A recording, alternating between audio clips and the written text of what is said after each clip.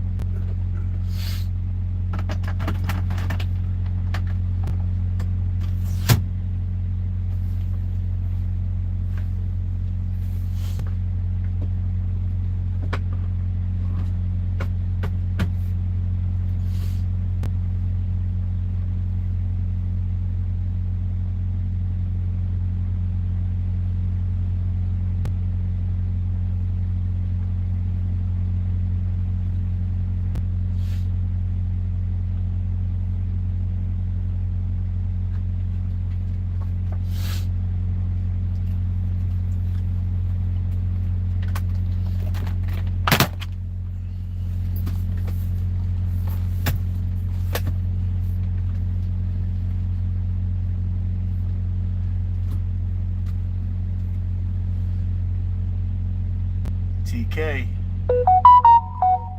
Stephen Marshall, yep, still good. Let's keep it moving. We at that first stop. Delivering that chicken to good old Restaurant Depot. So they can serve you something up nice in your neck of the woods.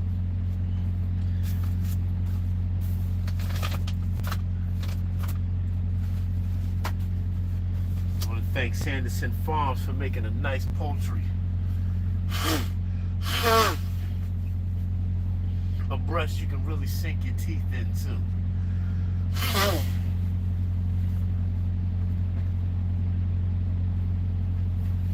TK.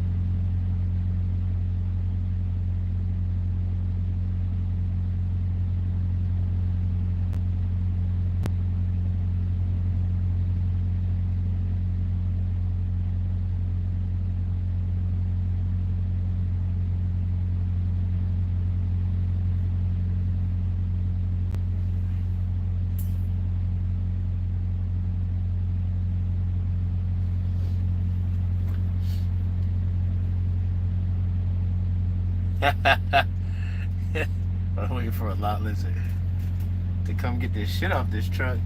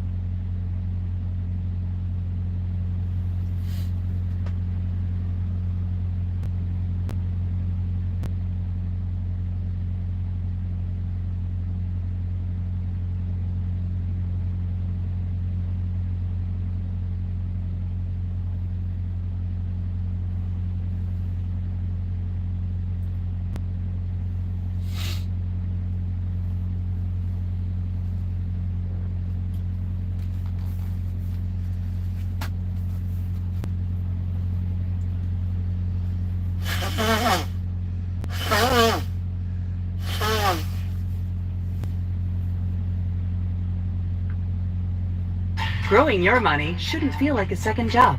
That's why there's Betterment, the automated investing and savings app that can give you a little work-life balance. We manage your portfolio, you manage your weekend plan. Ladies and gentlemen, this is not a time for comfort. This is not a time for distraction, entertainment, or mediocrity. This is a time for conquest. A conquest over the disorder in your life. Let me be blunt. Your life is exactly where you placed it. If your finances are a mess, your time wasted, your goals forgotten, your mind fogged, it's no one's fault but your own. But here's the beautiful truth. You have the power to change it all, starting today. Let's go. The first step in taking control of your life is deciding exactly what you want, not vaguely, not someday, but with ruthless precision and unwavering clarity. A person without a definite purpose is like a ship without a rudder, tossed by every wave, carried by every current, driven by the winds of circumstance. And where does that ship end up? Nowhere worth going. You must fix your mind on a single burning aim, one goal, one mission, one purpose that wakes you up in the morning and refuses to let you sleep at night. This purpose must not be borrowed from someone else's dreams or handed to you by society. It must rise from deep within you, from your own hunger, your own vision, your own fire.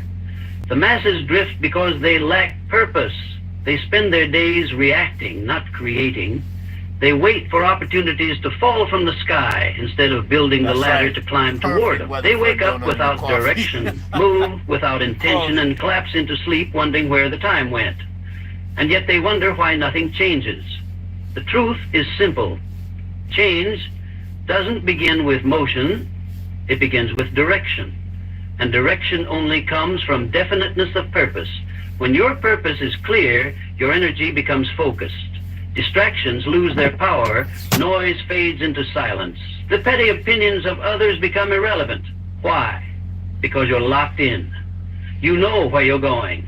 You don't need approval when you've got a mission. Definiteness of purpose turns time into a weapon. Every hour becomes a tool. Every day becomes a brick in the foundation of something massive. You no longer just exist. You build, you climb, you move.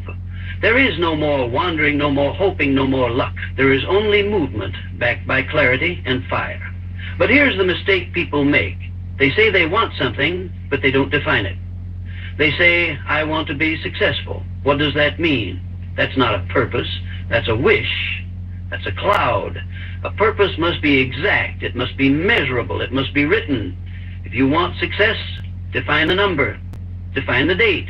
Define the outcome. Put it in writing. Carry it with you. Memorize it. Breathe it. Every decision you make must answer one question. Does this move me closer to my purpose? If the answer is no, eliminate it. Cut it. Erase it from your life. Because anything that doesn't drive you forward is dragging you backward. You cannot serve two masters. You either serve your purpose or your weakness. You choose. When you are definite in your aim, life begins to organize around it. People appear, opportunities arise, connections form, not because of magic, but because your mind is alert. You begin to see what others miss. Why? Because you're looking with intention, not with wandering eyes. Your inner world controls your outer results, always. No one stumbles into greatness, no one falls into fulfillment. The highest achievers on this planet are those who chose a purpose, fixed their mind on it, and refused to let go. No matter the setback, no matter the failure, no matter the delay, They did not shift their aim. They adjusted their path, but not their destination, because they had already decided. That's the word most people fear, decision. To decide is to cut off all other options. It's a commitment, and commitment is rare. The world is full of dabblers, people who try everything and master nothing. They chase every shiny object, every trend, every shortcut, and they end up empty, scattered, and forgotten. But the focused individual, the one with a definite purpose, they become a force. Their reputation grows, their results multiply, their presence carries weight. Why? Because people can feel certainty.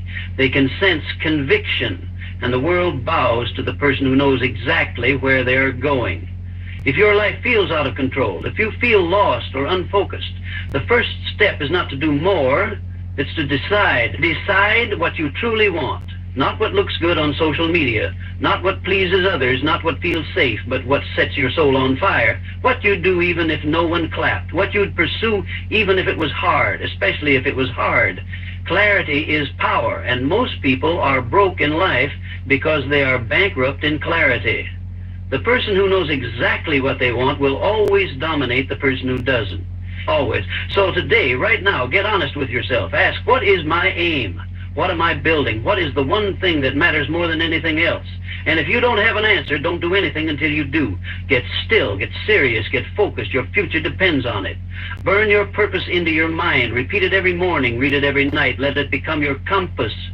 Let it become your weapon. Let it become your obsession, because when your purpose becomes a necessity, not a wish, not a preference, but a life or death necessity, you will move mountains. You will bend reality. You will force life to make room for your vision. And that's when you begin to live on your own terms, not by chance, not by default, but by decision, by direction, by fire. Self-discipline is the bridge between who you are and who you could be. It is the force that separates winners from watchers, builders from beggars, and leaders from followers. You can have ambition, you can have talent, you can even have opportunity. But without self-discipline, it all crumbles. It all stays locked inside you, wasted, unrealized, forgotten. There is no success without control, no power without restraint. If you cannot command yourself, you will be commanded by everything else. The phone will control your mind. The food will control your health. The laziness will control your time. The people around you will control your energy. The world is full of masters waiting to own your focus, your money, your attention. The only protection you have is self-discipline. That is your armor. That is your sword. The disciplined man does not need to be told twice. He does not wait for motivation. He doesn't hope for convenience. He moves whether it's raining or sunny, whether it's easy or painful, because his loyalty is not to comfort. His loyalty is to his mission. And that kind of man becomes unstoppable. Self-discipline is not about punishing yourself. It's about liberating yourself from weakness, from chaos, from fear. It's saying, I will not be a slave to impulse. I will not bow to distractions. I will not betray my future for temporary pleasure. It is a declaration of war on the lazy part of you that always wants to sleep longer, scroll further, eat more, and do less. The undisciplined mind looks for escape. The disciplined mind looks for execution. The undisciplined mind needs rewards. The disciplined mind is the reward. Imagine if you could partner with the world's richest man by taking a stake in his private AI company, XA. Nope. There is a savage power in waking up and doing what you said you would do, especially when no one is watching. That's how confidence is built. Not through affirmation, not through theory, but through repetition.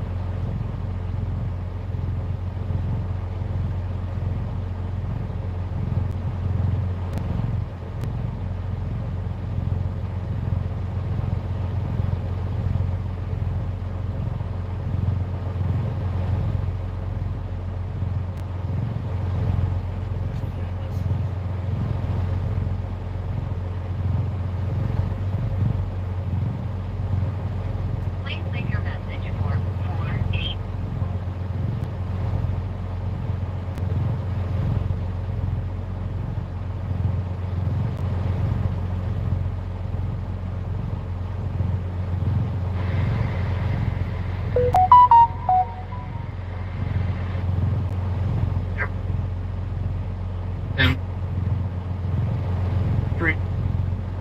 Hey, Chris, what up, baby boy? They can How you help doing to this the- morning? Hey, did you read out the house yet? Run, wake up your mom. She got her phone on. She's slipping. Yeah, she's slipping. See how she was arguing yesterday? She's trying to fight her way back into the bush. We don't do that around here.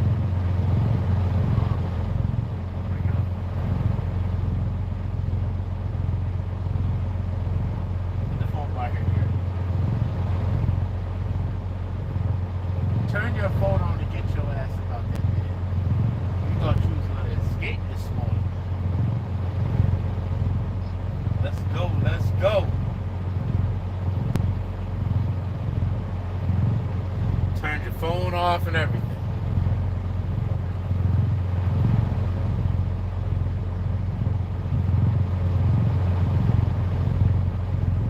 Chris, what you got going on today?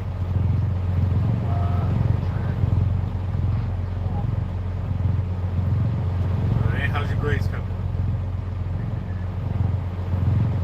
Alright, it's time to go driving when I come home again. When was the last time you went driving?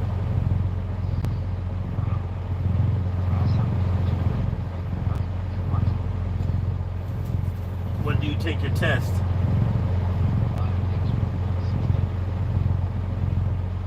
Oh, you got it all sorted out?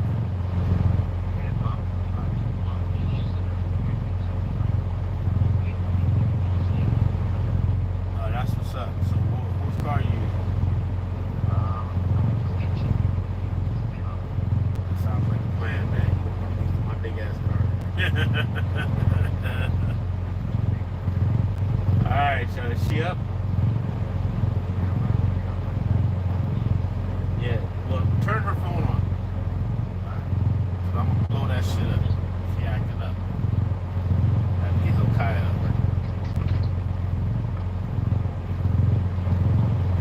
Alright, Mike, I love you, man. Stay safe. Later.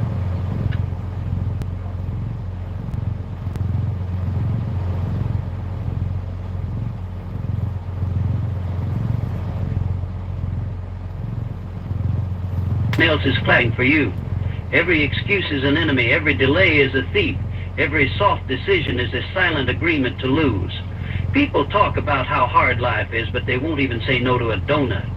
They want transformation, but they won't say no to one more episode, one more drink, one more day off. And they wonder why nothing changes. Nothing changes because they don't change. If you want to build the life you dream of, you must become a person worthy of that life. That means saying no when it's hard. That means doing the thing when it's uncomfortable. That means getting up when you're tired, showing up when you're afraid, and staying sharp when the world says relax. Self-discipline is not a moment. It is a mindset. It is not a switch you flip when it's convenient. It's a code you live by, day in, day out, and yes, it will hurt. That's the prize. It will hurt to say no to easy pleasures. It will hurt to sacrifice sleep, to grind through fatigue, to train when you're sore, to work when you're uninspired. But pain is the toll for freedom. Suffering is the price for mastery. Weak people run from it. Strong people build empires with it. You don't become unbreakable by avoiding discomfort. You become unbreakable by facing it again and again until it becomes your ally. People will tell you to take it easy. People will say you deserve a break. They'll try to hand you comfort like it's a gift. What they're really doing is handing you mediocrity dressed as kindness. Do not accept it. Do not accept average when excellence is on the table. You weren't built for easy. You weren't born to coast. You were made to rise, to dominate, to discipline your way to something greater. And the beauty of self-discipline is that it compounds. What starts as effort becomes habit. What starts as resistance becomes reflex. The first time you say no, it's a war. The 100th time, it's automatic. That's when you know you're free, not because you always do what you want, but because you consistently do what you decided. You will still be tempted. You will still get tired. The weakness never dies, it waits. But so does your strength. And the more you train it, the more it answers when called. Self-discipline is a muscle. And like any muscle, it grows with resistance. Don't avoid the hard days. Don't run from fatigue. Use them. Welcome them. Because every rep builds the mind. Every sacrifice sharpens the edge. Discipline is lonely. Discipline is quiet. Discipline is not sexy, but it is the gateway to everything you've ever wanted. Every master you admire, every giant you respect, they got there by walking through fire and refusing to flinch. They were not lucky. They were not chosen. They were simply consistent. And so the question is not whether you can succeed. The question is whether you will command yourself to do what it takes. Not once, not twice, but relentlessly, until the world has no choice but to see what you built in silence, forged in struggle, powered by discipline. There is no more dangerous lie than the one you tell yourself, "I'll do it later." That phrase has killed more dreams than failure ever could. Later becomes never. Someday becomes no day. And your life, full of potential, full of strength, full of fire, goes dim because you chose delay over movement. Immediate action is not a suggestion. It is the standard for anyone serious about achieving anything of real value. The gap between knowing and doing is where most people drown. They read the books, listen to the podcasts, attend the seminars, but they never move. They collect knowledge like trophies, but their life remains the same. Why? Because they refuse to act. They wait for the perfect time. They wait for more clarity. They wait to feel ready, and while they wait, someone else is out there building, doing, creating. The world doesn't reward the most intelligent. It rewards the ones who move. Celebrities use it. Expensive. Get the job done. Should I put it on the case or under the case? Introducing the biochip, the world's most comprehensive and scientifically proven solution for cell phone radiation. Let me show you what happens. Action is the great separator. Everyone has ideas. Few have the guts to execute. Everyone wants results. Few are willing to create them. And this is the brutal truth. You will never feel ready. Readiness is a lie sold to the weak. You don't prepare and then act. You act, and through that action you become prepared. Courage is born in movement. Confidence is built in motion. Answers are discovered on the path, not before you take the first step. You must train yourself to respond immediately when the decision is made. The longer you wait, the weaker the decision becomes. Every second you hesitate, your mind begins negotiating. It starts creating reasons, excuses, distractions. You start to doubt, you start to rationalize, you start to delay, and delay is death to progress. High achievers move fast, not recklessly, but decisively. They understand that done is better than perfect, that forward is better than flawless. They make a plan and then they move. They adjust along the way, but they don't stall. They don't freeze. They don't let the moment slip. Momentum is a weapon, and if you don't seize it the second it appears, it's gone. Think of how many times you've had a strong idea, a bold impulse, a sudden motivation to change your life. You felt it rise inside you like a fire, and instead of acting, you paused. You scrolled, you waited, you said tomorrow, and that fire, once roaring, slowly burned out. That moment was your chance, and you missed it, not because you weren't capable, but because you didn't act. Action is the cure to fear. Action is the answer to doubt. When you move, the fog begins to clear. You see what's possible. You learn what works. You gain feedback. You develop experience. The mind feeds off data, and the only way to collect data is through action. The person who acts learns faster, grows faster, fails faster, and wins sooner. Too many people are stuck in preparation. They think if they just gather a little more information, just hear one more opinion, just wait for the stars to align, then they'll begin. What they don't realize is that life doesn't wait, opportunity doesn't wait, time doesn't wait, and most of all, the future you doesn't wait. Every second you delay, you are robbing that future version of yourself of the strength, clarity, and power that only action can create. You don't need a perfect plan, you need to move. You don't need more motivation, you need discipline to act, with or without it. You don't need anyone's permission. The only permission that matters is the one you give yourself when you decide to stop living like you have forever. Waiting is a habit. It's a disease of the mind, and like any disease, it must be treated aggressively. You have to replace hesitation with execution. You have to teach your brain that when a decision is made, movement follows. No delay, no debate, just move. Start, speak, write, train, build, begin. That one act of movement sends a message to your subconscious. I am serious. I am ready. I am in control. There is power in immediate action. It builds momentum, and momentum builds belief. Each action leads to the next. You stack wins. You gain clarity.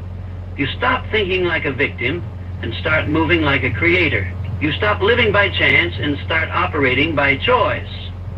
The clock is not your friend. Every day that passes is a day closer to the end. That's not fear, it's truth. So, what are you doing with today? What goal are you sitting on? What dream are you delaying? What calling have you been ignoring? Stop waiting for the right moment. The right moment is whatever moment you decide to move. You've waited long enough. You've thought about it long enough. Now it's time to show what you're made of. Not with words, not with ideas, but with action. Relentless, immediate, decisive action. The kind that shakes the ground you stand on. The kind that tells the world you are done playing small. The kind that separates the few who move from the many who watch.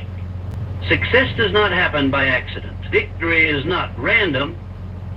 Wealth, power, freedom, none of them come from chance. They are claimed by men and women who plan with precision and move with force.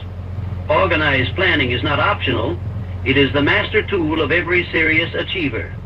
Without it, your dreams are just daydreams, empty, floating, weak. With it, they become structured, intentional, and real. Planning takes the abstract and makes it concrete. It takes the future and pulls it into the present where it can be acted on.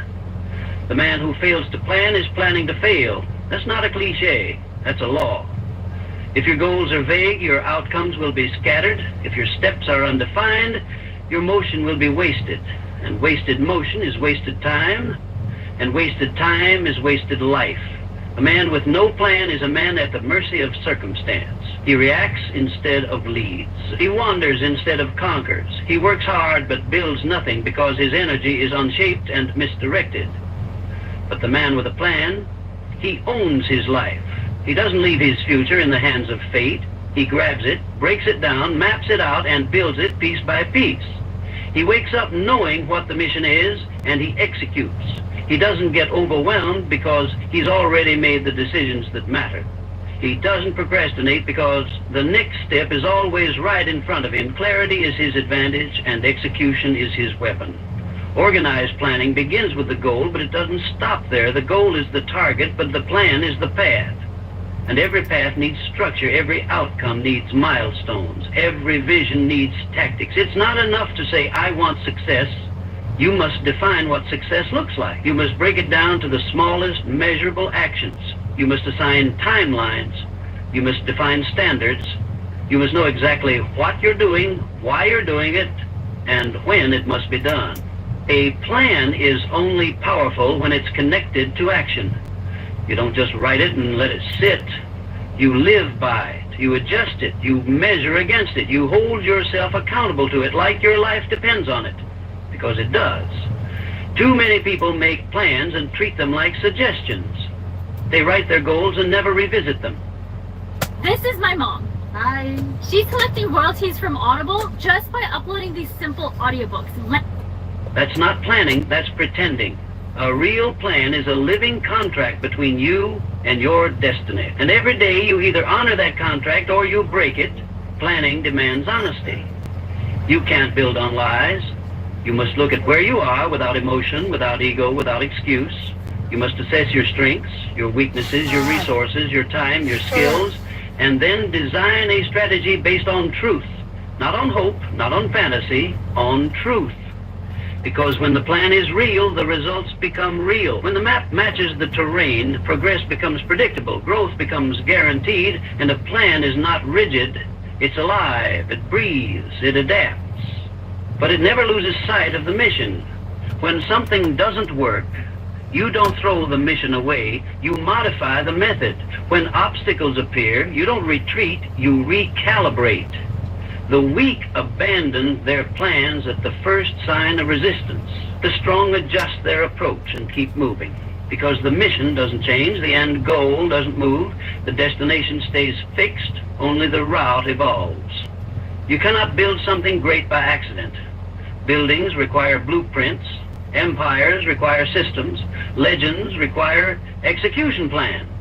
And your life, if you truly want it to mean something, demands the same level of intention. You must treat your vision like a project. Assign deadlines, track progress, build routines, design your days around results. Your calendar should reflect your goals. Your environment should support your focus. Your time should be invested like capital. That's how professionals operate. That's how winners win. The world does not respect vague. The world rewards clear. When your plan is clear, others can follow it. Others can support it. Opportunities align with it. Resources flow to it. The universe responds to structure. It responds to those who know what they want and act like they deserve it. And that's what organized planning does. It tells the world, I am not hoping for success, I am building it. I am not waiting for a break, I am creating one. I am not dreaming of a future, I am engineering it. You don't rise by chance, you rise by design. You rise because you put in the thought before the motion. You rise because you sat down, faced the truth, and mapped out what needed to be done, and then did it. That's the kind of man the world can't stop. That's the kind of woman history remembers. Not the one with the loudest wishes, but the one with the clearest plan and the courage to follow it through with ruthless consistency. So if you want to change your life, don't start with a wish, start with a plan. Break your dream into actions. Break your...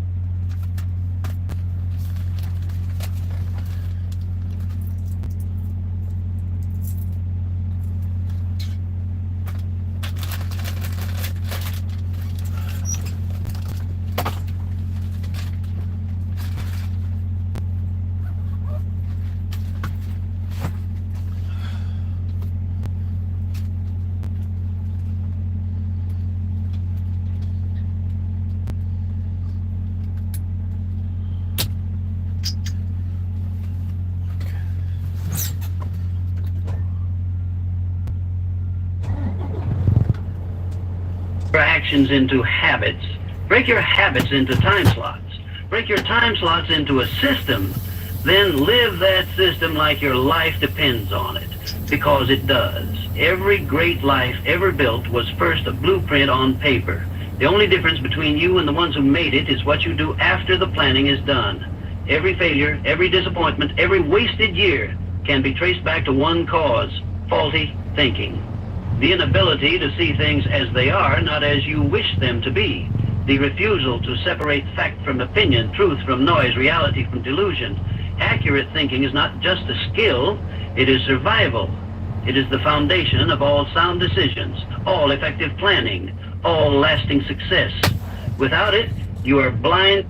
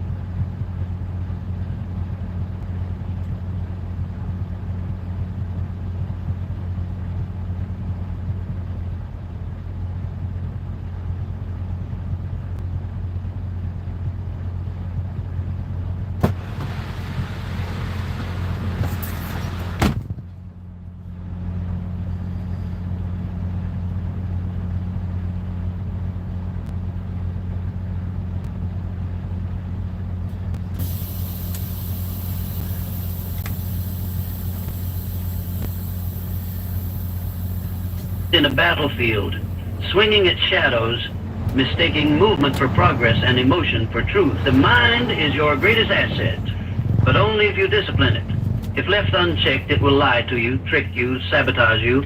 It will rationalize laziness, justify fear, inflate your pride, and bury your weaknesses under ego. To think accurately is to take control of the machine between your ears and force it to deal only with facts, only with logic, only with what can be tested, proven, verified. Anything else is a distraction. Anything else is a trap. You must learn to question everything, not with cynicism, but with clarity. What is true? What do I know? What have I assumed? What have I accepted without evidence? What emotions are coloring my conclusions? Most people never ask these questions. They accept whatever supports their comfort. They avoid anything that forces them to confront their flaws. Here are 4 how-to questions you can use to narrow that gap. And so they drift, always reacting, never choosing, always chasing, never building. Accurate thinking demands that you strip away the stories you've told yourself and replace them with facts, however uncomfortable they may be. This discipline of thought separates winners from wishers. The weak allow opinions to guide their actions. The strong base their actions on reality. If you own a home, you're at risk of house stealing. With house stealing, cyber criminals can take out loans. The weak get excited over trends. The strong look at patterns. The weak chase popularity. Napoleon The Hill. strong pursue results. Accurate thinking is not glamorous. It is not emotional. It is not exciting. It is cold, sharp, objective. But it works. And that's the only thing that matters. You must guard your mind like a fortress. Information is everywhere. Most of it useless. Most of it noise. Most of it designed to manipulate rather than educate. The thinker who wins is not the one who consumes the most, but the one who filters the best. You must learn to ignore 90% of what you hear, read, see, and focus only on what is useful, verifiable, actionable. Do not allow opinions to masquerade as truth. Do not confuse loud voices with wise ones. Do not assume something is right just because it is repeated often.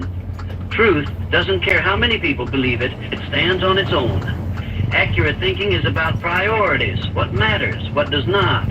Where is the leverage? Where is the waste? What is urgent versus important? What is emotional versus essential?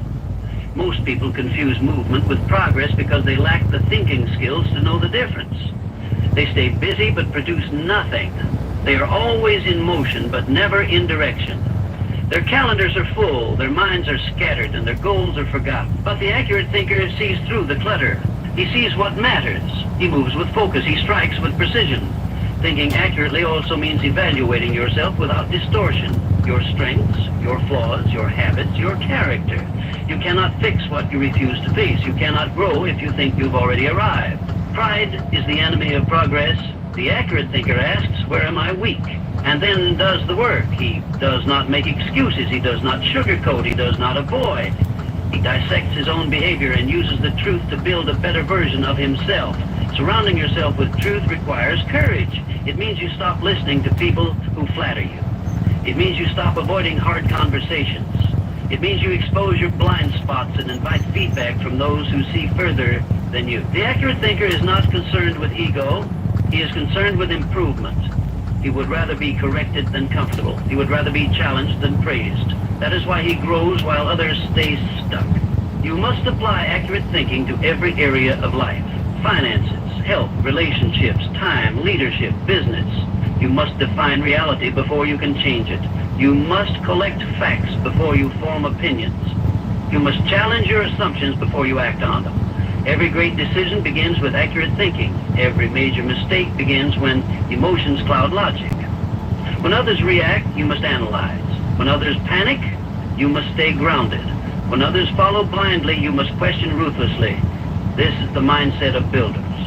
This is how leaders are made. This is how freedom is earned. Not by chance, not by luck, but by the mind sharpened through discipline, shaped by truth and guided by facts. The world will always try to pull you off course with noise, fear, and fiction. But the one who thinks clearly cannot be moved. Most people quit before they even begin. They speak of goals, but collapse at the first obstacle. They whisper dreams, but never commit with action. They want the rewards, but not the grind. They want the crown, but not the cross. And this is why they never rise. Because success is not given. It is earned through unbreakable persistence and ruthless accountability. Without these two forces, even the most talented, intelligent, or gifted person will fall short. Persistence is the fire, accountability is the fuel. One without the other is wasted energy. Together they forge greatness. Persistence is not inspiration. It is not about feeling good. It is the ability to keep moving when the inspiration dies. It is the discipline to continue long after the mood has left. Everyone wants to keep going when it's easy. Everyone wants to show up when the results are visible. But what about when nothing's happening? I could suck you dry in a heartbeat, he thought, but drinking your blood would expose the secret of my true power. What about when the winds are far away, when the audience is gone, when the effort feels invisible and the pain feels constant? That is the battlefield. That is where the real are separated from the pretenders. The persistent stay in the game because they've made a decision. This is not optional. This is who I am. I do not quit. I do not pause. I do not need applause to move. I have already committed, and that commitment is final. Most people fail not because they lacked opportunity, but because they lacked endurance. They folded under pressure.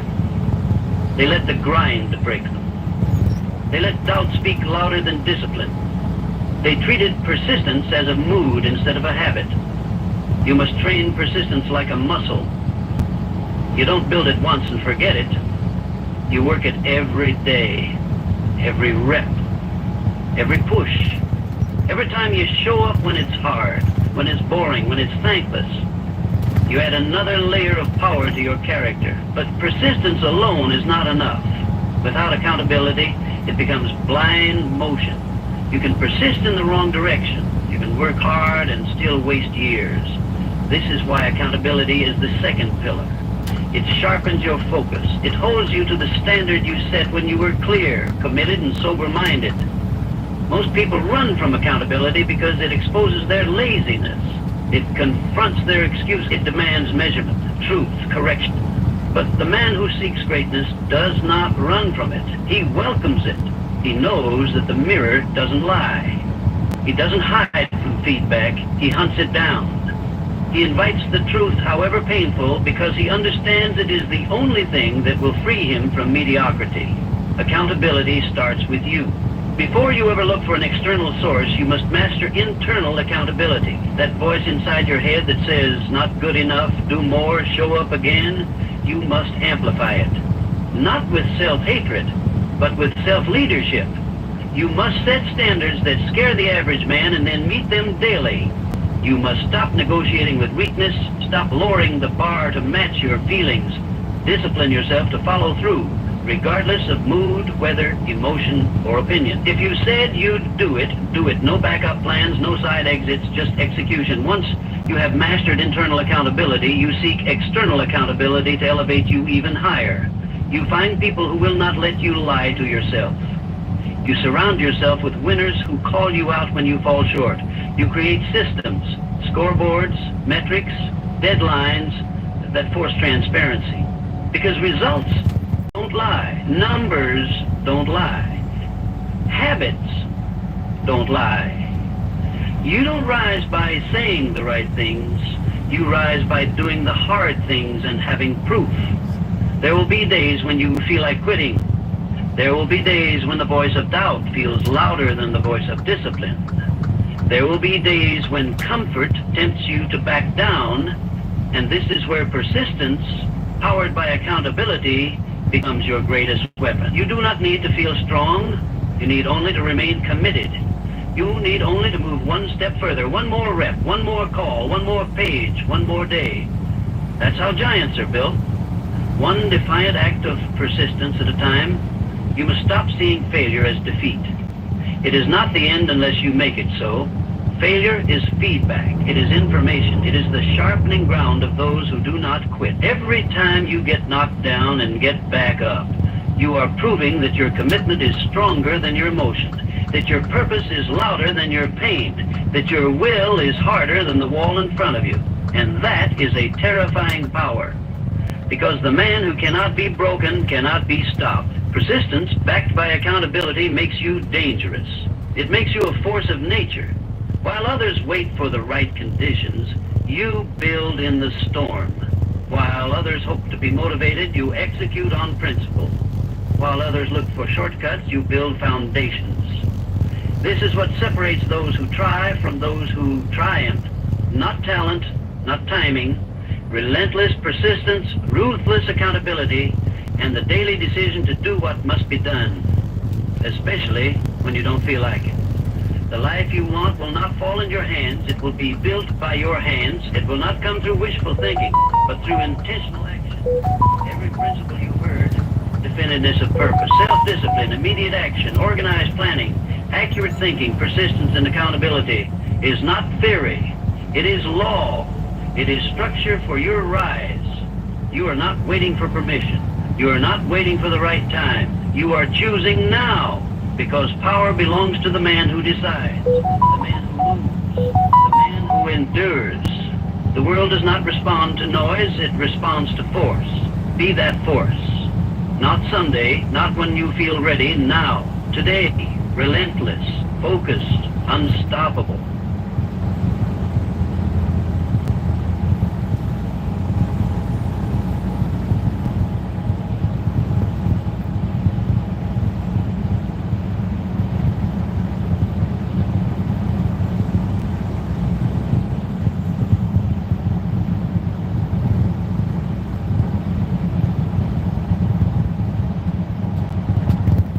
In a world where reality is not what it seems, meet Thomas Anderson, an ordinary man with an extraordinary destiny.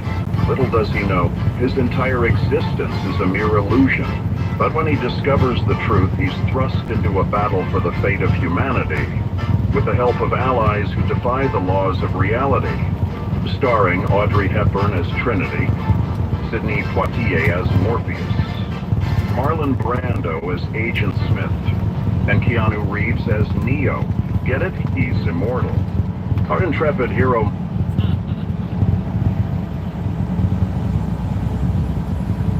Mentioned Patrice. He's one of the greats. What was he like as a person? He was everything. If he was being cool, he was the coolest guy you ever met. If he was being funny, he was the funniest guy you ever met. If he was being an asshole, you just wanted to fucking kill him. I still have arguments with him. Like, that's how, like, the level of this guy. He's been dead for like fucking 11, coming up on 11 years. I can't believe it. You know, I had all kinds of, you know, amazing conversations, just talking about life, how we ended up where we were at, how the two of us ended up being friends. You know, I had fallen outs with them. I had like everything. Good times, bad times, had to like fucking take breaks from each other. We used to take breaks from white people. I had to take breaks from going down to the cellar sometimes. It's like, I just want to go down there and just fucking have to have all my deflector shields up, and I just, you know, miss besides them, like man, what would they be saying about this, you know? Mentioned Patrice. Yeah. He's one of the greats. What was he like as a person?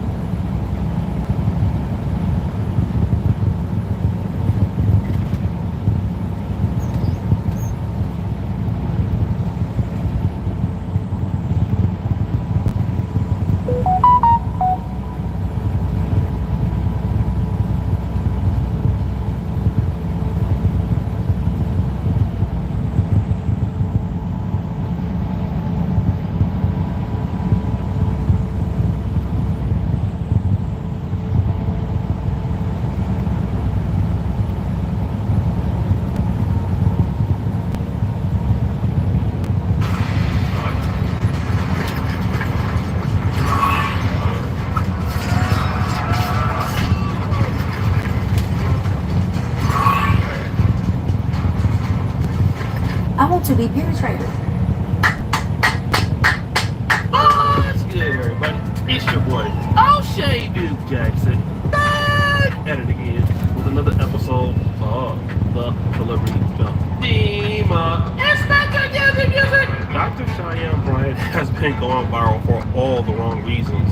She's supposed to be a psychologist / life coach, but everything about her right now has nothing to do with psychology or life coaching. Remember, she just went viral for exposing Offset. Offset came to my defense. But now, she's going viral for something else. And what is that? Rewind! Content creators that are tied to certain industries that involve consultations or sales tend to do the most. Now think about dating coaches on YouTube. They also make money as content creators, but they have to oversell themselves so that you book their consultations or buy their ridiculous courses. And Dr. Cheyenne Bryant is no different. She's not on here trying to make this little dusty assets money like me. Nope, Cheyenne Bryant is trying to sell her merchandise and trying to sell consultations and come on to big podcasts and get money that way. That is the better use of her time. And if you're in the black community, just giving out sound advice won't get you any money. You have to be charismatic and silly. And this is what Dr. Cheyenne Bryant is. She indeed is silly. She's a walking hypocrite with people polarized by her on either side. You have some people who support Cheyenne Bryant. But she's basically questioning why Dr. Cheyenne Bryant is 41 years old and single. Dr. Cheyenne Bryant is the one who interviewed Cam Newton and Nick Cannon. So in her video, she's basically saying she can't keep a man, and she's been engaged 4 times, and none of those ended in marriage, so why are we listening to her? It's a lot of things that I could say about the video, but my main takeaway is, if we can all acknowledge, because she said this in her video, so she acknowledges the fact that the observations that Dr. Bryant made were very spot on, and she had some very wise things to say. So if we can all agree that she clearly gives good advice, then why does her relationship status matter? Like, clearly her being single has not stopped her from being able to have common sense and give good advice. Some could argue that her being single is part of why she's able to give such good advice, especially if she's been engaged 4 times. Clearly the answer is not that she can't get a man. That can't be it. Obviously she can get one. And as smart as she is, if she is no longer in those relationships, then wouldn't it stand to reason that she learned something from those relationships and that knowledge is influencing the relationship advice that she gives? No. That's not the cap. Then you have those who think that she don't make sense. Dr. Bryant did all that talking to Cam Newton and Nick Cannon about their relationships, but sis can keep on herself. Like, really? Yeah, if you watch both interviews, they both ask the same question. Like, why are you She had a whole You're bunch of them. an She fucked attractive, them all up. educated woman. Why are you Purpose single? ain't just to get And it. all nigga. she did was Keep deflect. Deflect. What's wrong with her? Find a way to take it off of me. There was some accountability. I'm not gonna lie that she took accountability in some way, but there was a lot of deflection. Cam asked her straight out, why? You're 41. I believe she said she's been engaged 4 times. She called them off. She's been single for 2 years, which is okay, cool. But the answer is, why are you not, like, it's been 41 years, why haven't you been able to find the right person? And her go-to answer was, I don't believe in rushing and rushing to the altar to be divorced. Like, you said this, you spit the same thing that you told Cam not to spit. Like, that doesn't make sense. You can dish it out, but you can't take it, and that's not okay. Again, a woman who has been engaged multiple times, got the ring, choosing men that you don't want to be with, that you now say that they weren't the right man for me. How can you do that 4 times? And this is the mystery with Dr. Cheyenne Bryant. As the last beautiful lady said, how can you be a woman giving out advice when you've turned down multiple good men and you can't keep a relationship yourself? But tell me why you keep cutting them off. The first one I cut off because although my father was a street dude who made a lot of money in the streets, and so I was always well. Good.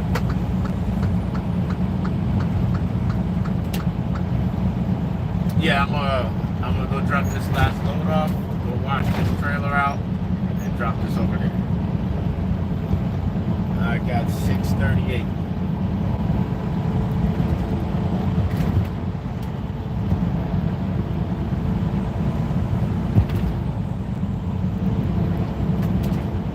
I do need a field advance 40%.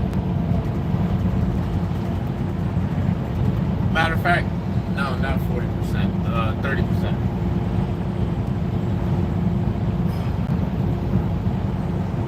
Okay, no problem. Thank you.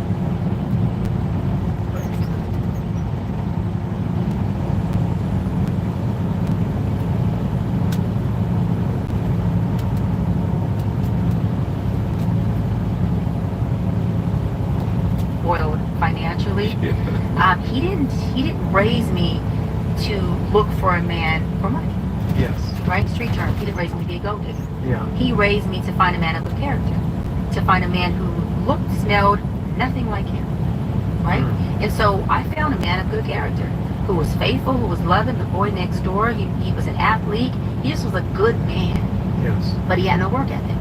And so as I'm in this relationship trying to navigate, I would call my father constantly and say, although I'm not denying him of my body, right? Although I'm trying my best to still show up in my best form, it's causing an internal struggle. Because I'm winning the bread, and yet he's domesticated. He's domesticated, but this is not the role that feels natural for me. Yeah. I don't like it.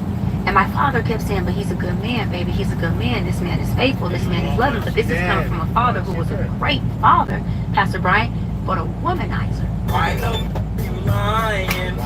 Why you always lying? In that last clip, you did hear the emphasis on the word domesticated. He's domesticated. She likes to domesticate men. Now, her father was a womanizer and drug dealer and tried to do his level best to introduce her to men unlike him. So Dr. Cheyenne Bryant is trying to domesticate men. And once she has that domestication, she's unhappy with those guys. But then at the same time, this is a person trying to give relationship advice to others. Now, let me say this. Is that possible that you cannot live an experience and give somebody else the good advice or the best advice? Yes.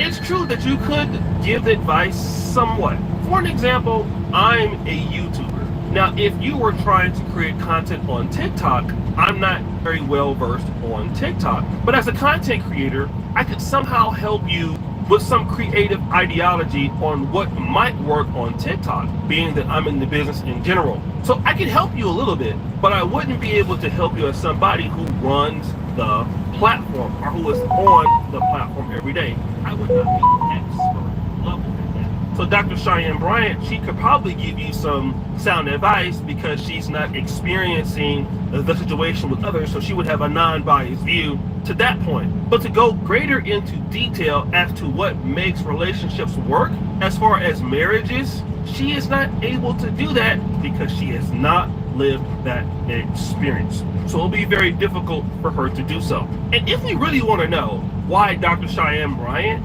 can't keep a man, well, she's going to tell us what she's currently doing with her cheeks. I haven't had sex in a year, and it's not because I chose to be celibate.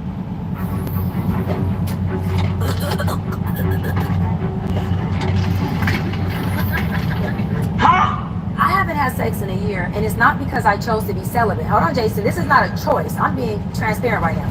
It just happened like this because I'm not into casual sex. So I'm putting it out there. This is not I chose to be celibate, and I want to do it. I'm being honest. Like, I'm 42. My libido every day, all day is like... So I said to him, well, what if we be companions and do the do and get into this thing and let this take its form? Meaning sexual partner. Can you take it down? Yeah. Like, I want it. I'm attracted to him. This was a conversation He covers me. This man spoils me. He loves me. He wants to marry me. I have passwords to his cell phones, access to his home, keys to his house. What do you mean? That's toxic, and toxic. That is my love language. So he's speaking my love language, is access, transparency. And so no. You talking a lot. You saying a lot. We gonna have to go. Go ahead. Access to my phone, access to my house, access to my password is not a love language. Me having your password, you having my password, doesn't mean we're looking for something in there. That means that you have full access, transparency to me and to you. This is my thing. Why would a woman allow someone to penetrate their body, but I can't penetrate full access and transparency to you. Dr. Bryant, Dr. Cheyenne from LA, they are going to drag you for filth. I want to be penetrated. Oh yeah, that's Dr. Cheyenne Bryant saying that they have switched passcodes on the phone. I think he even has access to her apartment. I'm not sure. And she has access to the guy's house. But guess what? When it comes to clapping cheeks, what the clapping sounds? She says this. Now wait a minute. Let's go back to what she said previously. She's domesticated all the men that she's dealt with. All 4 of the relationships that she had that are engagements. And all of them she was unhappy with because they were good men. Now there's a guy that she's dealing with right now that she's holding out on, giving up the cheeks. She's saying that she wants to be penetrated. They're even sharing phone passwords, and she has access to his house, but I'm pretty sure he doesn't have access to his house. Which means what? Jeopardy music!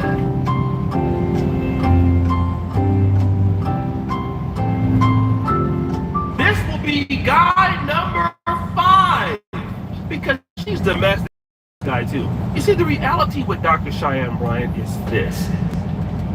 Cheyenne Bryant is a control freak and a narcissist, and the only kind of man that she can deal with is one that will allow her to do just that. But the issue is she doesn't respect men who follow her lead. So she would need a man who could put her in her place, but then again, those guys are not interested in Cheyenne Bryant. Now, she is good looking, but she's a problem to deal with, and the only kind of men that will deal with her are guys who are beta male simps.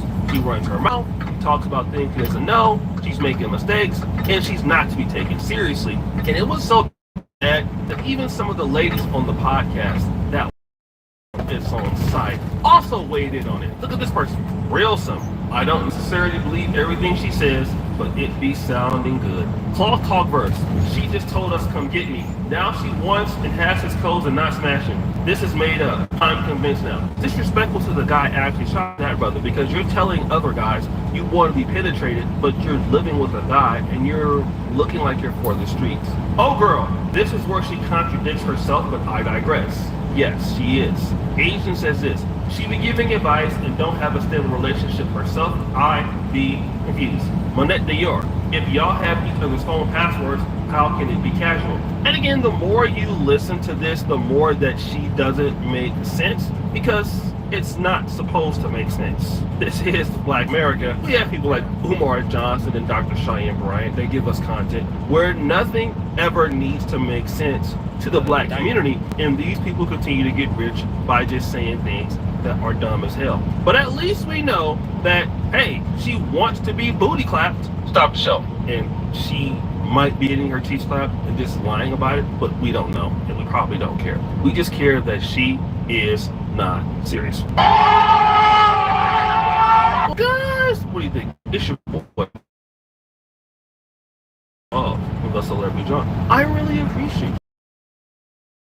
Subscribe to the bell. We are out.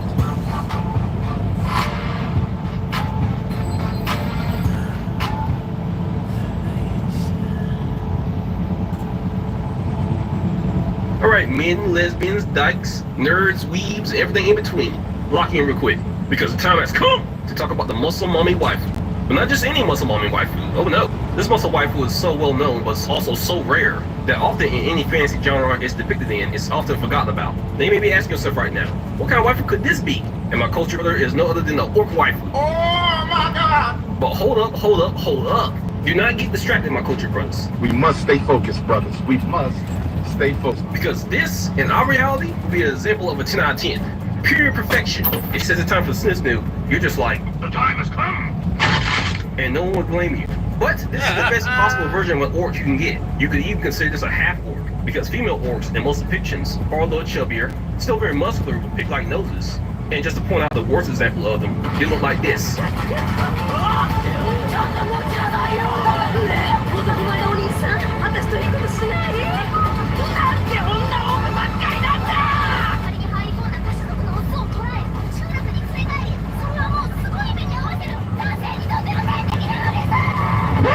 Now this is a problem. But the worst part is, this is also more realistic. From Dungeons and Dragons to World of Warcraft, most female orcs look like this. However, it is not common for them to act like this. These female orcs specifically are from the anime Konosuba. And basically what Megamine was saying before I interrupted, the orcs in their world are very fertile and can breed with almost any race. However, all the male orcs are extinct. Tragic, I know, right? And the remaining females have a high sex drive.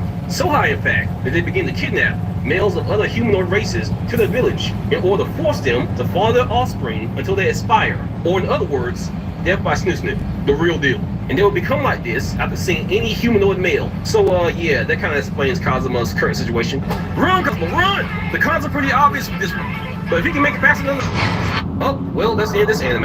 As you can see, even though some of the cons sound good on paper, when put in action or on screen, they kind of speak for themselves. Now for this universe and this universe only, this is the major con. Every orc woman in fiction, just like real women, are not 10s. And Kazuma here is about to learn that the hard way. My brother was running with the high knees and still got caught. Do you understand what I'm telling you, man? This is not wise.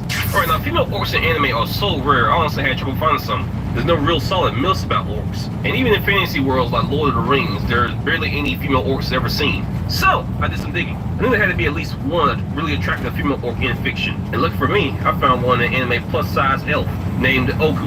Now I'm gonna tell you right now, the plot of this anime is not important. Them big booty cheeks are, because goddamn they thick. I've seen most of the characters, and if they really think that this is considered fat, the Japanese need to come over to America. Because trust me, I've been to Golden Corral before. I've seen fat. Or there's a lifting technician in the hospital before and seen obese people. Bodies literally like a flat pancake, almost over 1,000 pounds. It takes me and 3 other big guys just to pick them up. So when I say this is not fat, this is cute, I mean it. But apparently the main character needs to lose weight to travel back to her world. And apparently, like the main elf character, the orc, Oku, is also trying to lose weight because she's being bullied for being chubby. Now this is what Oku looks like in the anime. She's fat, but still cute. Now to be honest, the only con I can really give her is the fact that she doesn't really look much like an orc. I mean, they literally just make a chunky girl with pig ears and a pigtail and call it a day. She might as well just be cosplaying as an orc. Other than that though, there's no cons. And even with that con, she's still smashable. There are plenty of people in the world that love big women. The big girls aren't for everybody though, but that's okay. And like I may have said before in this video, most orcs are seen as fat, ugly, pig-like, muscular monsters that smell. And I mean, she's only really one of those, so smash, no regrets. Moving on! Now there are female orcs in Dungeons & Dragons. However, they're a little bit different from the first two I just mentioned. In this universe, the female orcs are usually 6 inches shorter than the male orcs. And the male orc should be around 5.5 to 6 feet tall. And you can assume they both look like this, or at least close to it. Now the orcs in this universe are known for their strength and resilience. Now they're definitely not Superman level strong, or even Luke Cage, but still pretty strong in comparison to the average man. And the resilience just means they can survive things that others couldn't, like falling from high places or getting hit by a truck. So physically speaking, you could smash, technically. But we also have to look at their lifestyle. And the female orcs in this universe train as equals with their male counterpart until they reach maturity. And when they reach maturity, they have to fight one male orc in hand-to-hand combat. And this male orc apparently has the same age as them. And they have to fight until one or the other is unconscious. So already just from that, we can assume that female orcs in this universe alone are really violent, or at least more warrior-like. Now, if the female loses against the male orc, she's taken to a breeding annex, where all the female orcs are forced to breed until they're no longer fertile. Kind of harsh. However, if they win, she has earned the right to fight as a warrior and can take as many husbands as she pleases. Or in other words, It's time, Snow! Can't we just cuddle? Nope. Yeah, there's a very good chance. If she wants you in this universe, she's taking you. And she's not going to ask for consent. Now, whether orcs like to breed with other species in this universe, I do not know. However, from the normal physical attributes, it is possible. So I guess if you don't mind muscular, smelly orc women who are likely to be very aggressive, and if they're a good warrior, have other male partners, I guess you sir are good. But I must say, I'm not an expert in the D&D universe, and I only like to tell you guys what I read in decent articles that I've seen online. So, if we have any D&D guys in the comments, aka Dungeons and Dragon nerds, feel free to tell me your opinion. I don't mind being called out for being wrong. Because at the end of the day, we're all just here to thirst out these muscle mommies. Moving on! World of Warcraft female orcs are very similar to the ones in Dungeons and Dragons. However, their customs may not be the same. The orcs in World of Warcraft were once influenced by demons, and over their history they eventually broke free of that corruption and became more honorable like warriors. Now in the film Warcraft, a film released June 10, 2016 in the USA, they showed a tradition in that film called the Mock Gora. And just like in Dungeons and Dragons, this was a fight between two orcs. However, the Mock Gora is a little bit different. It can be fought hand in hand or with weapons, and it could possibly even use magic, but it may be looked down upon or seen as unfair. Now this duel of honor can be used to challenge a leader for their position, or it can be used to call another's honor into question. Now at least lore-wise, in this universe, the female orcs do not get involved in this. And there's nothing that says they can't, but in lore there's never been anything said that a female has ever taken part in one. But obviously despite this, there are female orc warriors in this universe, as seen here.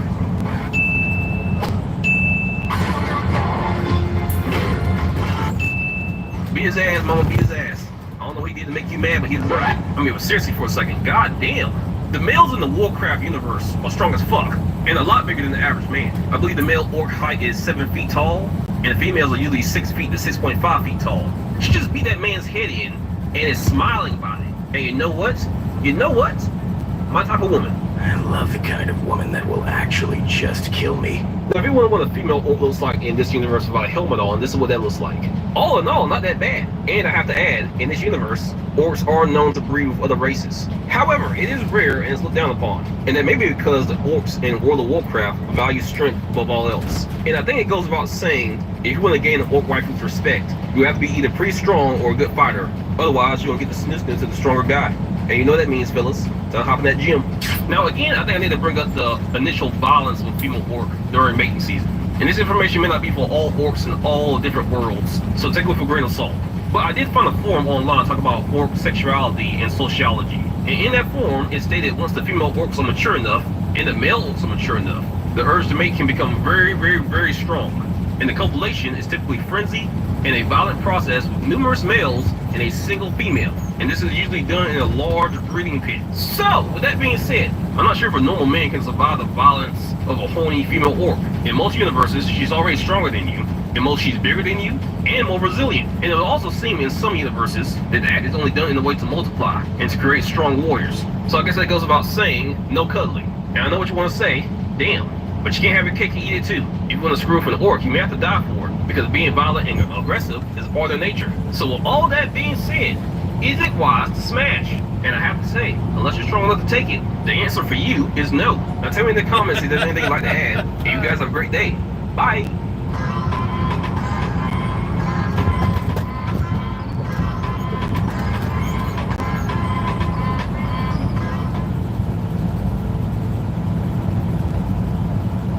Hey yo, foxwomen are built different. Let me clue y'all in. Okay, from what I read, the foxwoman or the kitsune can be put into two categories. You got the zinko, which is just the good side. You know, the cute, lovable, smashable. Time to look back at it twice to one, to make sure it's real, and two, to check out that ass. Ha! Nice. But then you also have the nakitsune, or the bad side. Well, I mean, how bad could it be when they're evil, right? I mean, it's just a fox girl. It's not like she's gonna turn to the nine tails. Oh, shit! Everybody in the village ain't got no health insurance. You run! Run, bitch! Run! For Black TV, white folks are dead, we get the fuck out of here! Let's go, damn it! Fuck back!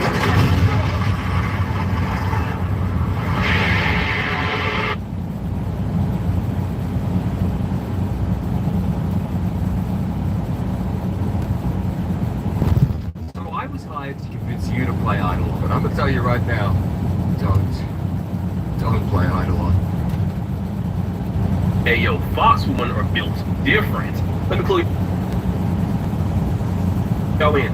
Okay, from what I read, the foxwoman or the kitsune can be put into two categories. You got the zinko, which is just the good side. You know, the cute, lovable, smashable. Time to look back at it twice to one, to make sure it's real, and two, to check out that ass.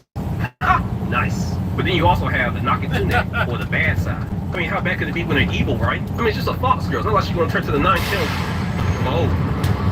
Oh, shit! Everybody in the village ain't got no health insurance. You run! Run, bitch! Run! For Black TV, white folks are dead, we get the fuck out of here! Let's go, damn it! Fuck back!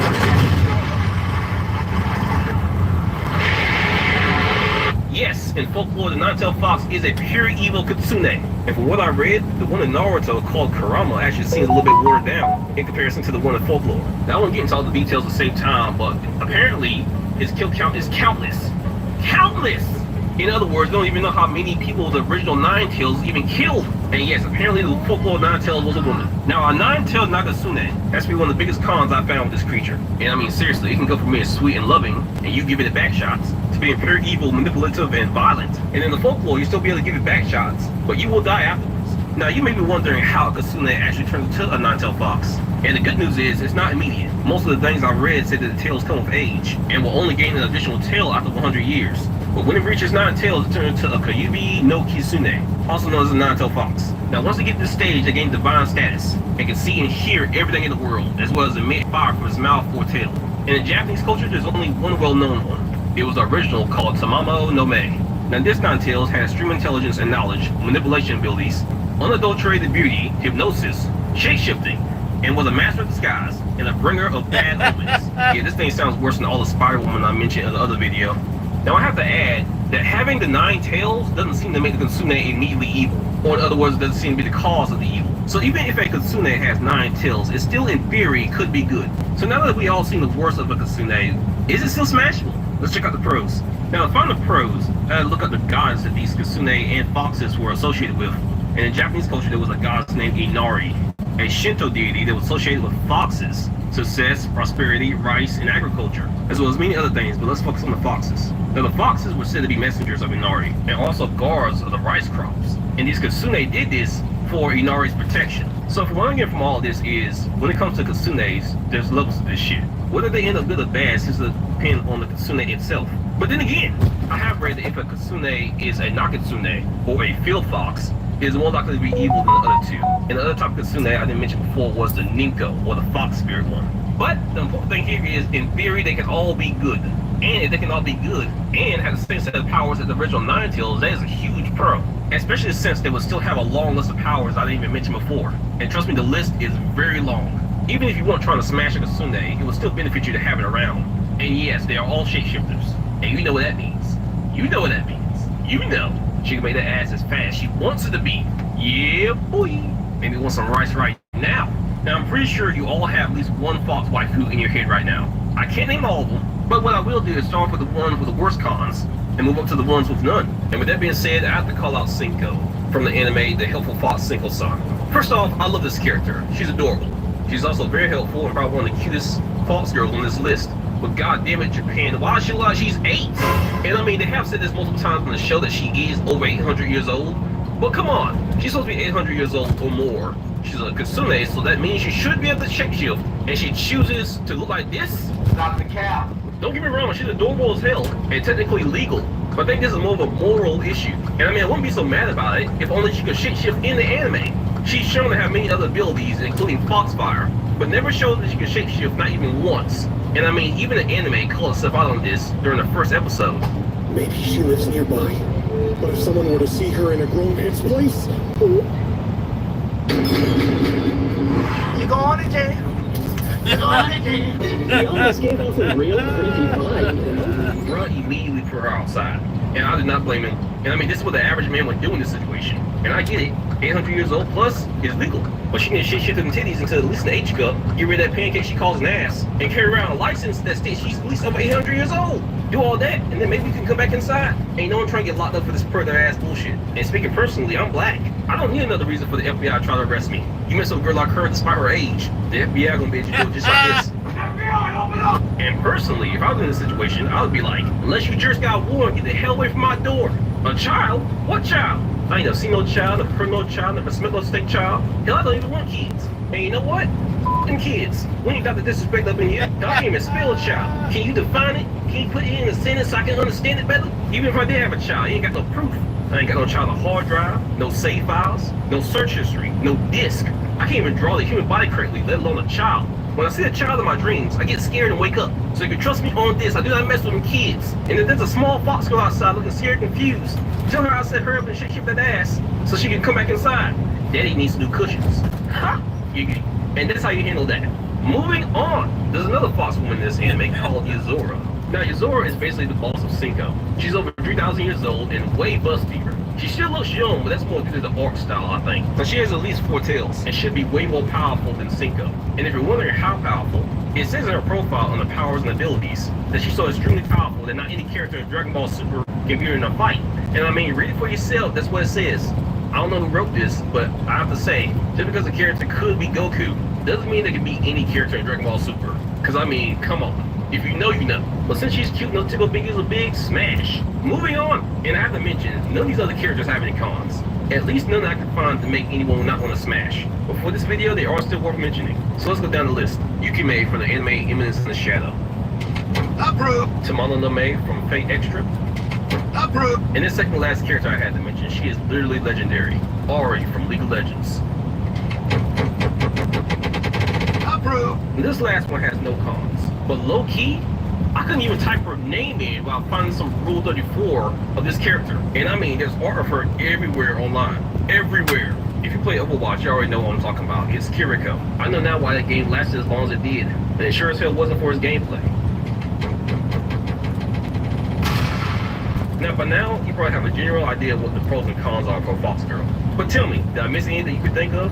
I know in this video, I didn't compare the Kitsune to a normal fox, and that's because a Kitsune by itself seems to be a whole different beast than a normal fox.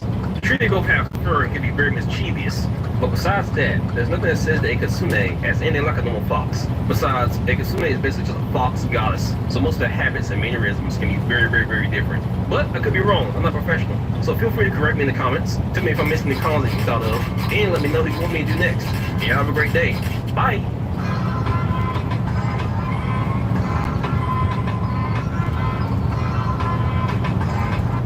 Alright, so by now I figured that most people that come to my channel are true men of culture. And you know what, not just the men, women too. I'm pretty sure there's some lesbians that watch me, and some dykes. Who knows? I mean, to make a video one day. Is it wise to smash a lesbian? Like, oh me, oh my. So many cons, so many pros. Remember ladies, it's never too late to switch back to your first love. These nuts.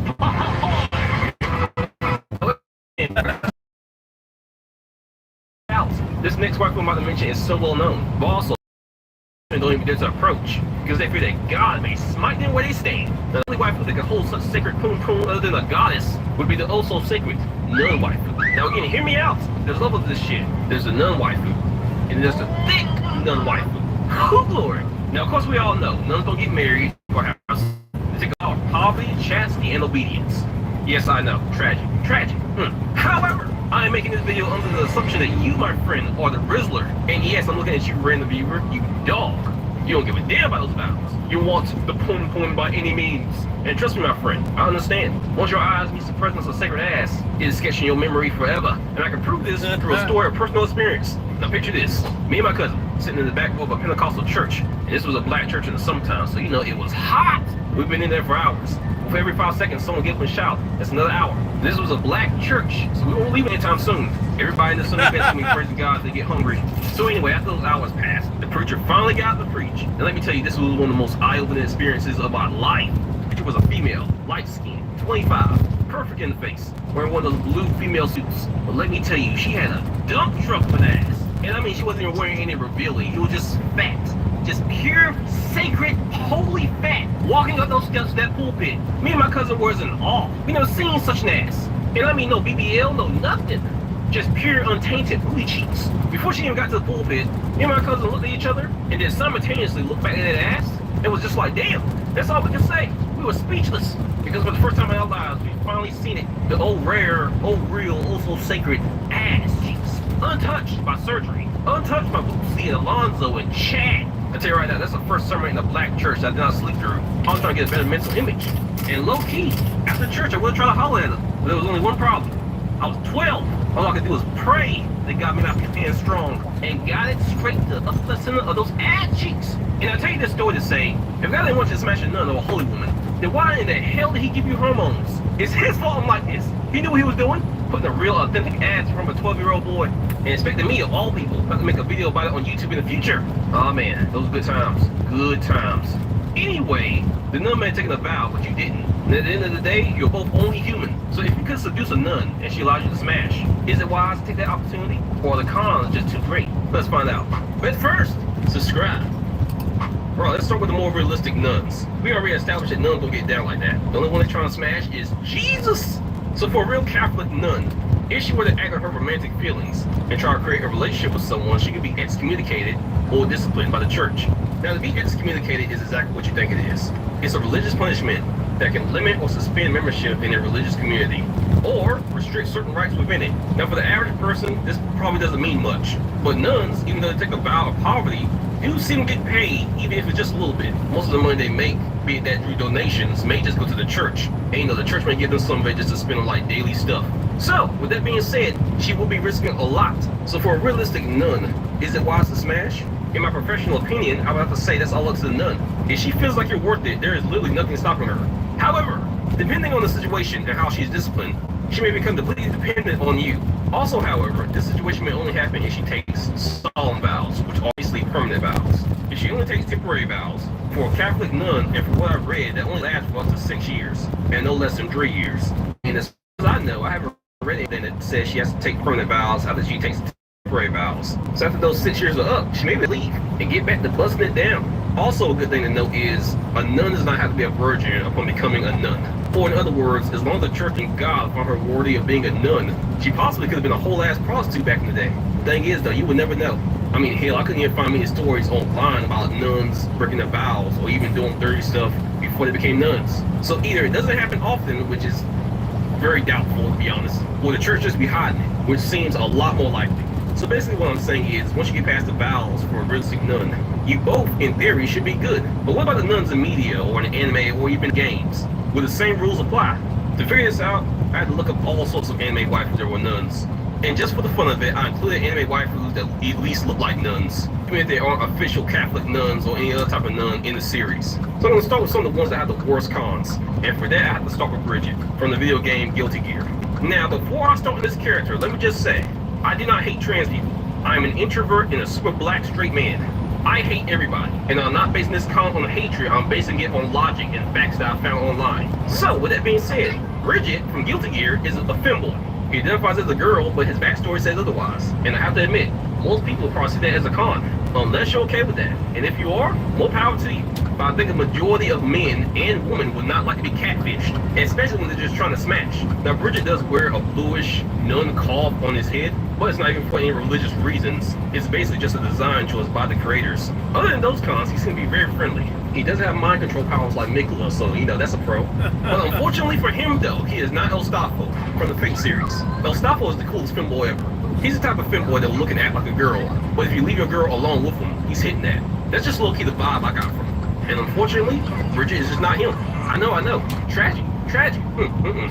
Moving on, the next nun I had to look up was Yumiko from Hellsing Ultimate. And while Yumiko is a nun in this universe, that comes with a lot of cons. Unlike Bridget, she is a nun, and has always been depicted as a female. However, she is a nun under this man.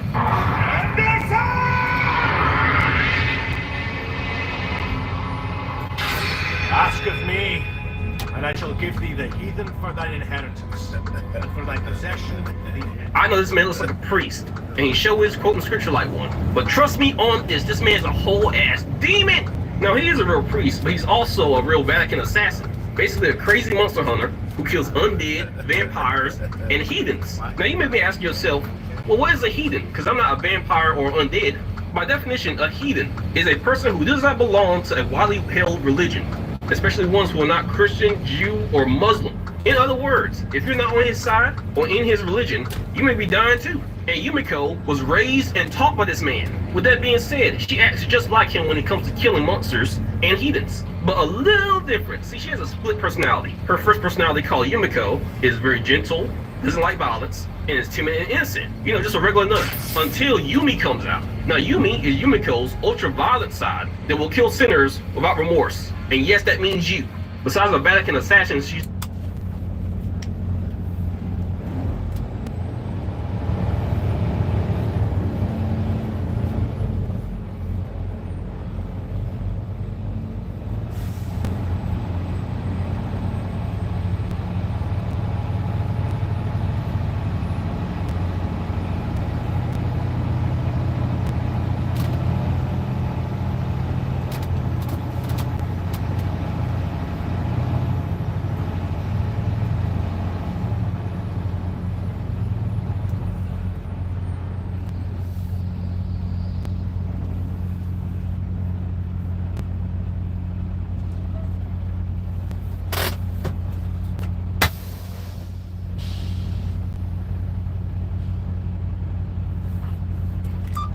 sword skills. Now in theory, Yumiko is pretty safe until Yumi comes out. And you do not want to be a sinner when Yumi comes out. This is the Hellsing Ultimate Universe. She is likely to cut you in half, or worse. And trust me, if you've seen Hellsing Ultimate, it can get very, very, very much worse. Now just add all those cons on top of the fact that she is a Catholic nun, so she has taken vows, so even if you could get past her split personality, Yumiko may still turn you down. That is the best and safest possibility for this character. And I mean, in all seriousness, this anime has the KKK in it. The KKK of all things. It goes without saying that you will have more important things to worry about in this anime than smashing a hot nun. Now moving on, I looked up Ida from Black Lagoon. Ida is not a real nun. However, and I must say, smash. Because I've seen the anime, and personality-wise, I would say she is worth it. And since she's not a real nun, she never took any vows of chastity. So yeah, as long as she consents, that's all yours.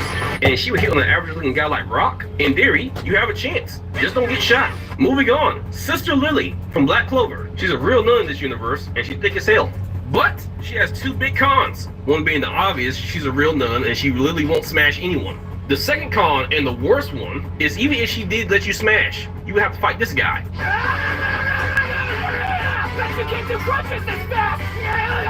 The only thing worse than fighting Asta will be hearing his mouth the whole time while he's trying to kill you. Because I swear, this guy never stops screaming. I do low-key respect him though, because he's just like me for real.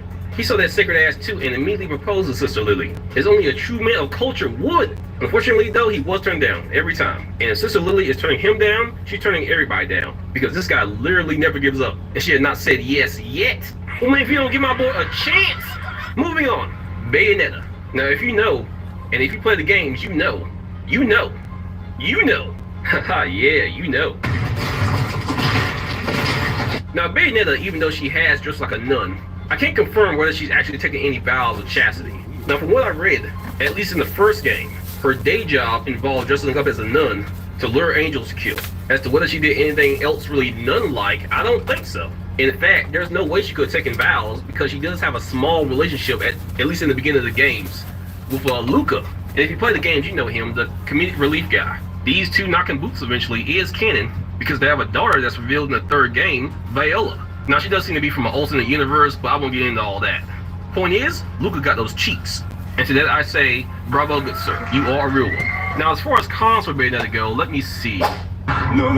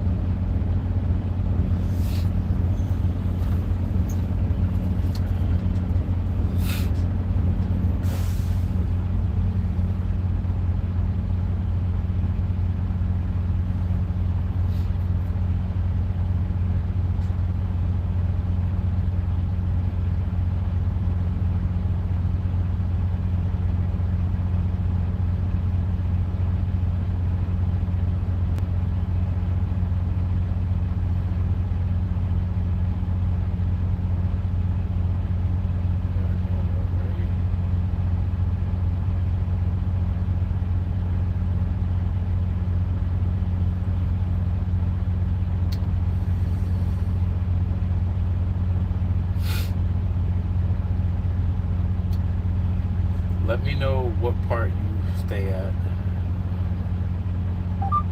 Let me know what town you stay at so I can show up and park nearby. And you can come meet me later on today when I get up that way.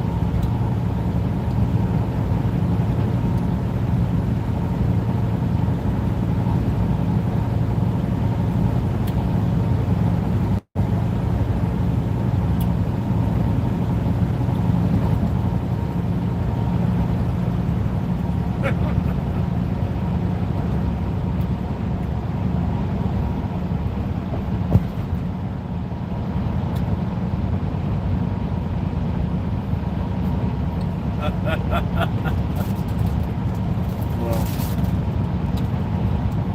not gonna do it.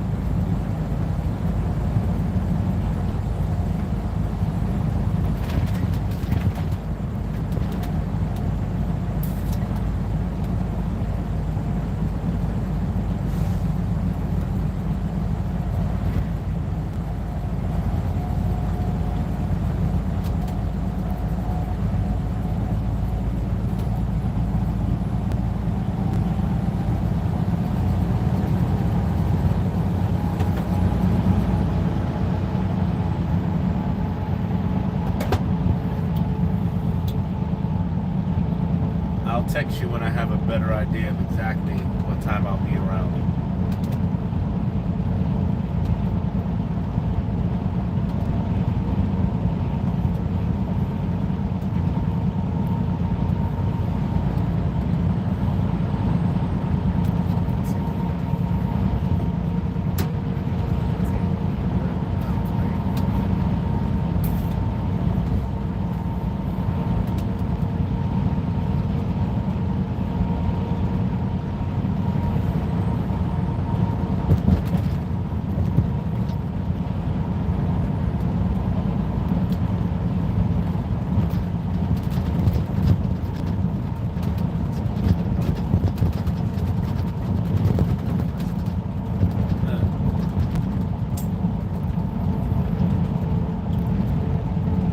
Once I tell you when I'm gonna be there,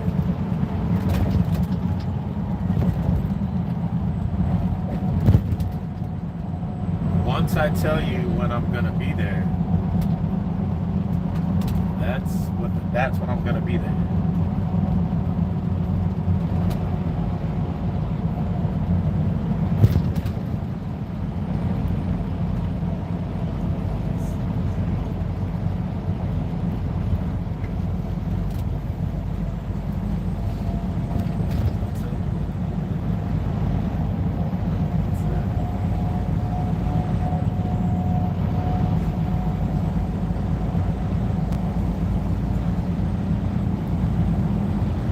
When I'm gonna be there.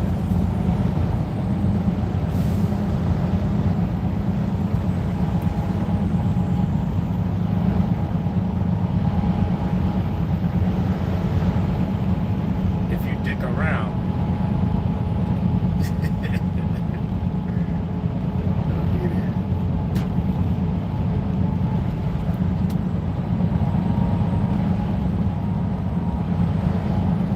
I'll give you enough time to get there, but if you don't show, it's on you.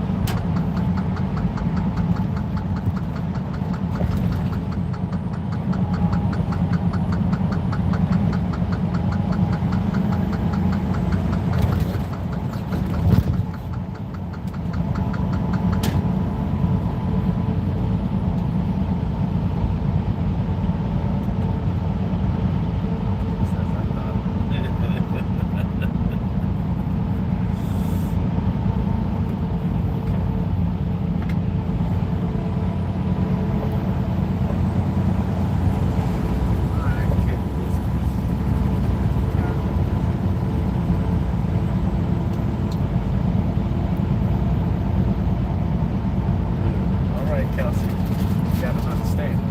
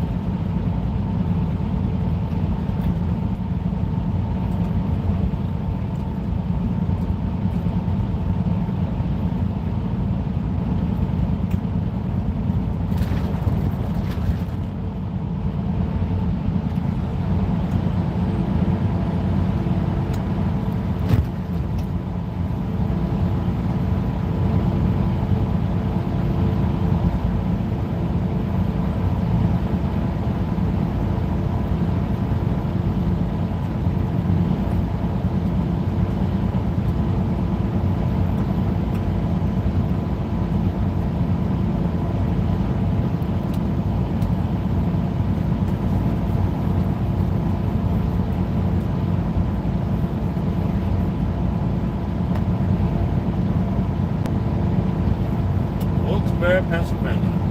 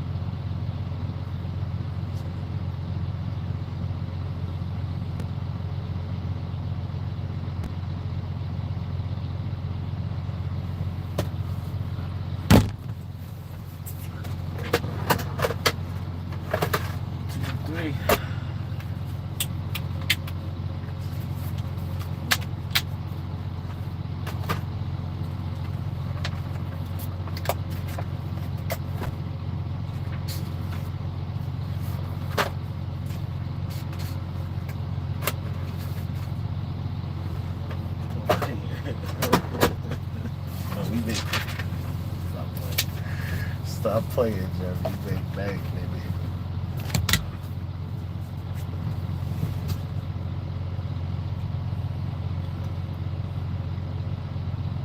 Stop playing.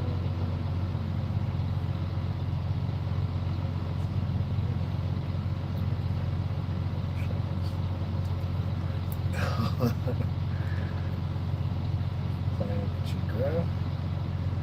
Nobody got time for that.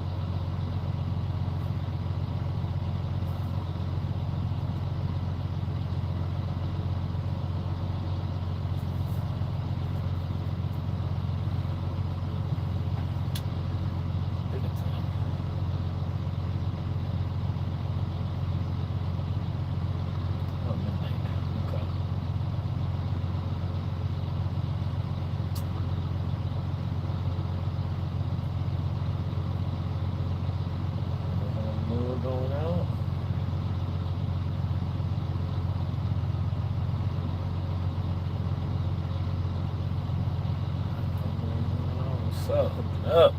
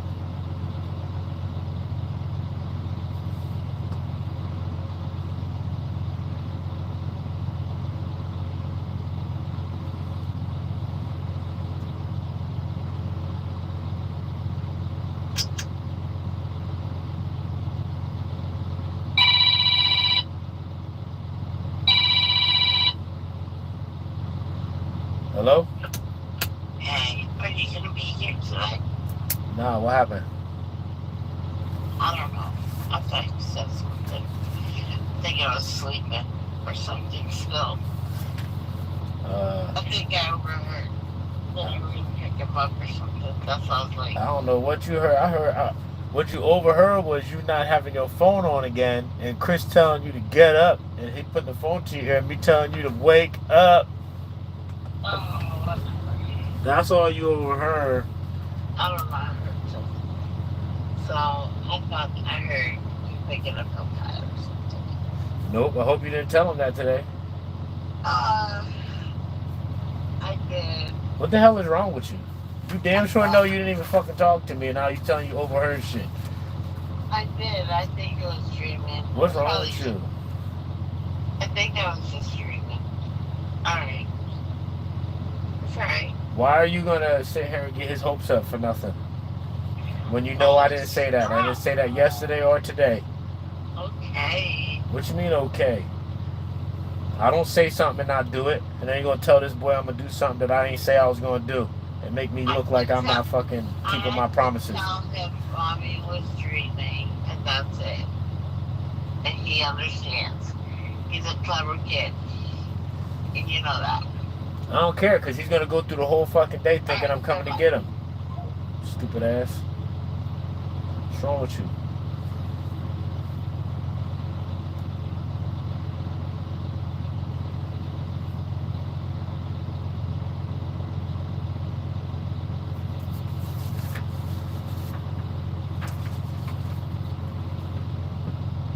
Making my boy feel bad.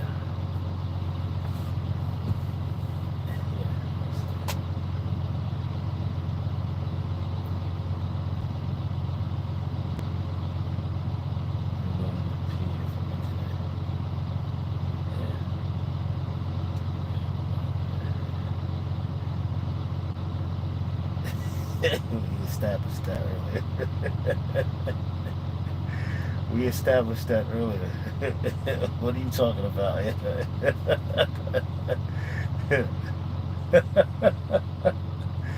Come on, I know it's early. It's not that early. What's going on here? Jamie. Come on, let's go. More people get on my nerves.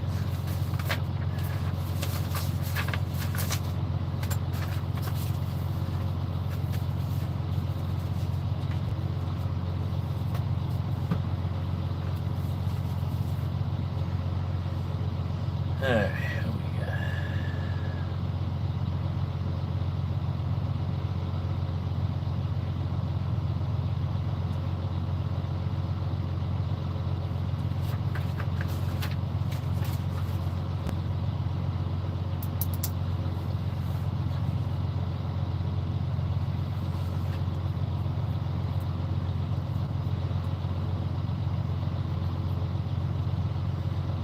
Friday.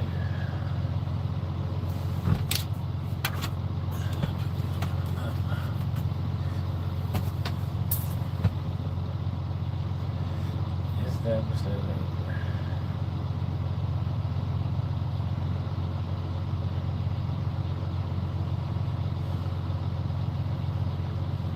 $2645 Mitchell Ave, Allentown, PA.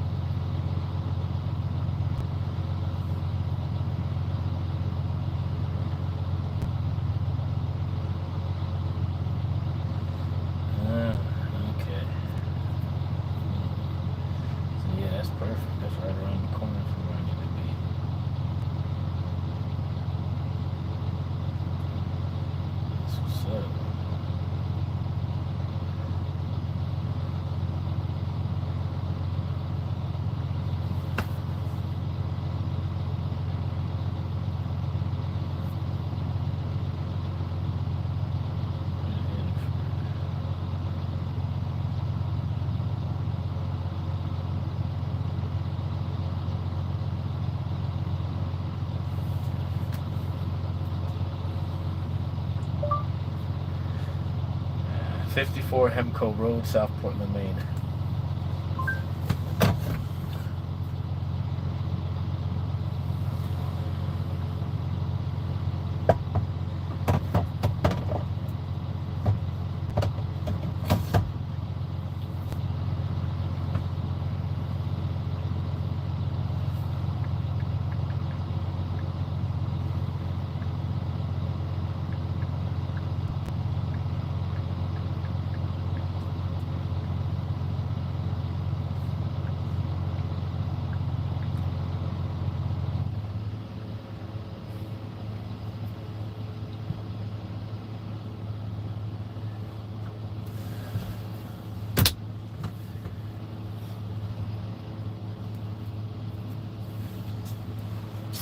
We're good.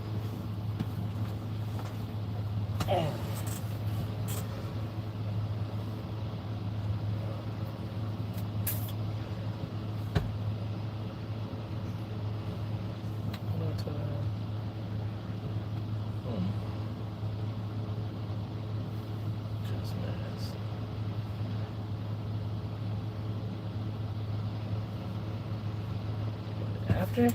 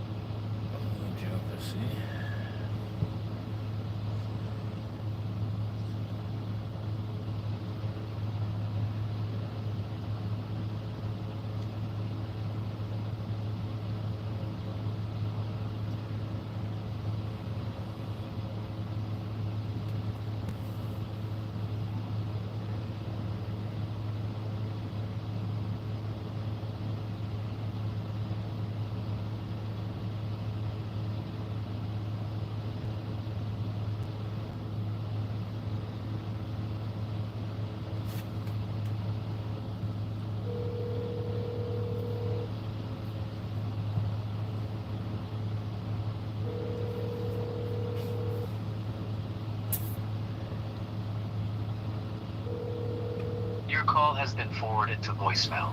The person you're trying to reach is not available.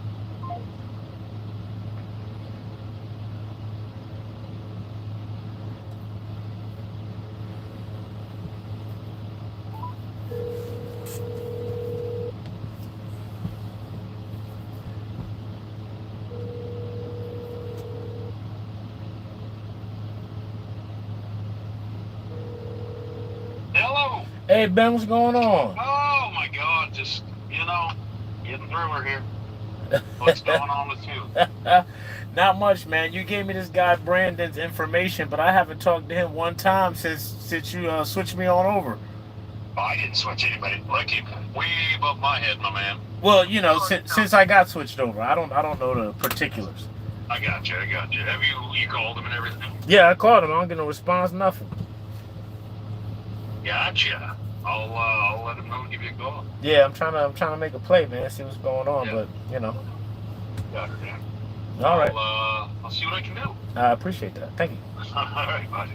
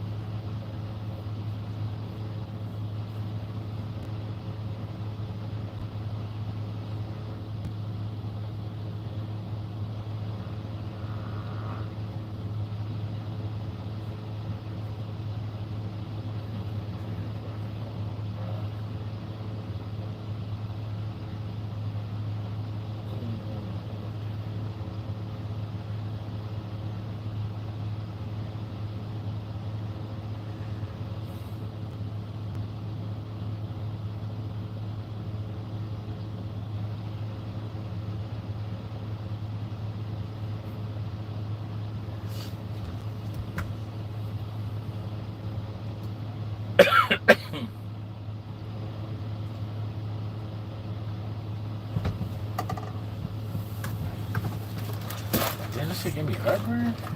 That's that. This.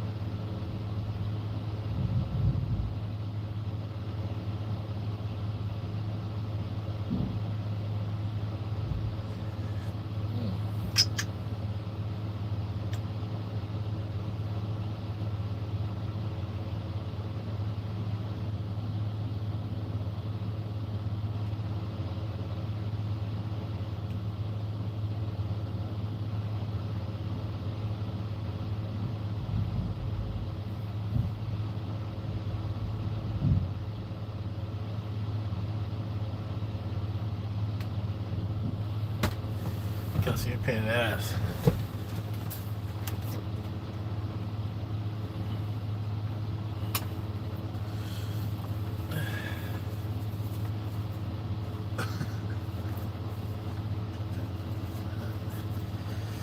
Who doesn't need my job?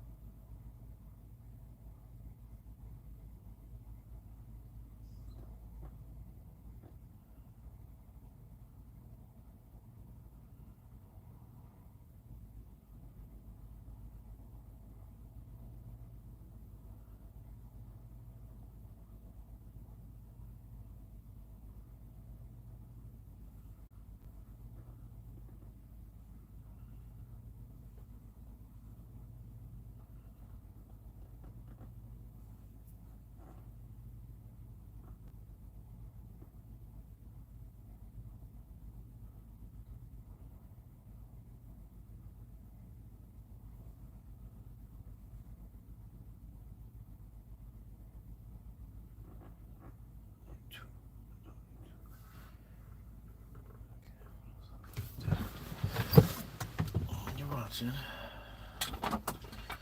Listen.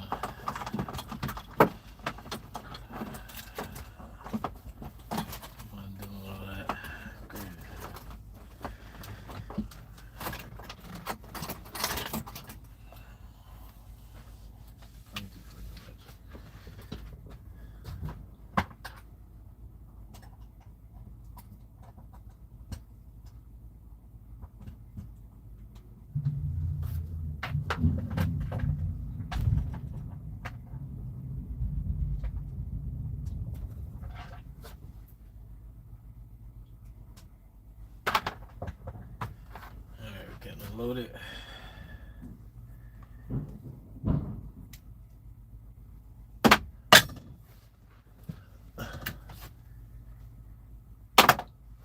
Thank you.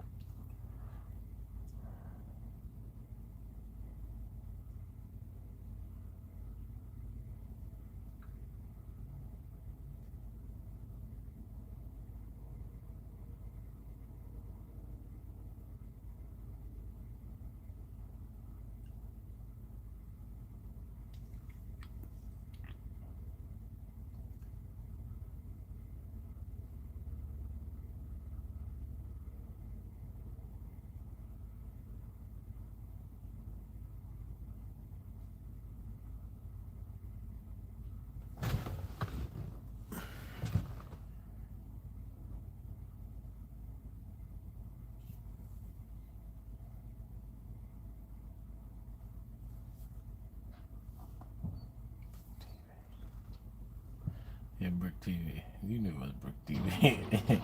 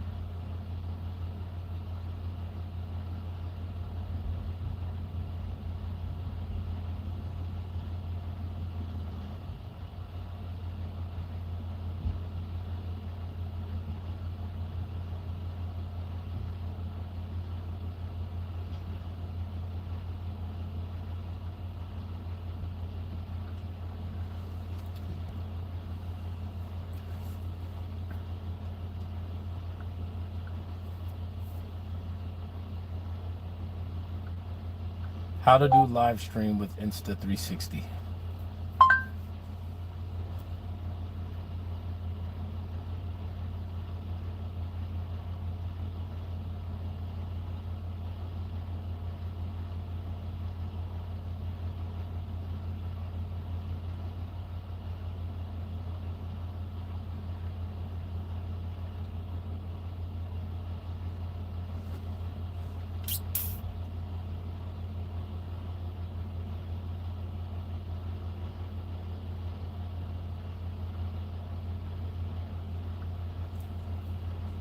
This is the premium Garmin Duffel 45 liter by Half Day. It's a transforming 2-in-1 travel duffel bag for long weekends, wet. So Insta360 just released a brand new firmware update for the Insta360 X4, and this update will finally allow you to live stream directly to social media using the Insta360 mobile app or by connecting the X4 directly to a computer. There has also been a huge update to the AI editing using the mobile app, and we also have some brand new camera movements now, which makes editing 360 videos even easier. So in today's video, we're taking a look at how to set up the live stream using the X4, how to use the new movement features, and of course the updated AI editing, which is so much better than the old one. So let's start with live streaming directly from the Insta360 mobile app. So in order to start the live stream, you first need to connect the X4 to the mobile app. When the X4 is connected, you tap on the yellow camera button on the bottom here to enter the live preview. Then you tap on these three lines on the bottom right corner and scroll down until you see two options for live streaming. The first one is for 360 live streaming, and the other one is for live streaming in normal video or flat video, aka single lens mode. But for this example, I'm gonna select the 360 live stream. Now, in order to live stream, you first have to link your account, and to do this, you first select the platform you want to use. So let's select YouTube. Then you're asked to sign in using Google, and here you just follow the basic steps. And once you're signed in, you also need to create a live stream. So let's select create a new live stream. Here you can choose the title of the stream, the description, and when the live stream should start and stop. Now, after filling in all the spots, you can tap save, and you're now ready to live stream by selecting start live streaming. Once you selected this, you're also taken back to the previous screen, and by tapping on the red record button in the center here, your live stream will start. And what I really like about this is that when I'm going on my trip in just a few weeks, I'm able to live stream 360 videos directly to those at home. And because it records a 360 video, they can just swipe on the screen to look exactly where they want without any limitations. And this kind of gives the feeling of actually being there, which is fantastic. Now, there's also another way of live streaming, and that is to use a computer. And for this, you don't need the Insta360 mobile app or studio app. The only thing you need to do is to plug the camera to a computer using a USB-C cable. When this is done, you can log into your YouTube account, then click the button right here and select Go Live. And then just fill in the appropriate title, description, category, and so on. Now, on the last page, you'll also see that the X4 is set as your main camera, and you can also pick your audio source if you have a dedicated studio mic or something else you want to use. And when everything is ready, you can hit the Go Live button and your live stream is now up and running. And the cool thing about this is that you can also split the lenses at the same time. So if you're doing an interview or just want to show both sides at the same time, you actually have this option on the camera itself, which is pretty awesome. Now, when it comes to live streaming with a 360 camera, there might also be that question about overheating and how long you're able to live stream before the camera shuts down. In my testing, the camera didn't even get hot after live streaming for 1 hour and 45 minutes. However, this will vary depending on the environment. So outside on a warm sunny day, you might experience more heat. But my take is that your phone would probably die before the X4. So I'm actually pretty impressed with this update so far. Another amazing feature which has received a huge update is the AI editing. This has been something I've been using almost every single day, and it has always been, a little bit all over the place. But with the new updated algorithm, the AI is focusing more on subjects and the story rather than transitions and movements, which at times, not gonna lie, looked awful. So I put together a short comparison here between the old and the new AI editing so you can see the differences for yourself. Do you have old pictures on your PC or smartphone? Then this video is for you. Nobody believed me at first, but...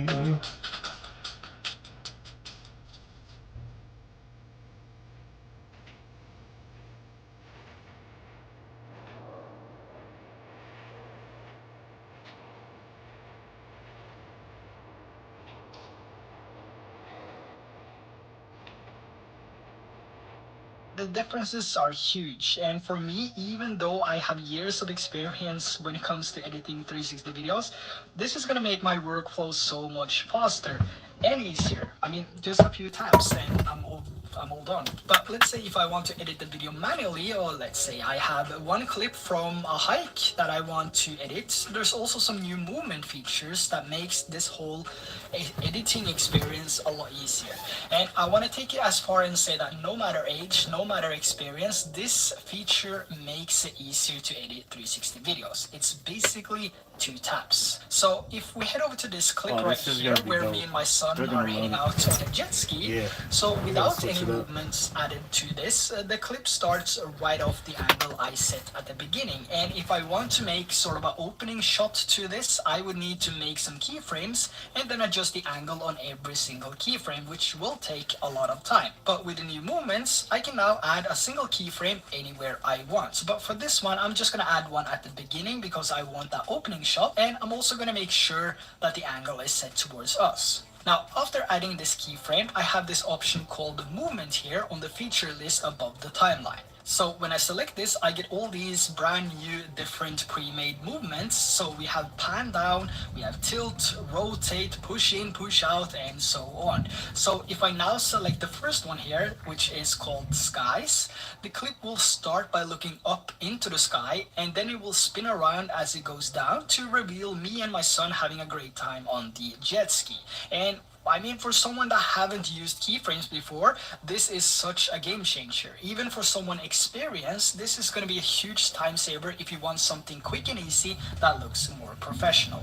And you can even add more than just one movement. So if I move further into the clip here and make a new keyframe and then select something like this CCW turn movement, I will have this roll effect right after the sky movement I added at the beginning. And if you find the movement to be too fast or too slow, you can actually grab these handles here on the left or right side and then adjust the length of the movement, which is fantastic. So let's say I want this roll effect to be slower and last longer. I can just grab either of these handles and then extend the duration.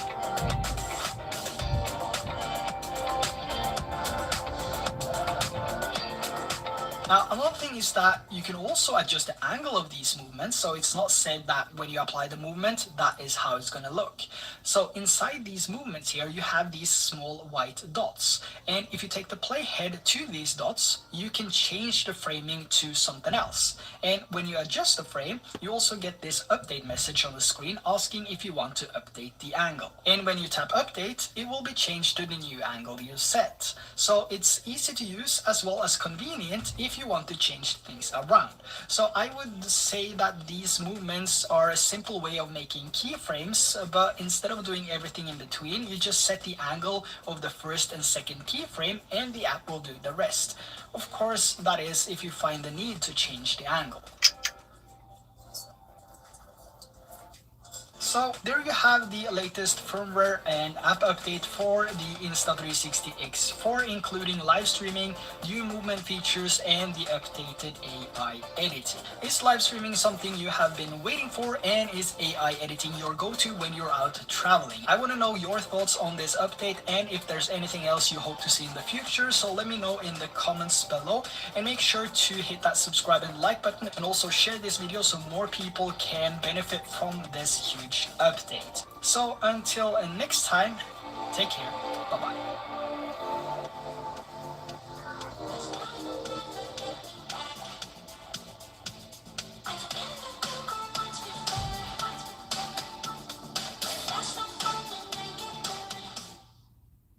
This is how to get in shape fast. If you want to drop this, start eating more of these. Insta360 durability.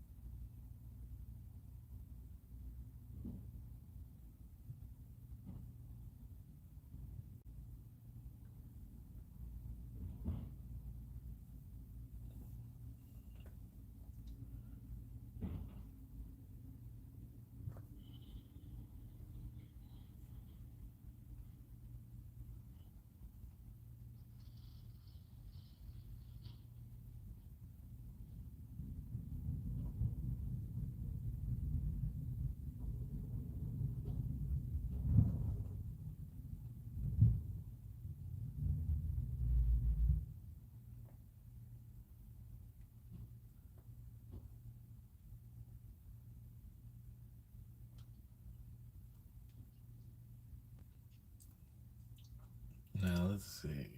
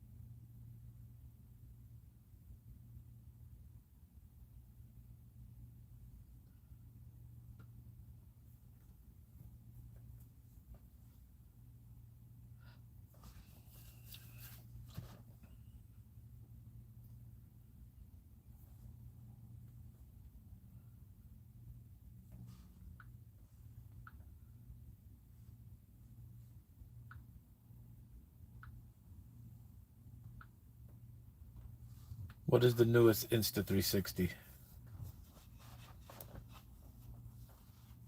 It's X4.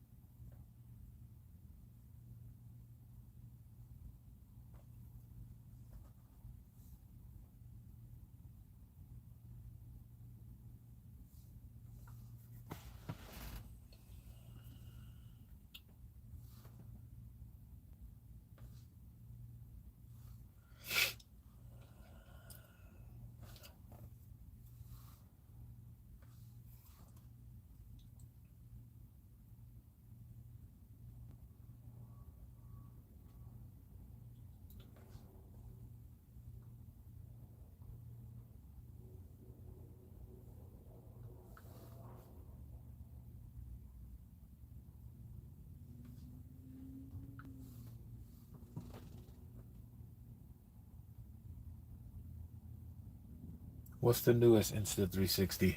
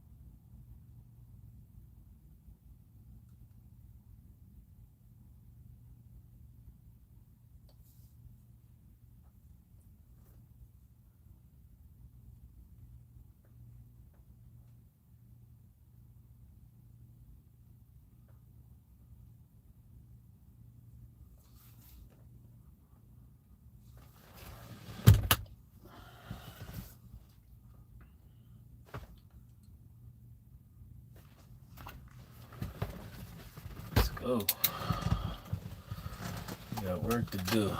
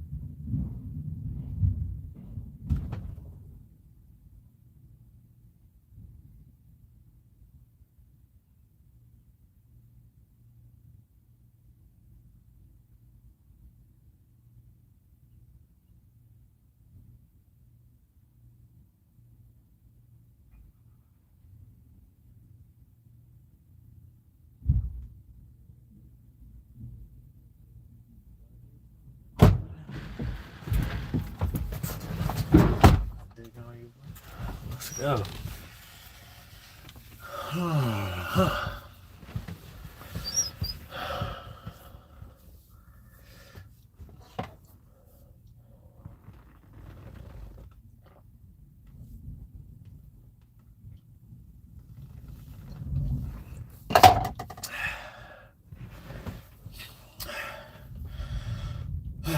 Repurpose that joint, give it to Hilkiah.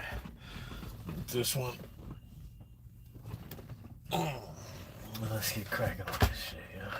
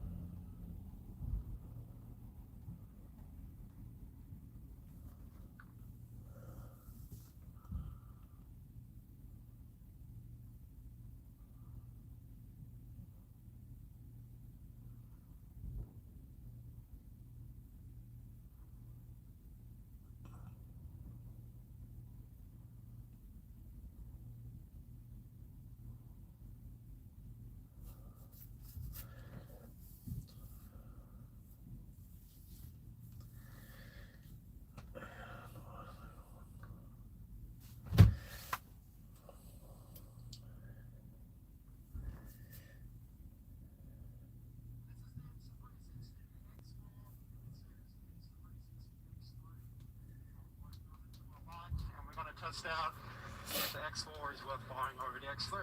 So the first thing I want to test out is the stability of the X4 versus the X3. And the X4 is actually vibrating or like shaking a little bit. I think I have the mount a little bit loose. But we're going to flip between the X4 and the X3 and see what the stability is like on both of them. See if it's any better. I'm not actually sure if the X4 has better stability or not, but I guess we'll find out. Another thing I want to test out, apparently the zoom on the X4 is a lot better than the X3. So we're going to zoom in on something over there with the new bridge and see what it looks like. This is the X4 and this is the X3. You guys can tell me which one you think looks better when it's zoomed in. And one of the last things I want to test, you can see I have the wind buffers on the X4 and no wind buffers on the X3. So we're going to switch to X4 audio now and see what it sounds like. Then we're going to switch to the X3 and see what it sounds like without the wind buffers.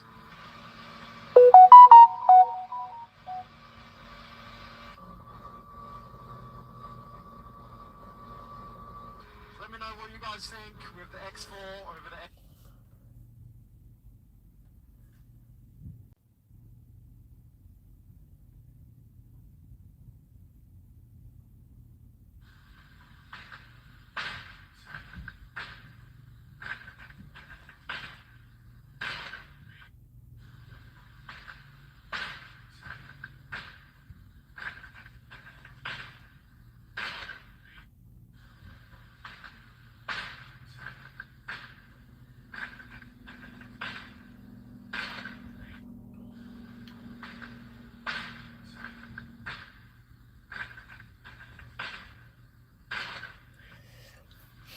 Start that setup. 1, 2, 1.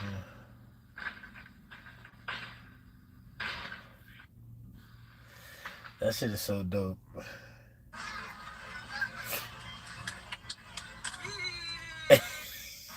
He did the double clap.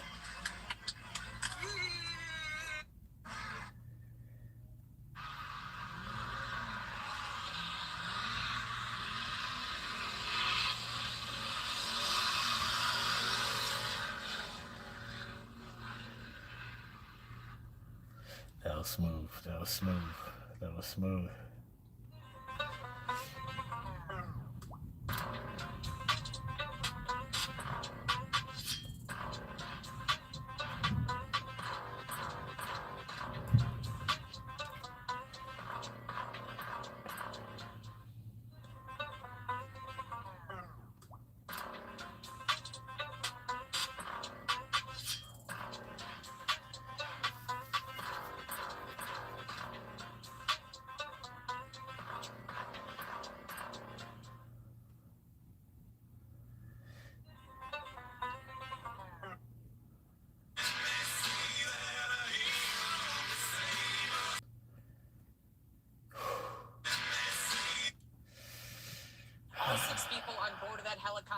died after it came free falling right into the Hudson River.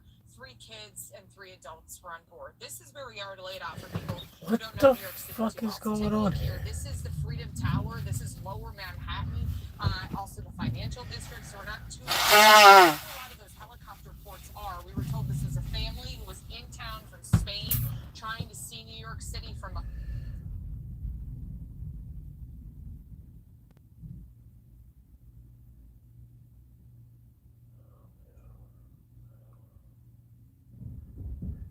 Just check out how good this looks.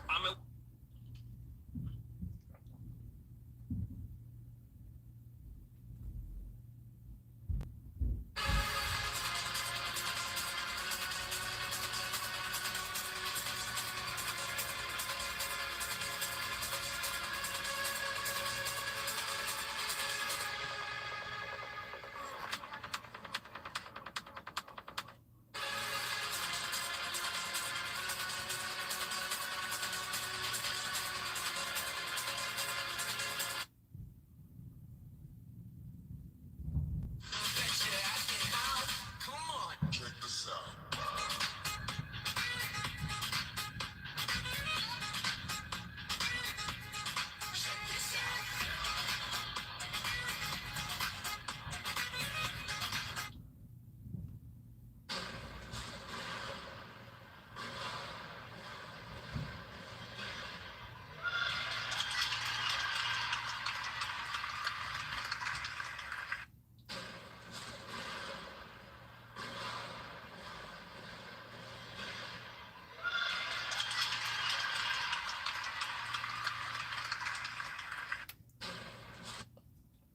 He know where he at, yo.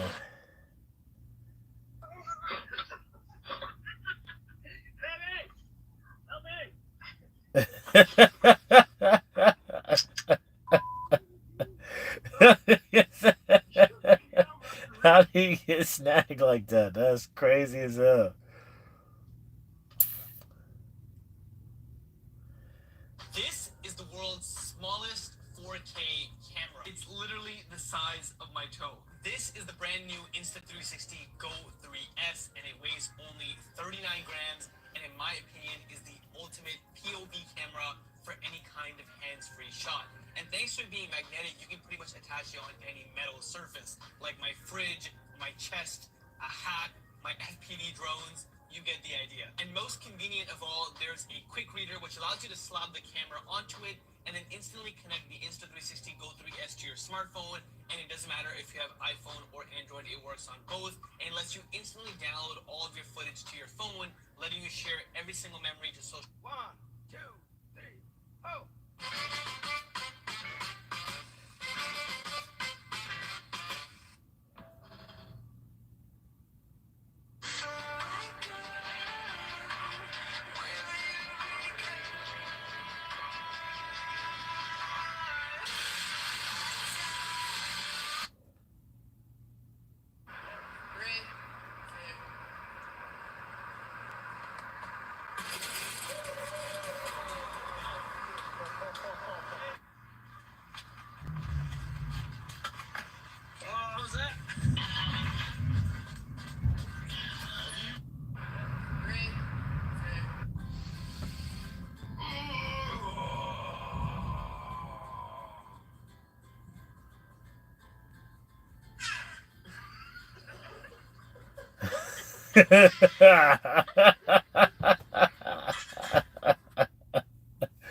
I like that.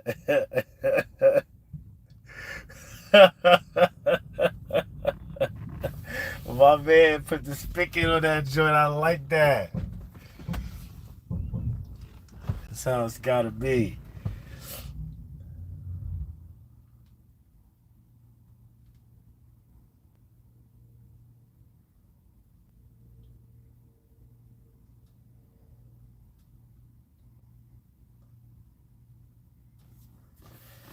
Ooh, that was funny. Alright, what am I doing? I'm seeing I get all kind of distracted. Yeah.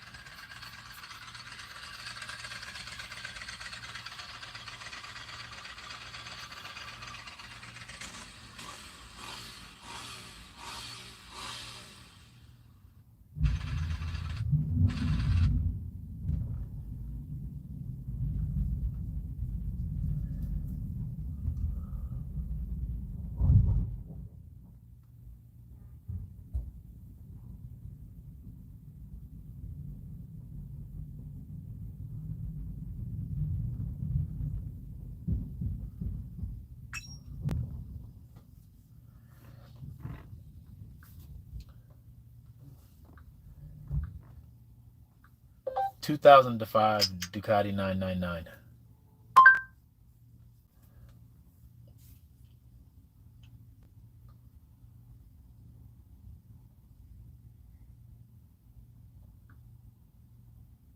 I've placed information vital to the survival of the rebellion into this R2 unit. Every motorcycle comes with its own expectations. The 916 is beautiful. The 1098 is powerful. The Panigale is delightful, and all of them are frightful. How about the 999? Some would say she's not exactly pretty. Others claim she's an absolute steal. The question is there any truth to these cliches, or do they just disappear into thin air when you look more closely? Let's find out.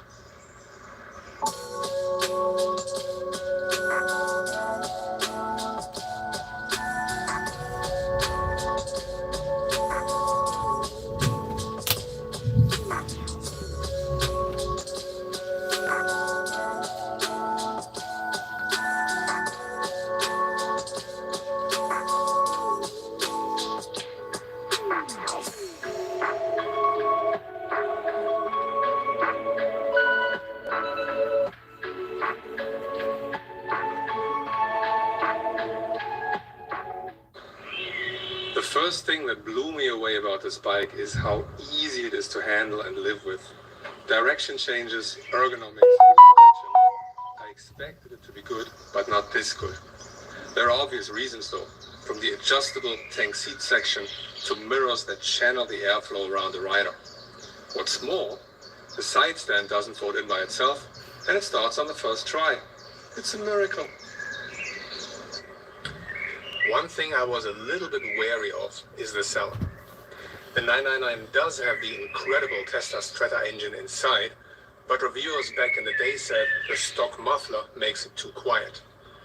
Excuse me? Now I'm gonna do this one more time for science.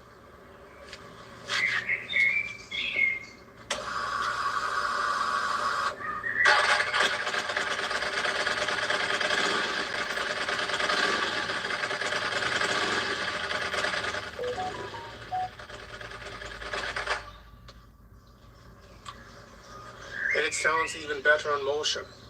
Include an open clutch, like this one has, and you no longer need to listen to music.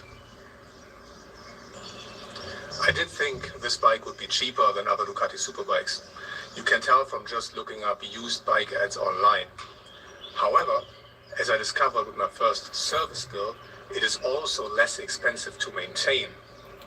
And who do we have to thank for that? Pierre Terblanche. He did not just design this very controversial front end, he also reduced the number of parts by more than 20%. Chapeau. Speaking of the design, considering all that drama at its release, you would not exactly expect people to flock around this machine. Au contraire, as Terblanche would say. Just a short while ago, I took the 999 to a track day in France, and even though I was slower than a Citroën, they were all over it. Just recently, a guy spontaneously congratulated me at a gas station on this beauty. What a nice surprise. So, all sunshine and rainbows then? Well, mostly. The engine warning light switches on when the bike stands still and off when it starts moving. I had to replace the front brake because of brake judder, but what really gets to me is the seat. It is super spacious, so you have a lot of room to move around, but it's also really slippery. So imagine hanging off the side while you're accelerating hard. This can be scary stuff, but at least it's something that can be fixed easily with a custom seat. After a few months with this machine, I can safely say the Ducati 999 is a fabulous bike.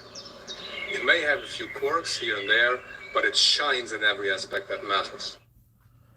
Don't want it.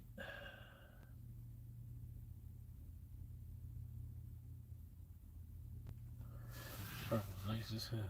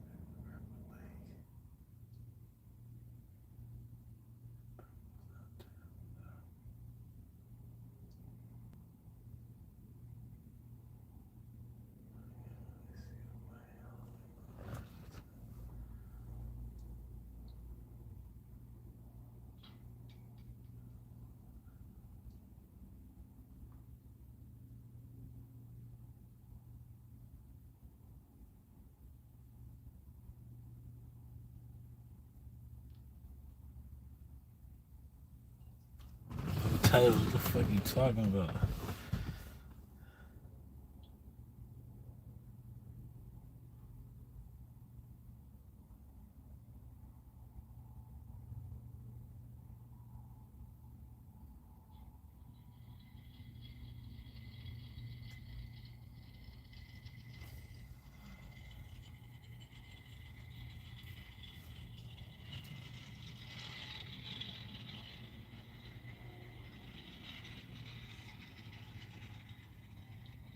This shit is sick as hell. Shit on cover fibered out. Nigga, I like that.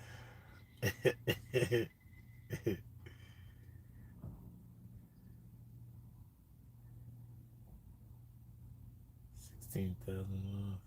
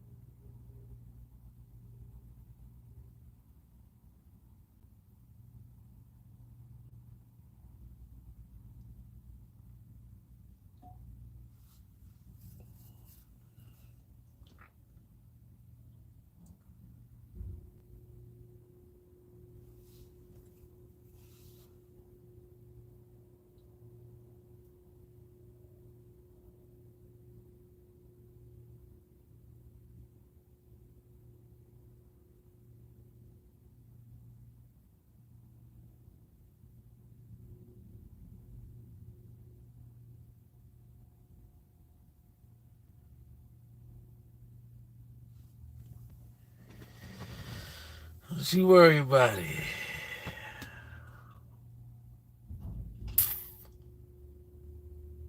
Oh, what is that? 600.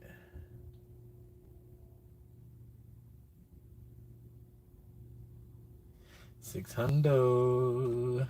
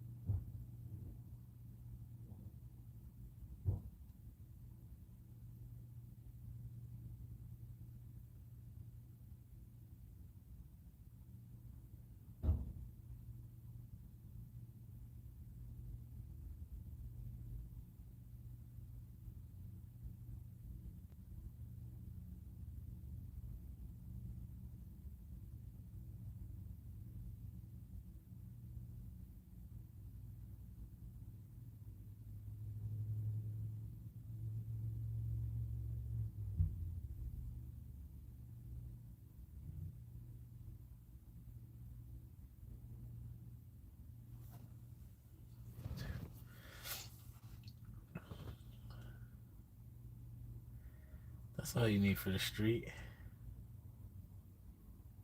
This is all magnet.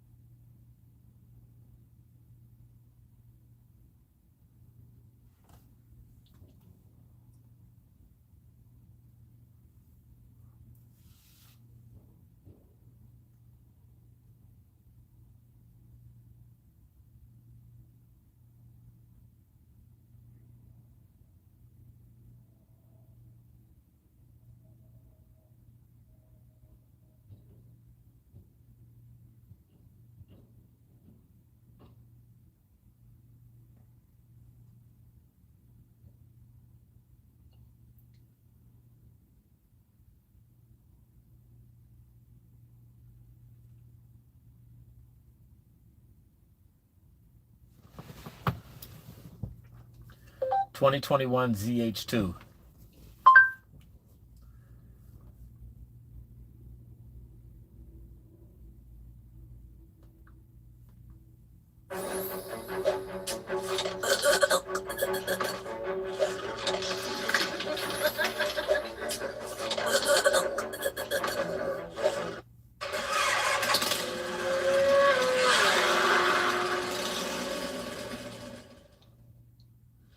Welcome to a wet Thunderhill Raceway for the track portion of our 1000cc naked bike shootout. And this next to me is the Kawasaki ZH2.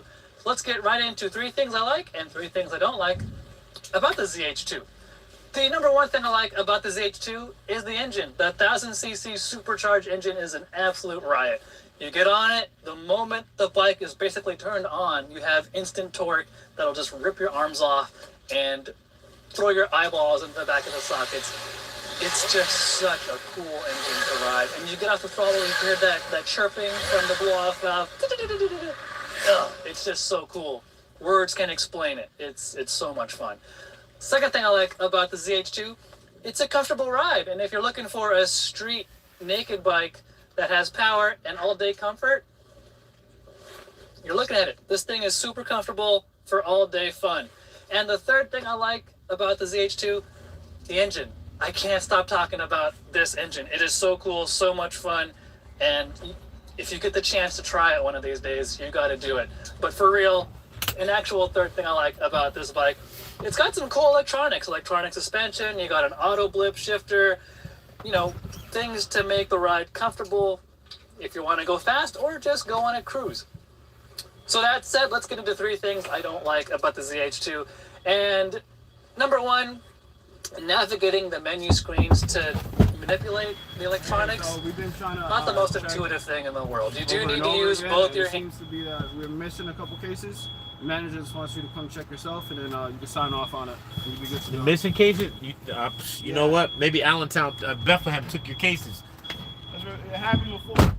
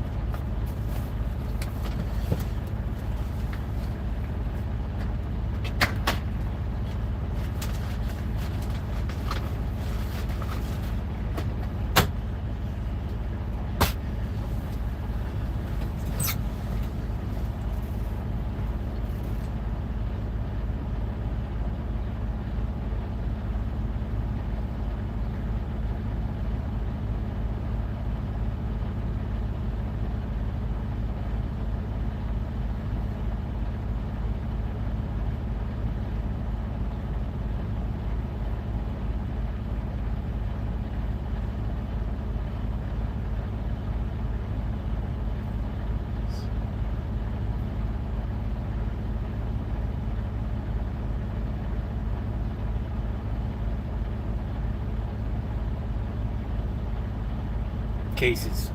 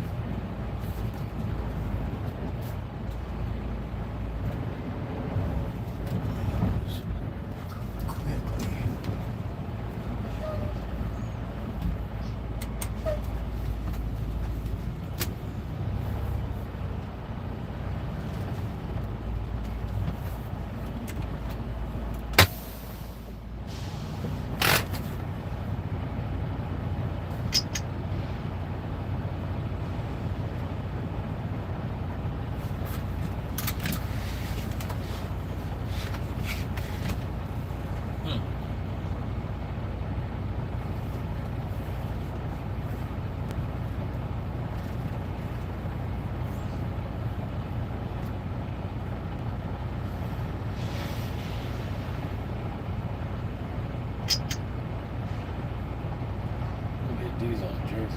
Fuck this.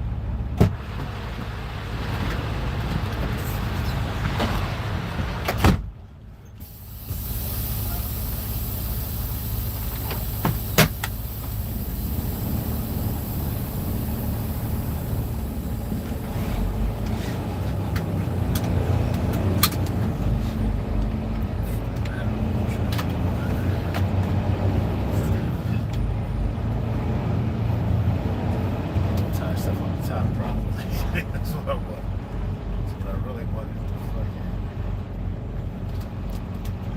track?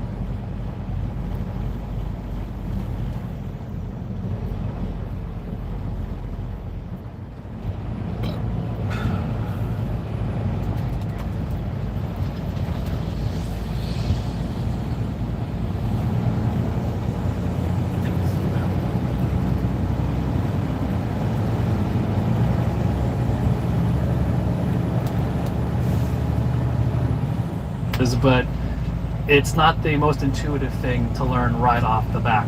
The second thing I don't like about it, it's a heavy bike. It's over 500 pounds. It's not light, but at the same time, it's not meant to be a sport bike. Third thing I don't like about the ZH2, it looks kind of funky. I mean, I don't mind it necessarily, but it's not my favorite looking bike in this test. But obviously looks are subjective, and I'm not the prettiest person in the world either, so there you go. To see how the ZH2 and the other 6 bikes perform on the street and the track, be sure to stay here to motorcycle.com and see our full reviews there.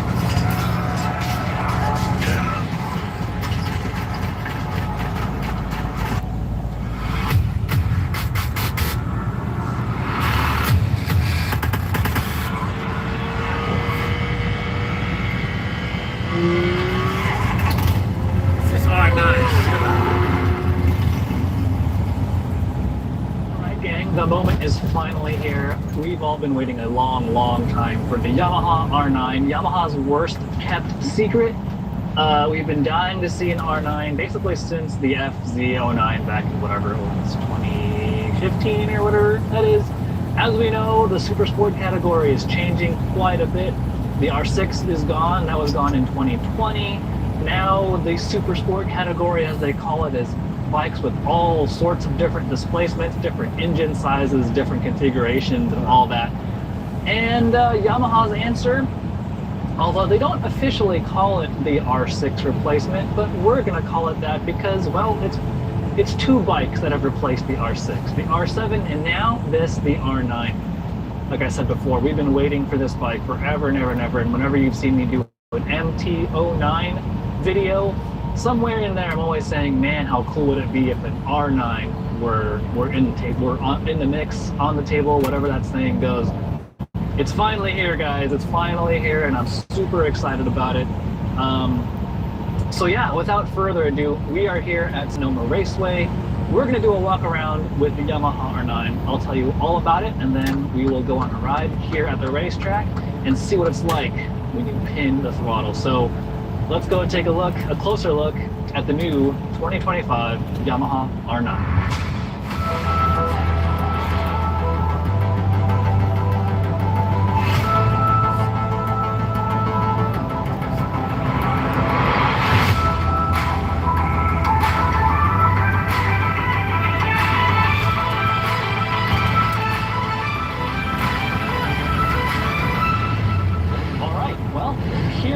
The 2025 Yamaha R9. Normally I would start front to back, but let's start this walk around right here in the middle.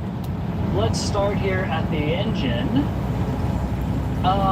It's the same engine as the MT09. The internals are the same.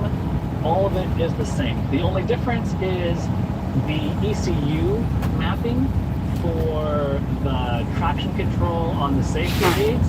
That's a bit different to account for the more sporty nature of the R9 versus the MT9, but the throttle mapping, the fuel mapping, all of that is the same as the MT09. You have the 890cc 3-cylinder engine, makes awesome noise at all RPM. The frame is similar to the MT09 visually, but it is in fact an all-new frame. The stiffness levels are completely different from what you see on the MT09 because of this bike's sporty nature. So longitudinally, it is stiffer than before. Lateral stiffness is more than the MT09. All 3 dimensions the stiffness has been improved and increased because of the track focus, the more sporty nature of the R9. So while you might think that this R9 and the MT-09 is the same bike with different bodywork, that is not actually the case.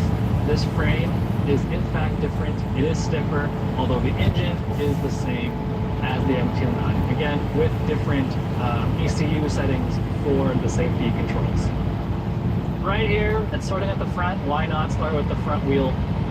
You might recognize that wheel. That's actually the same aluminum wheel as the R6, not the spin-forged wheels that you'll find on the MT-09. And the reason for that is kind of interesting, according to Yamaha. They swear up and down this was tested and it's better.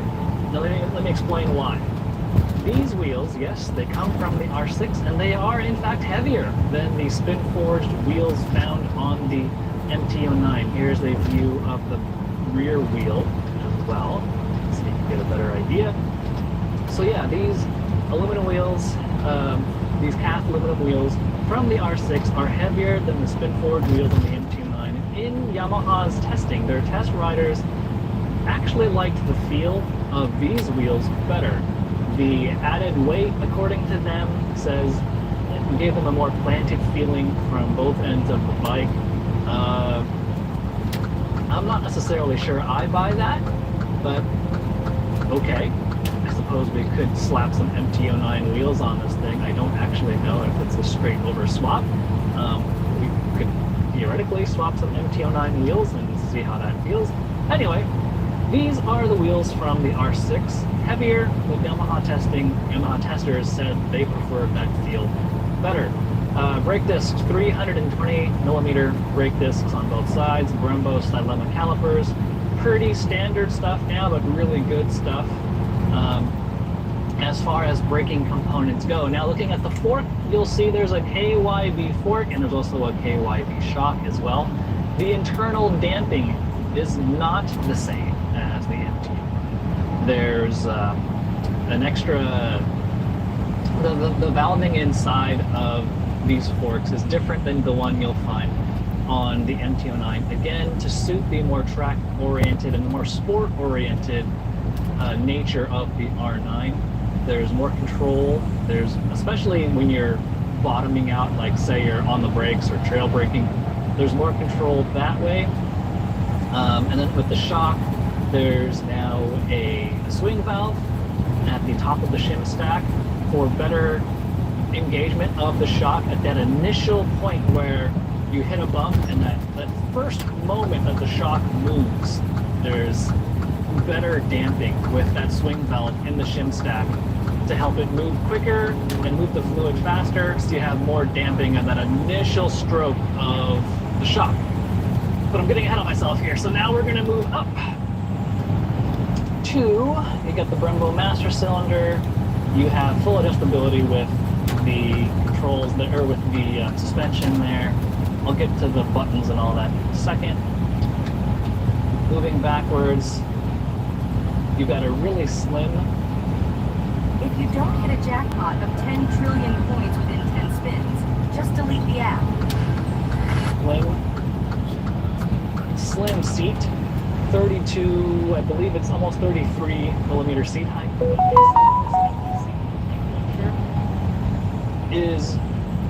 Makes it easier to touch the ground. Actually, it's really easy to touch the ground. You'll see here the foot pegs. There's slots above on the mounting bosses. You can mount the pegs higher or lower. We have it right now set on the lower setting. The swing arm is the same as the MT-09. There are different mounting bosses for track bobbins if you have paddock stands like that. But the actual construction, the stiffness, everything is the same as the MT-09. No big whoop there. Again, the R6 wheels, like I mentioned before. The subframe is a standard special over there. But now let's take a step back. Let's take a look. Who cares? And you really got to be looking for that sort of thing to notice. But inevitably, With the new Panigale V2 and the new Yamaha R9, we have two similar concepts but with different designs. If you're wondering which motorcycle suits you better or which one is the better choice, I was one of the few who had the chance to ride both bikes on the same racetrack, so I can share some valuable insights with you. Stay tuned.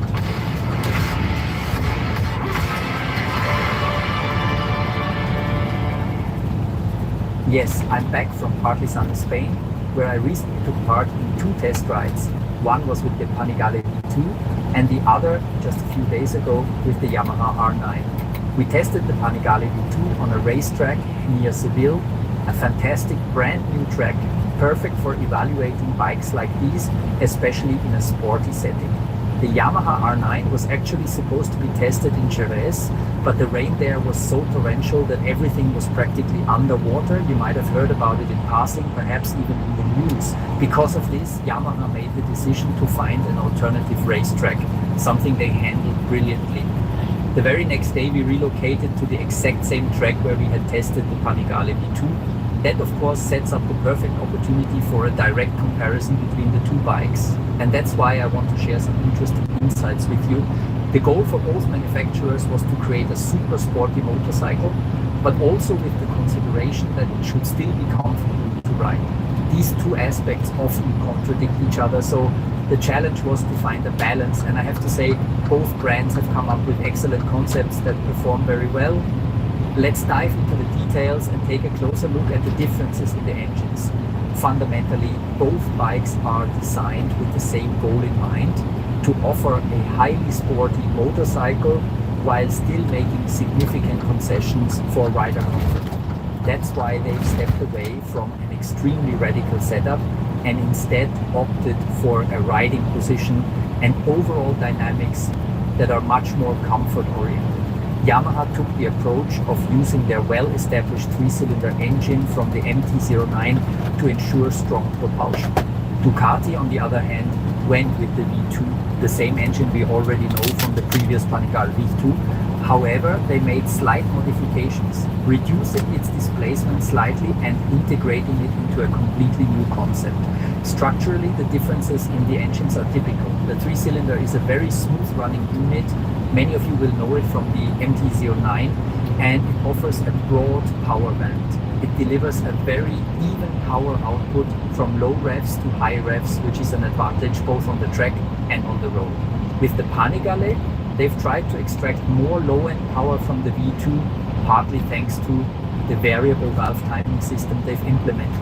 This is actually one of the strengths of a V2 engine, though it has struggled a bit in recent years. The reason for this is that modern emission regulations are quite restrictive, and as a result, many V2 engines have lost some of their characteristic low-end torque, even though that used to be one of their biggest advantages. In a direct comparison, these two engines behave quite similarly. They have similar displacement and peak power, and you can feel that both engines don't rev as freely towards the top end. Where did you pick up this track, Quinn?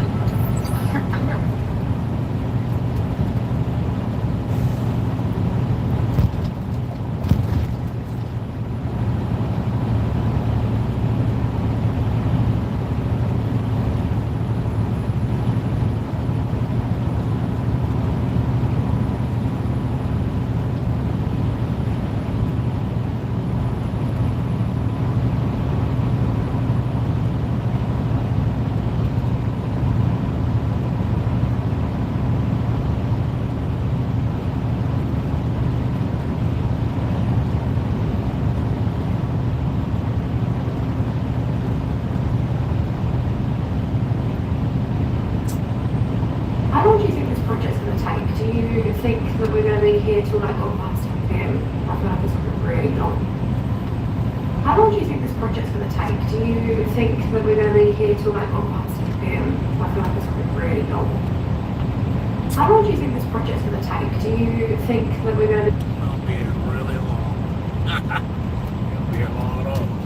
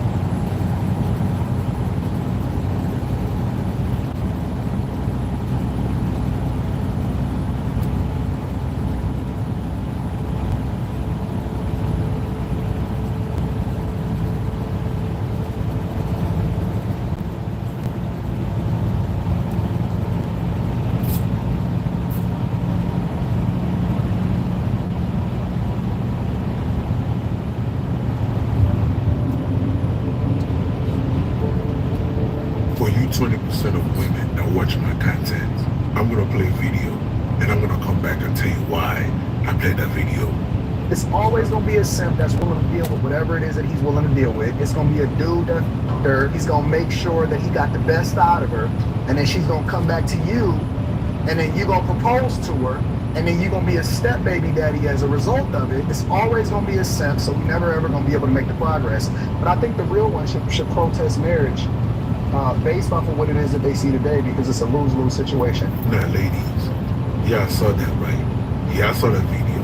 Now, videos like this pisses off women, pisses off a lot of sisters. They hate to see this type of videos, okay? As a matter of fact, a year ago, I did a video about a brother that was on a TV show that said he did not want to date a woman with children. And black women in America went crazy. They got so triggered, they're all trying to find out why the brother worked to get him fired. Luckily for the brother, that didn't work. Okay? That didn't work.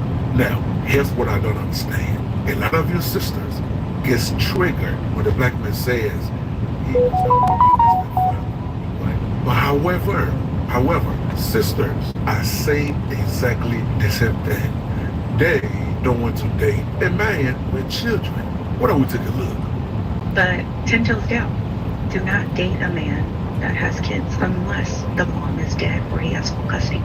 Because some women are spiteful. Some women, they make your life a living hell as the new wife, new girlfriend. And it's not even about the kids. It's about making the other person unhappy because they're unhappy. And I'm only speaking from my experience because I'm soon to be married to a man, and his baby mom makes it hard to have a relationship with the child.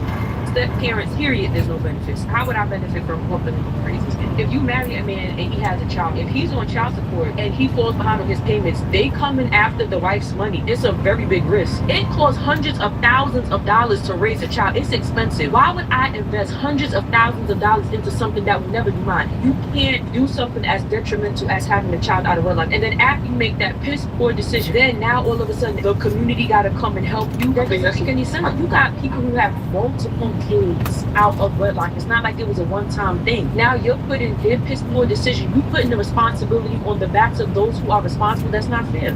If you're a man with kids, you should be dating or looking for, or in my opinion, with my chest I'm gonna say it, your only option should be dating a woman with kids. And then by the time that you tell me, oh, I have kids, I'm already questioning your loyalty. I'm like, in the back of my mind, this sucker think I feel like I'm better than his baby mother. Hello, welcome to Reactions and Reviews. I'm your humble host, Eze. Thank you, and I hope you enjoy the show.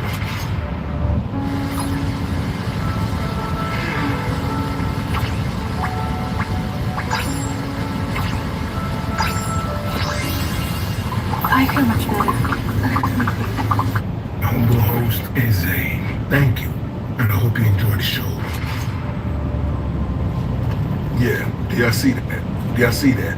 That's right.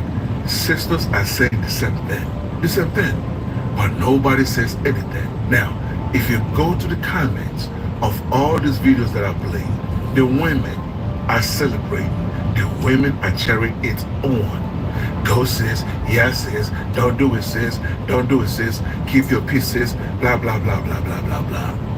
But when men say it, it's a fucking problem. It's a problem. Now, that brings us to today's topic.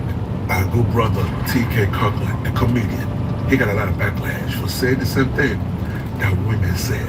Okay? He really did. And today, we are going to take a look at that video and see what exactly he said that pissed off a lot of black women. Shout out to our good brother, Eric, 7212, for sending today's clip. Let's get to it. Psychological torture to raise another man's kid. Torture? It's torture. Why? Because you're pretending to be something that you're not.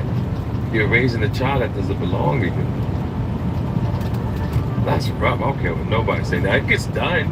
And thank God we do have men who do that. But psychologically, it's detrimental to your health. What about when you have, you know, if you're with a woman and she does have a child, but the father is active and is there? Sure, you can handle it. It's still uncomfortable. Okay. Pulling up in the car, they come to the door. She's really nice to him. No, he don't pay child support. He don't do nothing. No, he pays child support. I'm just saying, if he does that, I'm picking my scenario. Oh, okay. And, you know, he's in the living room watching TV. And she hear, okay, fine, return the kids.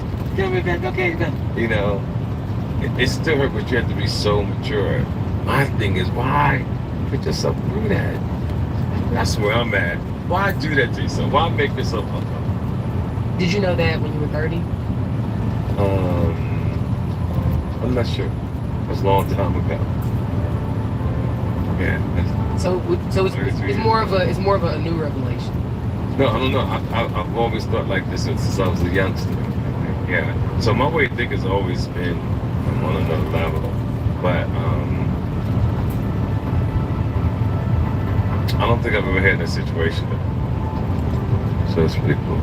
If you made it this far, hit that like button and leave a comment to trigger YouTube's algorithm. So hit that subscribe button and hit that bell to let you know every time I upload a new video. Now, my dear sisters, for you 20% of women that watch my content, what did T.K. Kirkland said that was different from those sisters? What they said at the beginning of this video, what is the difference? The only difference is those who are women saying it and T.K. Kirkland is a brother saying it. And that is the difference. However, a lot of sisters, if you go to that video with the comments, a lot of sisters are pissed. A lot of sisters were pissed. A lot of sisters were taking it personal. But why? Dating is a choice. If you prefer to date a man with children, that's your choice. If you prefer to date a man without children, that's your choice. You ladies have that choice. But why is it that you ladies don't give men grace? Y'all do not give men grace to have the same choice you women have. Me being 23 with no kids, I'm sorry, but I cannot date anybody who has kids. I was just having this conversation with somebody not too long ago or whatever about me. I just can't do it. Like, I can't do it. If you have kids in this space that I am right now, you are just not for me. I'm sorry. I can't. I just feel like with me being 23, no kids, I can do what I want to do whenever I want to do it. Dating somebody who has kids with that restriction, and you may have your kids, you can't just spontaneously do things. You can't just, it's too much for me. You ladies want equality when it fits you, when it fits your narrative. You see, that's a fact. You ladies are quick to scream independency, equality. If a man can do it, I can do it. However, it's double standards. It is double standards. And I'm here to say, gentlemen, you have the right to say and date whoever you want. If you do not want to date a woman with kids, that is your right. Now, what do you guys think? Do you agree or do you disagree? Either way, leave your comments below.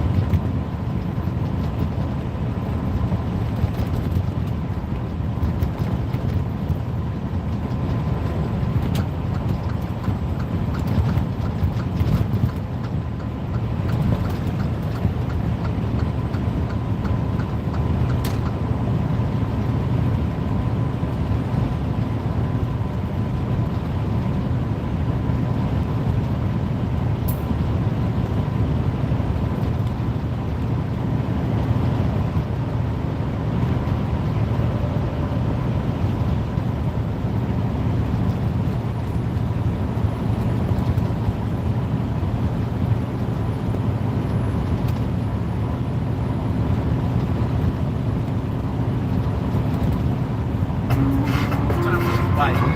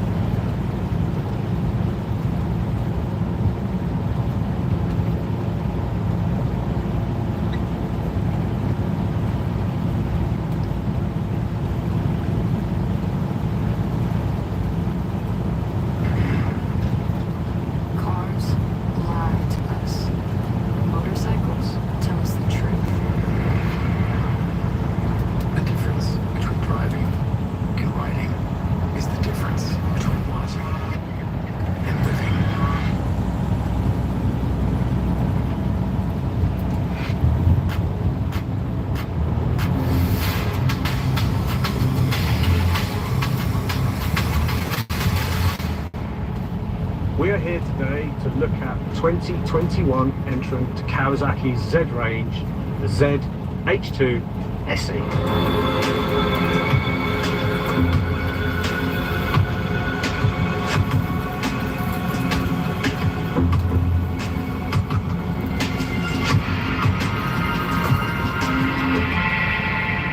Some of you may have already seen that earlier in the year we tested the Kawasaki ZH2, a natty little black number, and what a bike it was. Superchargers on the road, love them, let's have more of them. However, Kawasaki have got a bit of a boner these days for SE editions, and so they released this, the SE version of the H2. So what are the differences? Essentially two things, well three things, but yeah. Suspension, it has the Showa electronic suspension on board, and they've changed the brakes, which is a bad idea with 180 odd horsepower, to the Brembo Dilema calipers. So that is top spec suspension, top spec calipers. It can only make the bike better, can't it? For here and now, we are actually going to concentrate mostly on what differences the kit makes to the bike, because the H2 SE is pretty much the same as the H2. The only difference is the pointy bits and the stoppy bits. If you want to know more about all the rest of the H2, go back and watch that video. Or if you're lazy, how about a really quick wrap up? Right, real simple. Standard ZH2, shit crazy, unbelievably good fun, really useful on the road, 240 kilograms, super heavy, really a road bike, not really a track bike. They are so difficult to ride really fast. The best way really to ride an H2 fast and excitingly is kind of sweeping, whoosh, whoosh, whoosh, whoosh, that kind of thing. That is where it really is in its element. Where things got really, really hard for your kind of normal folks is if you try and ride it real hard, like you stole it. You need some serious skills to be able to do that. So that's why I'm really excited to see if the electronic suspension here makes that difference. Can you really ride this hard and fast as you want? So let's find out.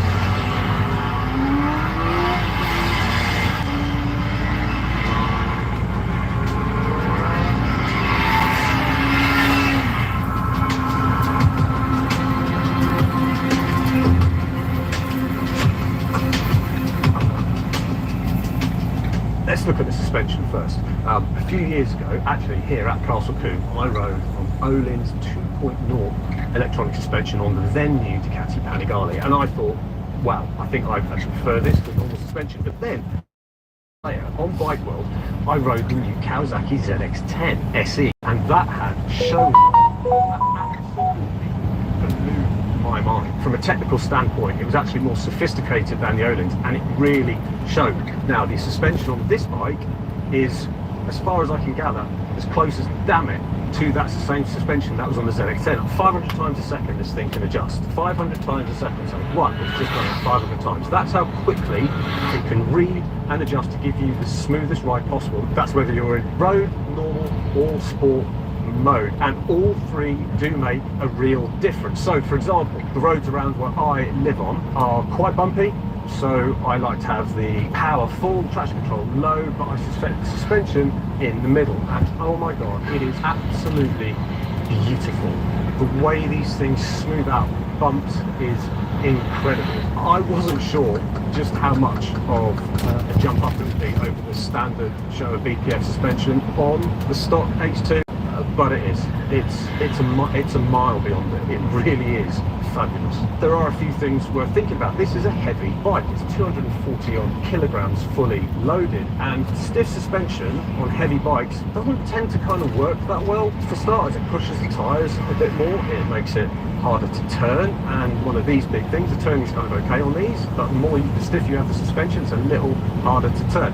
The beauty is, if you wanted to run the stiff suspension, they have like a base setting, so you go from the base setting, and then you can go in and tweak and twiddle if you know what you're doing. It's basically like your kind of more traditional suspension, except you do it over your phone. Now that might not be such a surprise. You think, well, this is like £3,000 more than the standard bike. It's got to be better than it, right? And yeah, it is. In fact, I would say if there's any standout from the front and rear that's better than the standard bike, it is the rear is just a little bit more sophisticated. That being said, I didn't have a huge amount of problems with the standard suspension on the other H2 either, but both have their place. And it's just a simple fact, I would say, if you can afford the SE, pump in that direction. And the brakes are marvellous. I mean, you put Brembo's best on a bike, they're not going to be shite, are they? Now, obviously, you might be sitting there going, well, the bike is £3,000 more expensive than the standard one, of course it's going to be better. And you'd be right, but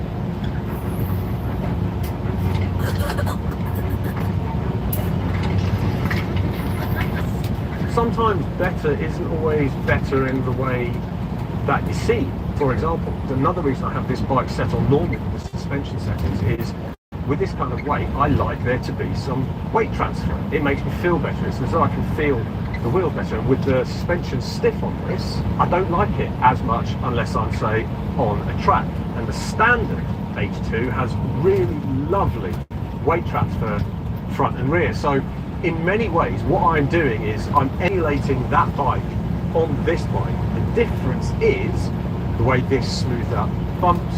It can just take care of tiny little discrepancies in corner entry and stuff. And that is the real difference. The brakes are an upgrade.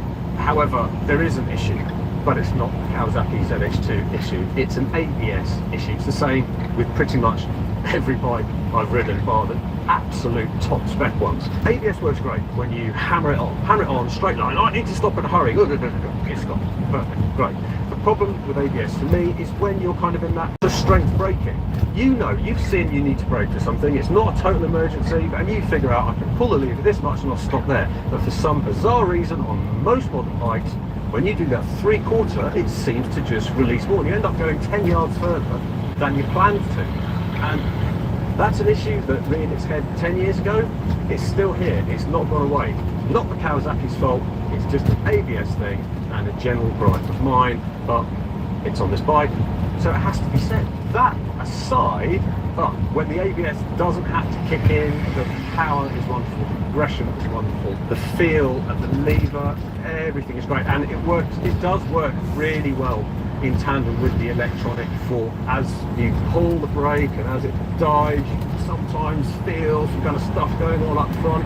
It's really cool. So really, as a model in and itself, that is pretty much it. As I said, you go back and watch the other video, you get all the other H2 information you need, and this is just the extras on here. Is there anything bad about this bike? Well, I'll tell you what, we're having to pull some.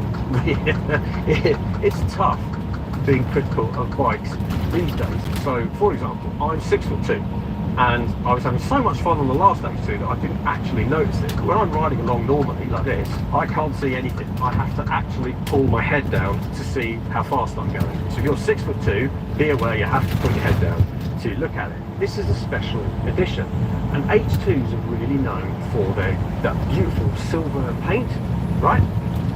Well, this bike only has one panel in that, which is the intake for the supercharger. And I think, bearing in mind you can actually have the stock one completely covered in this awesome shininess, why isn't there more on the special edition? It's a special edition. Make it extra special. You may have noticed we're at Castle Coombe. Luckily for us, we were able to actually have the fun, because the one thing I worried about was it's a big bike, it's touring tyres, it's still huge amounts of, it's 180 horsepower, 140 newton meters of torque, and it's not insured. So what if something happened? But luckily, our friends at B-Moto came to the rescue, and they do track day insurance for your bike. So we went to them and we worked out a lovely little deal, just like you can. And so I could actually go out here and not have to worry about paying Kawasaki a massive bill afterwards if anything went wrong, which it didn't. So it's been a fun day, and I've enjoyed my few weeks that I've actually had on this bike. I mean, you might have noticed from both our videos that I tested it on the same roads. I basically did the same things I did on the standard one, so I could get, you know, the best kind of comparison between the two. But thanks to the amazing Gruffalo behind the camera, it is going to get even better, because this is going to be my long-term bike as of now. And boy, what do I want to do? Right, we've got a supercharged engine, so we need some more power, right?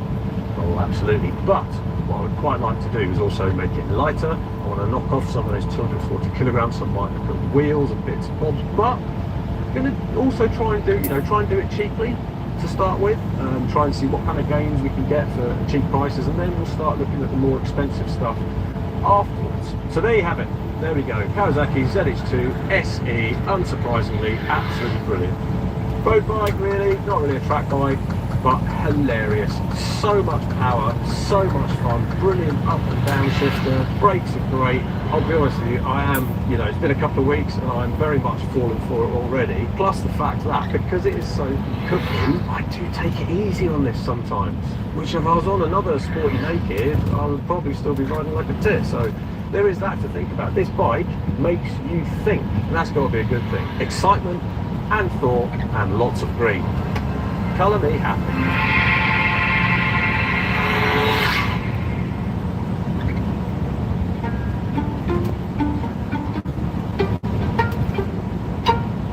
Tourist Resort. Sweet vacation home for your next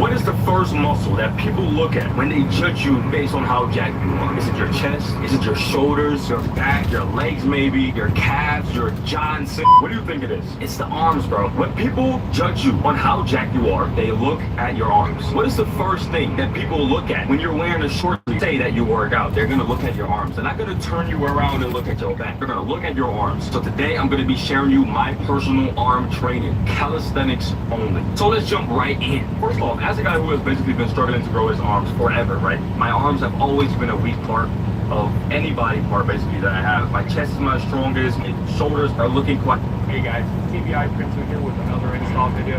Today, Toyota Sequoia 2nd Gen. Let's get to it. Alrighty guys, before we get started, let's do a little double check and make sure that we have the components for our roof rack. We're going to have all of our crossbars. We're going to have our inner side rails, our outer side rails. We're going to have 3 mounting feet per side. We're going to have a joining plate per side, wind deflector, noise reducing trim, and our hardware kit. So for this install, you're going to require a couple of tools. We're going to need some sort of a ratchet. We just use this E1 here because it's a lot faster for us. You're going to want a 10mm socket. You're going to want a 5/32 Allen key. Yeah, that's about it. Okay guys, so for the first step in this installation process, we're going to start by mating these outer side rails to these inner crossbars here. How we're going to do that is we're going to take these 1-inch long 1/4-20 screws that are going to come in your hardware kit, and we're going to fasten them to the crossbars using these 1-inch slots on the inside and on the outside of these side rails here.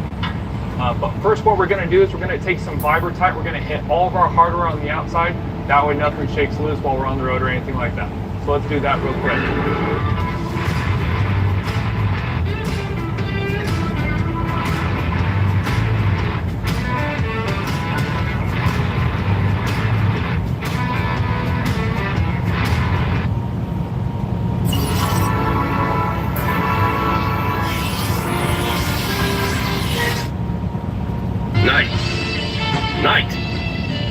Night. Hello? Slow down, baby. Night! Oh shit, Negro, what? The video started. Your viewers will wait for you to do an intro. Then tell them to grab a chair, get comfy, and glue their eyes to the screen. Because this is the intro. This is what the people want. Preach. Tell them the good word, Night. From the very wise words of that one episode from SpongeBob that I cannot remember. Well, it doesn't matter what the episode was. The quote goes like this. Night, that was one word. Yes, but in one word he said so much. Look at this face, voice. Yeah, I see it. I can't miss it. This is a true face of someone who went black. It just could not go back. Alright, hear me out. Just a little common sense here. Drugs. Now watch this. Yeah. So she's a hot black vampire. Do I have to remind you two that just a couple episodes before this, she did this? Oh yeah, I remember this. And me and black boys fail to understand how this pertains to the video. Stay on topic, you. I am on topic. She killed those men in seconds, and they were innocent men. Now, do you want to tell them or should I? I got this one, black boys. You good, man. You let me know, man. I got your back. You know what? Matter of fact, thank you. We had differences in the past, but finally I think we can come to an agreement on something. So instead of doing this separately, we'll use the power of friendship. Yeah, we do not care. Tragic. Are you kidding me? This is a con. Force of common sense. They made a black, sexy female vampire. Animated style with the heels and the claws. She thick. And to top it all off, she has a demon/succubus-like form. And to make it even better, I don't even like pink. I hate pink. My favorite color is red. I look at people that wear pink like this. You in the wrong hood, they say. Cause what you wearing pink for? Oh, your mom has breast cancer. Well, that's too damn bad. They should have made the color blue. But now with her and characters like Kirby, because you know everybody loves Kirby, it actually makes me rethink my opinion. And I can go even deeper into this. Even in the past, vampires were seen as sexy to men and to women. And I know there's some ladies that probably see my videos and just like, oh, this is for gooners. But hear me out, ladies. For every waifu, there is a husbando. For every 1,000 guys who love Mei Mei, there's at least 1,000 females who love Gojo or Choji. And for every vampire, there's at least 1,000 people who are down bad for them. I read an article about a story called The Vampire. It was also once a poem. The poem was made in 1810, and the story was published in 1819. And in this story, a vampire named Lord Ruthven seduces young woman. I repeat, seduces young woman, only to then drink their blood, drain them of all their blood, and disappear. Word seduce means to attract. So those women came to him. Whether they were hypnotized or not, they came. In more ways than one, too. Huh, giggity. People everywhere low-key sent for vampires. And you expect me to look these viewers in the eyes and tell them that this isn't worth it? All I can say is that is shame. Shame! Shame on you and shame on your mama's mama. It's Halloween time and I'm in the mood for some chocolate. Now stay out of the video. 'Tis the season, viewers, for those thick vampire cheeks. Now, what is a vampire? I'm pretty sure you all have a general idea what a vampire is, and it is pretty simple. A vampire is a creature with often fangs that preys upon humans, generally to consume their blood. That is the nitty-gritty of what every vampire is. We go off to other cultures and other stories, it get a little bit complicated because they all have different powers and abilities and stories and reasons to why they do what they do, whatever. Nitty-gritty of it is, they like blood. They want blood, and they'll do what they need to get, including seduce you. Not just men, but women too, Twilight lovers. But is it wise to give into this urge? Let's find out, because it could be worth it. The concept of the undead vampire that we know of today was originated in Eastern Europe, particularly in Bulgaria around 1,000 years ago.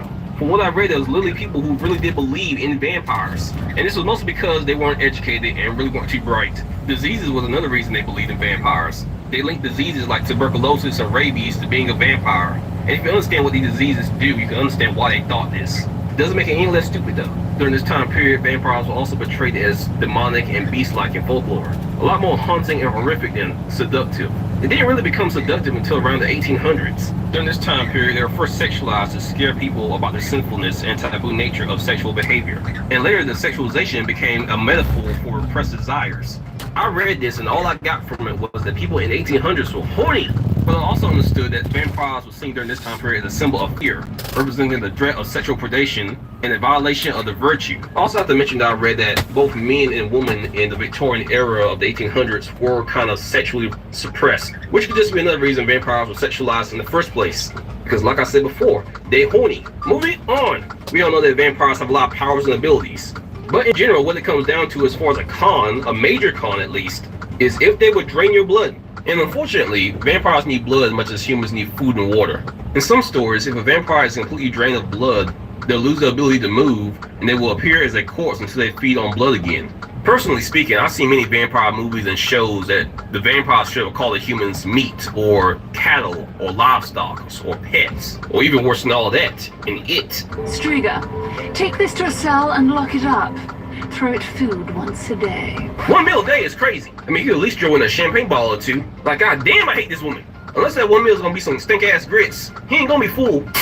Yeah, so other than immediately sucking the life out of you, which would probably be more painful than pleasant, unless you're just a freak like that, Another possible con is a vampire's biology. The original idea of vampires was thought to be dead and they lack blood and a beating heart. Because of this, they more than likely wouldn't be able to get on with you. And yes, I know there are a lot of vampires in fiction that have relations with humans, but every one of those are more the modern idea of a vampire. Not much like the original version of a vampire that had no beating heart, they had no real ability to pump blood through the veins, and they were essentially, like I said before, dead. Now this con's kind of only for male vampires, mostly because logically speaking, they wouldn't be able to get it up if they have no blood in their system. But for females, I guess if there's a hole, there's a goal. But she's probably not going to get pregnant. Which I guess if you don't want to have kids, is a pretty good pro. But yeah, ladies, he's going to be a little bit on the limp side for you guys. Tragic. I have to bring up also, while researching vampires, I learned that in some stories, not the original, but in some stories, more modern stories, they can drink animal blood. However, this is mostly only for modern type vampires. And if we're talking about shows like Vampire Diaries, the animal blood will only provide them so much nourishment. And it will decrease their strength, their speed, their healing abilities, and lower the tolerance to pain. I remember watching the Vampire Diaries, and from what I remember, the good vampire at least, I remember his name, I think it was Damon. Don't quote me on that though, it's been a long time and I refuse to rewatch it. It was really cringe. But anyway, dude tried drinking human blood straight out of a glass, not from a human's body specifically, but out of a glass container. And again, he also tried drinking animal's blood to satisfy his taste. Did not last very long doing that. Brad had to eventually get it straight from the source, and that source was the main female lead. Bad as hell. Wonder what took him so long. He dug into her hand like an all-out buffet. Brother was starving in more ways than one. Another issue I have to mention is how much blood would the vampire actually need to be satisfied for a certain amount of time, and how much blood could a vampire actually take from you without actually killing you. According to the YouTuber Meet Arnold, a vampire needs about 600 milliliters of blood to survive, and this apparently isn't a daily loss for a human being, unless it happens more than 4 times a year. Also, I looked into an article called Dracula's Science, talking about how long it takes for a vampire to drain blood. And according to them, it takes 6.4 minutes to drain 1.6 pints of blood from an adult human being. And that's honestly not too long, but if she bad, it ain't long enough. Also, one of the weaknesses can be considered a con. For those who don't know, a vampire cannot walk on consecrated ground like churches or temples, or even cross running water. Again, you're not trying to marry her or take her out on a date, you're just trying to hit it and quit it. It's not really that big of a con. And again, vampires do have a lot of powers, and I'll just go ahead and name them all. Immortality, accelerated healing, telekinesis, flight, hypnosis, which could be a real problem depending on the vampire in question, superhuman speed, and one that I found was really interesting is enhanced emotions. This is when vampires feel emotion more intensely than most humans do. This could be potentially dangerous because it could cause them to act irrational or even become possessive of you. You really don't want someone who's already overpowered to be flipping out the smallest things or acting emotional. It's really just not the safest person to be around. The girl can become a certified crash out in seconds, and she does have superhuman strength and shape-shifting along with other powers. You will not win this altercation. At the very least though, at least for modern vampires, enhanced emotion could make her more emotionally attached to you. You would just have to literally tread lightly. Low key though, vampire wife people literally have you like this. Okay, because... So I was hired to convince you to play Idle. And I'm going to tell you right now, don't play Idle. It's a free MMO where the game keeps grinding even when you're asleep. An interconnected, complex system of skills and talents that just keep getting more and more interesting.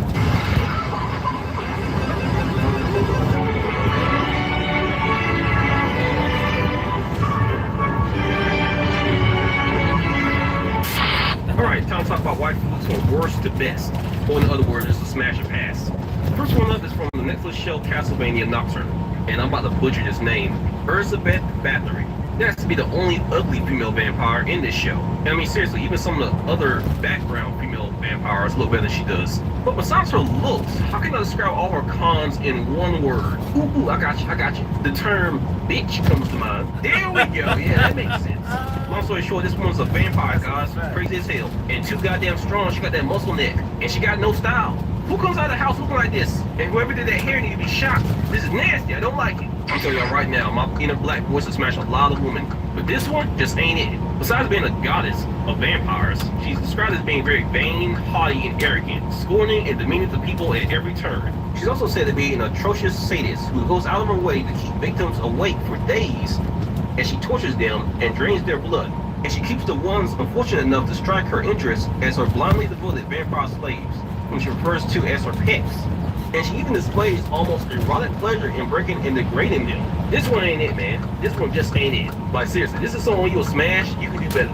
You could definitely do better. Have some self-respect, please. And I love women, but I ain't no dog like Denji. This woman is a control freak and malignant narcissist. She's what you would call a true evil. And to be honest, I don't even care they're evil. You just can't be ugly and evil. I mean, come on, pick your poison, please. Moving on. The next one up is also called a goddess of vampires, the queen of the damned, Akasha. And she does look relatively good, I'm not gonna lie. She's been touched by the sun god Apollo, and I appreciate that. But she is a false idol. We spit on her. Fuck. She has lost the way. This way is foolish and unpleasing to my kind. She wants to kill 99% of the world's men and set up an Eden in which women with Akasha as their goddess reign. Her personality is described as being selfish, empty, and nihilistic. She's a person with no sense of morality or human compassion. These first two are just an all-around red flag, and smashing them isn't an option. And I mean, you could always try, but they're more likely to just eat you, torture you, eat you, repeat, do it for a very long time, and then kill you, or turn you into a vampire, which for them just means turning you into their pet, and then they can still kill you. So yeah, moving on. The next one's gonna be a type of vampire from the Witcher series called a Bruxa. And just to give you a quick idea what a Bruxa actually looks like, check this out. Pause! So, yeah, can't wait to be alone in the room with that, right? Man, that is nasty. Says the guy who would smash a bobblehead nurse. I mean, you literally said you would smash a bobblehead nurse in the last video. Come on, man. That's because the bobblehead nurse had tickle biggies. This monster is just a pancake with teeth. They're not the same. You cannot smash. There's nothing to smash. Where are they, Knight? Where are they? Don't ask me, I don't know. Get this possessed white woman off the screen. Okay, fine, pushy. So anyway, in The Witcher, a Bruxa is a type of vampire, and said to be one of the more intelligent and dangerous of its breed. They can appear as a woman, but have white pupils and a face, which contrasts their feminine silhouettes. They have razor sharp claws, they're immune to sunlight, and of all, these suckers prefer to drain the life from small children and travelers, not the babies. I mean, she's not the only vampire on this list that will kill small children. Yes, but the other ones are at least attractive, but they can't all be teens. Moving on, Carmilla, Queen of Styria. Okay, she ain't got no ass, but she kinda cute. Nah, this one ain't it. For all you who don't know, Carmilla has an insane hatred towards men. I can fix her. She ain't never seen black men before. Well, I'm not sure what race Isaac is. Pretty sure he was a slave before he met Dracula. And let's just see how she treated him when they first met.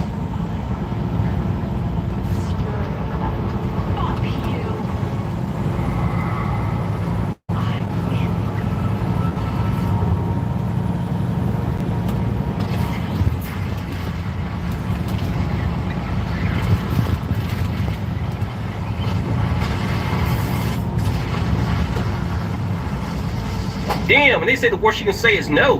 Woman committed seppuku, what the hell? Yeah, unfortunately, Camilla does not like chocolate. She is not for the brothers. Apparently, vampires don't like men who are blessed by the sun god. Tragic. Moving on. Next one up is Marana from Castlevania. She's also a part of the Council of Sisters along with Camilla, and is supposed to be the oldest member. And in terms of smashing, she's probably less likely to kill you than Camilla, but that's not saying much. She's stated by Lenore to be highly cruel, often using torture to get her way with enemies, or just because it's fun. She's also in a relationship with Striga, and yeah, we all know why. I'm just gonna say it. She bad. She big and she bad. And I likes that. Striga is the warrior of the group, but somehow she feels like she's the less likely to kill you unless she really has to. She just comes off as pretty chill and logical. There's no reason to hate this woman. She doesn't seem to have a lot of respect for humans though, and she doesn't really seem to like them, but that's not saying much because a lot of humans in this series suck. Not all of them, but a lot of them do suck. Striga or Striga, I feel like I'm butchering her name by the way, my bad. She has a sexy Russian accent and daytime armor, which looks a lot like Berserk armor. Like, bruh, that's badass as hell. Striga is the type of woman that could tell a guy like me to go to war, and I'd probably be like, yes, my turn, asshole. I'd fall in ass till it kills me. Anyway, the best vampire girl out of this Council of Sisters has to be Lenore. There's just no question that Lenore is the best looking one in this group. However, she is a diplomat, you know, basically just a professional liar. But, hey, Knight, shut up for a second. We both know that most men watching this right now would love to be pulled around by a leash by this woman. And she can lie as much as she wants, as long as she lets you smash. That's all that really matters. She also doesn't seem to hate humans or men as much as the others. And just to state the obvious again, she bad as hell, so why not? Now hurry up and get to my favorite one. Okay, damn it! Drotas Fentes. Smash. If you're gonna interrupt me the whole time I'm talking about her, you might as well just go ahead and do it yourself. Okay, fine. Drota has no cons. Drota has plenty of cons. But she's sexy enough to get away with it. Alright, true that, true that. Besides being a sadistic, kidnapping, murderous, torturous, kind of just an all-around evil person. Right, keep going. We all know this. Shut up, let me cook. Despite all of that, she just looks good doing it. We have to tell them that she serves the first person we mentioned on this list. Man, no one wants to hear about that ugly woman again. But due to according to her profile, she acts just like the first person on this list. She's just a little less powerful. Yes, but that ass gives her so much character. I believe she can change. Well, she won't change because Alucard killed her. No! Okay. My queen. She wasn't the queen. Those cheeks. No. Yeah, let it out. Let it out. I'm sad too. No. Moving on. Why? The rest of the waifus on this list should have little to no cons. The placement on this list, though, may be debatable. And with that being said, the next one up is Shao Tyr from Overlord. And the only real con for her is that she looks 14. But there's plenty of evidence in the series that she is a freak. She's not only into necrophilia, which is the attraction to corpses, but she's also into sadomasochism, which is the act of deriving pleasure from inflicting or receiving pain, either physically or psychologically. Girl has definitely been in them streets, and in the graveyard apparently. Moving on, Cruel or Cruel Tempest is a vampire queen of Japan in an anime called Seraph of the End. She obviously looks young, but she's over 1,200 years old. And I've seen this anime, I watched it all the way through. I just cannot take this character seriously. She just came off as very goofy to me. She's powerful, sure, and some would smash, but I just can't take a 4'9" pink-haired woman seriously. She low-key my ops, and I can't respect that. Moving on, Mocha Akashiya from the anime Rosero Plus Vampire. She's at least 18. She has no real cons, but she does have a split personality. Her outer form, or outer Mocha, is said to be nice and sweet, while her more vampiric side, inner Mocha, is said to be arrogant, along being stern, reserved, and highly aristocratic. No real cons here, but she is like the youngest on this list. The next youngest will be Ceres Victoria, aka Titties. Yeah. Okay, My ex-girlfriend and all the stuck-up jerks who bullied me thought I was a loser they could treat like trash. Okay, you're not wrong. But come on now, she's more than just her titties. You know what? You're right. That ass look good too. Next! Alright, fine. The next one on this list is Shinobu Oshino, or aka Kiss Shot, from the Japanese series Monogatari. And I'm just going to ignore the fact for this one that she has a child form, because her adult form is what she really looks like, and it's said to be so beautiful that people committed suicide just from seeing her. And not just beautiful on the outside, beautiful on the inside too, apparently. And it wasn't just men who were in love with her, it was everyone. Both her parents committed suicide from seeing her inner beauty. Basically, anyone who saw her inner beauty would give her the most valuable possession, which usually would be their lives. But there were a couple of instances that I read that a musician gave his ears, a poet gave his tongue, a sculptor gave his eyes, and some even gave their children and their grandchildren lives. Damn! I know, right? Just from what I've seen from her adult form in the anime, I'd probably be like, fuck them kids too. Now this next one is the last one for this list. I will do a second part of this video, because there are a lot of vampire females to talk about, and I can't get to all of them in one video. It would just be really long, and I want to make sure I cover every one of them well. So the last one I'm going to talk about, and in my opinion the best one, is Marceline Abadir, the vampire queen from Adventure Time. Marceline is a fun-loving, playful, at least 1,000-year-old vampire queen who can sing and doesn't even need to drink blood. Instead of blood, she can drink the color red, or even tints of red. Marceline is also a vampire-demon hybrid. Her mother is a human, but her father is the Lord of the Nightosphere. And I'm just gonna put this out there. If this wasn't a cartoon, this guy would be a lot scarier. Bro is older than time itself and is also known as the Lord of Evil in this universe. Wait a minute, how's a human woman end up smashing a Lord of Evil? I mean, it's 2024, bro. Ah, okay, yeah, that excuses everything. Okay, yeah. Marceline is immortal. She doesn't age. She can absorb souls and control fire. She has the power of telekinesis, shape-shifting. She can raise the dead. Night. What that tongue do, though? Bro, what the hell? Black voice, women are more than just their bodies. They are people underneath all that thickness. Right, true that. But, you son of a bitch. Fine, she can shape shift, so she can technically turn the tongue into anything or any shape she wants. And I assume that means any length. And any canon, I believe she wants to turn her tongue into a snake tongue. Nice. Is that all you want, you little pervert? Yeah, I'm not the only one who's thinking it. And how the hell do you know what the viewers are thinking? I have ways, Knight. I have ways. Abracadabra, hocus pocus. Your internet browser is in my focus. Oh my god. I'm the Wizard of Oz in this bitch. I know nothing and everything at the same time. Are you done? No. Now tell them to canonize those cheeks. What? No, she's a cartoon character. A golf-like tomboy cartoon character with some ass. Now tell them before I do. I know you looked it up. Yeah, I looked it up about the period in my heart. I was just curious. Liar! I'm not lying. Candy-wise, she feels like a popsicle anyway, so it doesn't really matter. Man, that just means she's delicious and very lickable. Hell, I know exactly what to do with a woman shaped like popsicles. Say it with me now, viewer. 1, 2, 3. Oh my god! Aw, yeah. We're in the video. Yeah, I can control when he gets like this. You have to tell what flavor she is. Comments. Is she sweet? Who's your favorite vampire wife? Is she sour? You guys have a great day. The viewers need to know the flavor of the everlasting gospel. I find the hypocrisy and the controversy behind Marvel Rivals Emma Frost hilarious. You got people saying the sexualization of women in this game needs to stop. Then you got people saying that the Marvel Rivals developers need to go to pony jail. And then of course there are people that are just saying they don't like her overall design. And then of course there are people that are just saying this game is for beginners because there's a pretty woman in it. Meanwhile, Venom over here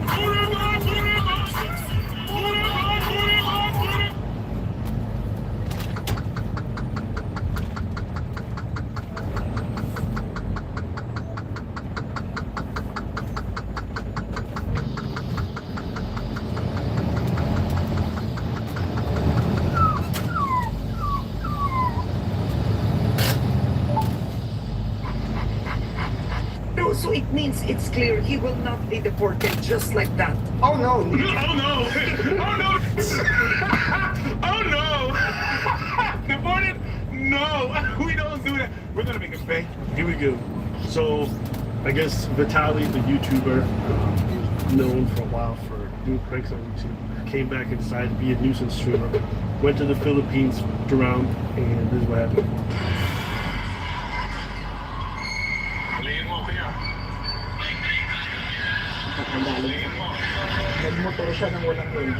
So he went to the Philippines and took a cop's mortar and stuff. Oh shit! Thought he came.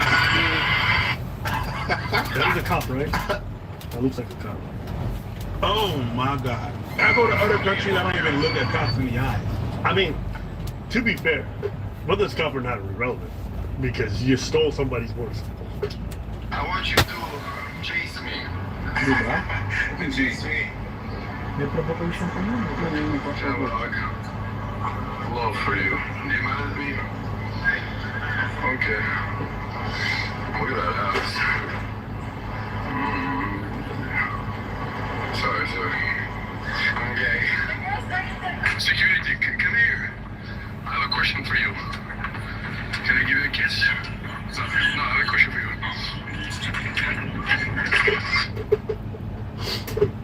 I'm gonna just show you guys the videos that got him in trouble, and then we'll go from there. What kind of trouble? That's something Slap we on can the say. hand.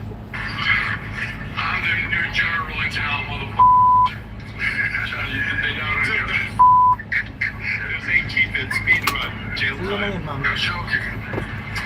Sir, listen to me. This touch, I'm a homosexual. You have a problem? You have a problem? You have a problem?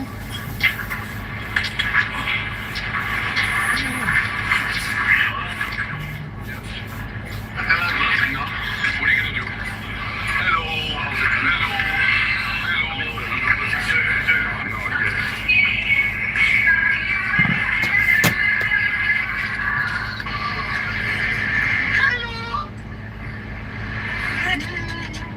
Get everything you deserve. Get everything you deserve. In the chat.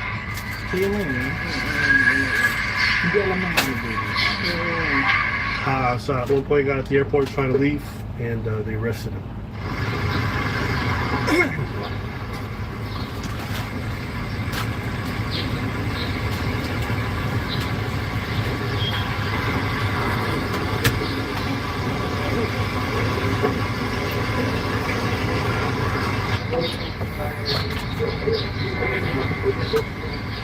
Are you gonna get my bike?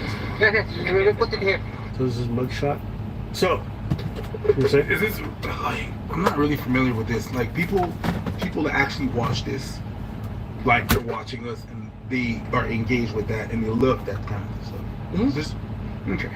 So it is a thing. There's an incentive for them to do that. Okay, now the Russian blogger.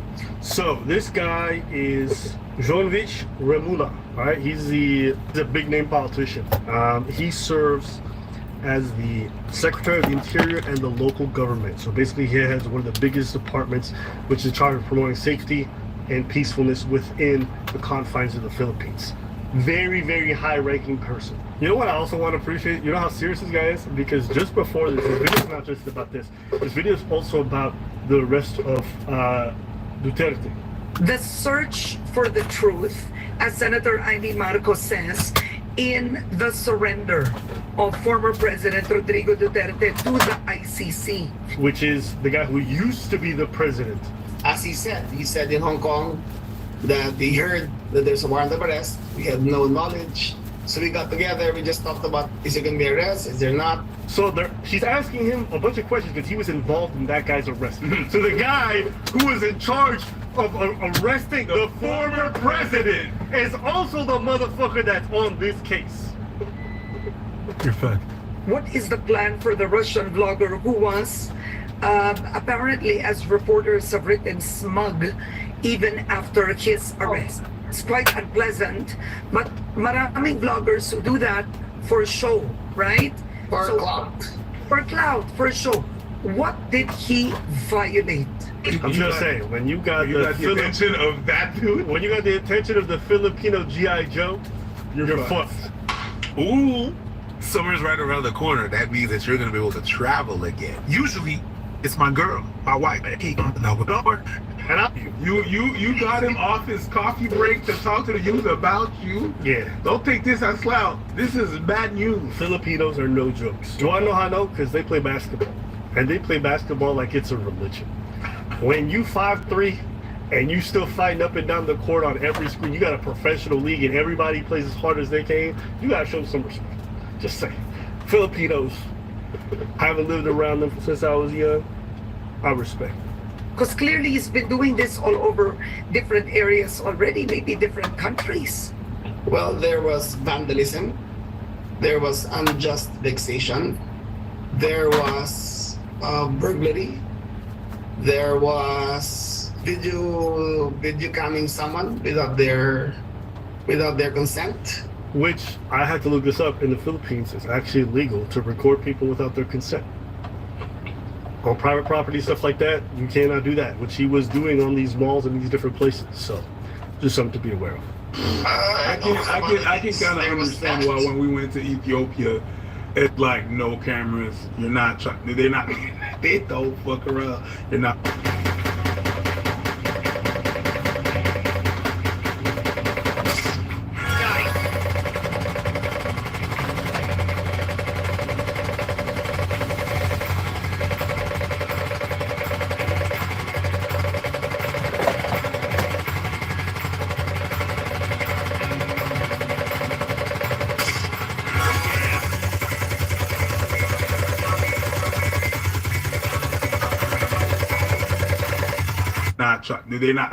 They don't fuck around. You're not trying to have cigarettes. You're not have no camera. We don't even want to see your camera. No, you're not even allowed to have your camera. Yeah, it's either you leave it there or you don't come inside. No, we're not playing with you. Oh, like that already happened. If he did this in Ethiopia, no, it's done. Oh, he ended up in jail. Done. No. Disrespecting the local culture, publicity online. When the government finds out, it's like.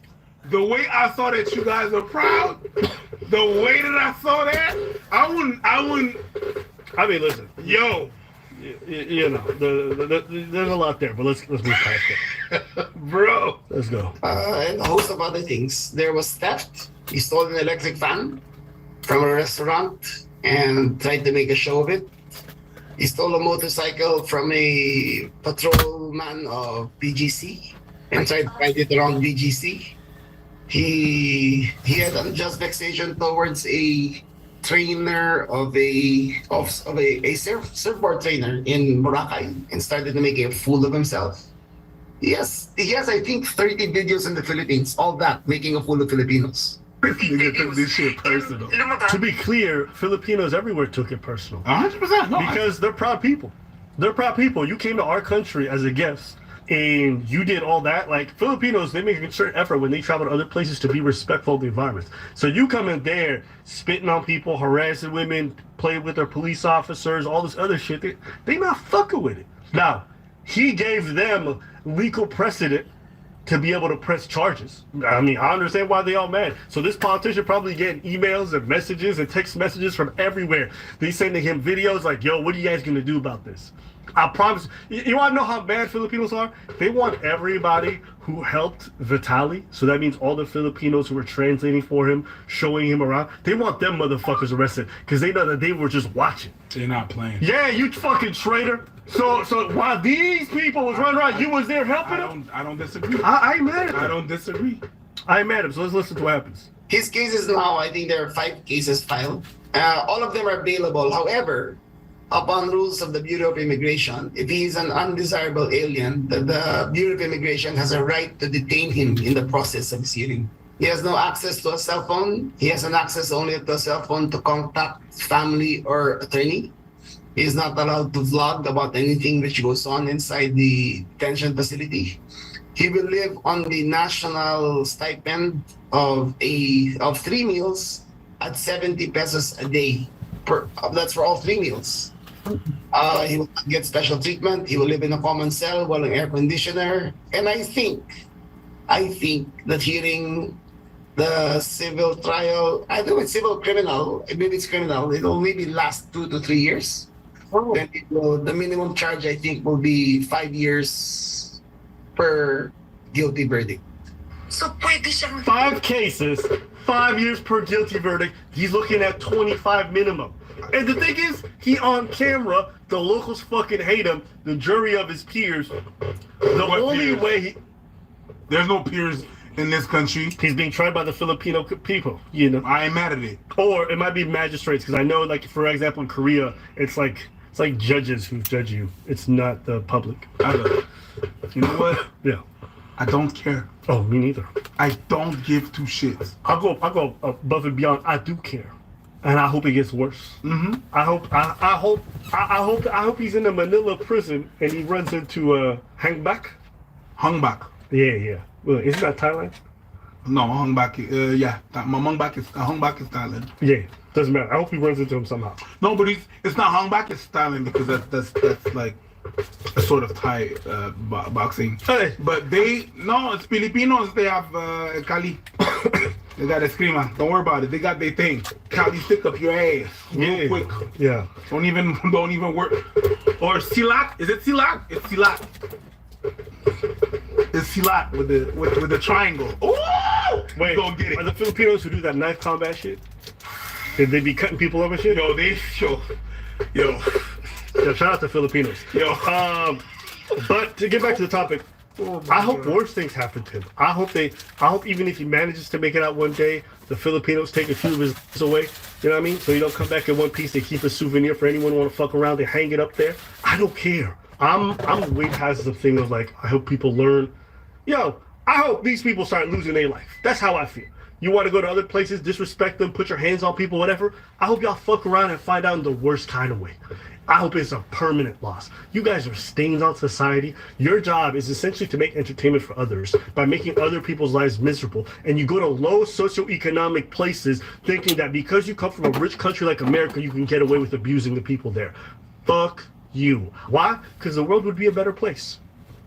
Oh, Abba, how could you say that? What? How am I wrong? This man pays himself by going around and making other people's lives miserable. He goes up, he puts his hands on them, he harasses people, he steals their shit. Fuck this guy. And fuck everybody who does the same gig. Yes. I know a lot of these guys have been getting ambushed, getting knocked out. I hope it keeps happening. I hope we get rid of this whole... Because if the law's not going to do it, the street's going to do it. You saw what happened to Johnny? Johnny was getting punched out every time he walked out. Every single day. Now, I want y'all to think. It only takes one punch. One to the back of the head, hits the pavement. So you guys are acting like what I'm saying is crazy. It's already happening. There is no way you can make a blanket international law for everywhere. No, you can't. So you know what? Let the streets handle it. These guys want to get in the streets, put their hands on people, disrespect cultures, whatever it is, as a guest. Clap them cheeks. Pause. Means it's clear he will not be deported just like that. Oh no! Oh no! Oh no, bitch! Oh no! We have what we call a program. Deported? No, we don't do that. We're gonna make it pay. Yeah. Even though a lot of it is in Filipino, I understood. Yeah. Pwede siyang nakadetain ng 2 to 3 years. For the hearing pa lang yan. Oo, hearing pa lang yun. For the hearing pa lang yun. For the hearing pa lang yun. For the hearing pa lang yun. Then after that? Pero so...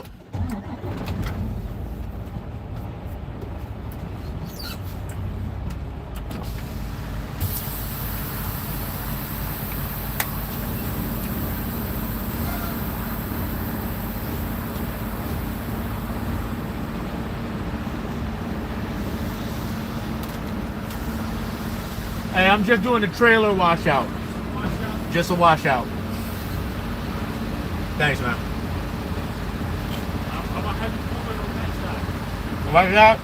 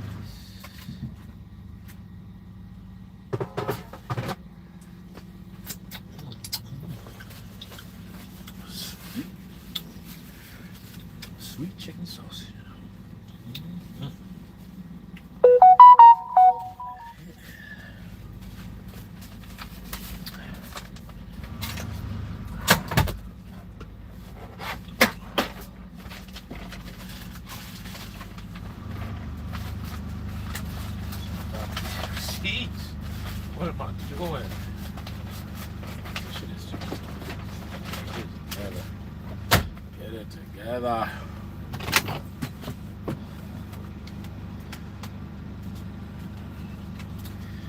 Work-life balance. All you gotta do is live at work. That's it. What balance you need. Get what you need to get done.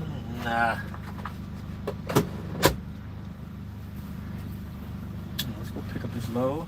Drop this trailer. Cause that shit was all chickened up inside. Nasty.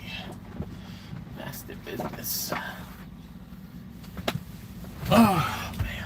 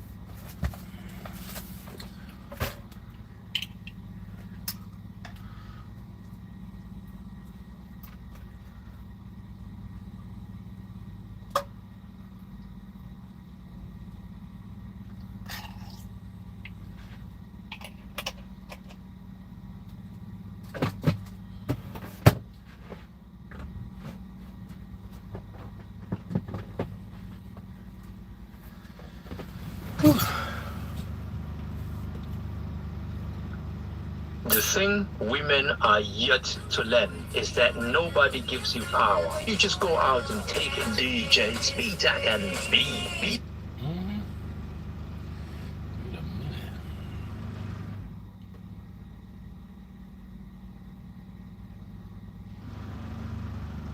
Looks like a shark in her butt. That looks crazy. If you don't hit a jackpot of 10 trillion coins within 10 spins, just delete the app. The 2019 NBA draft.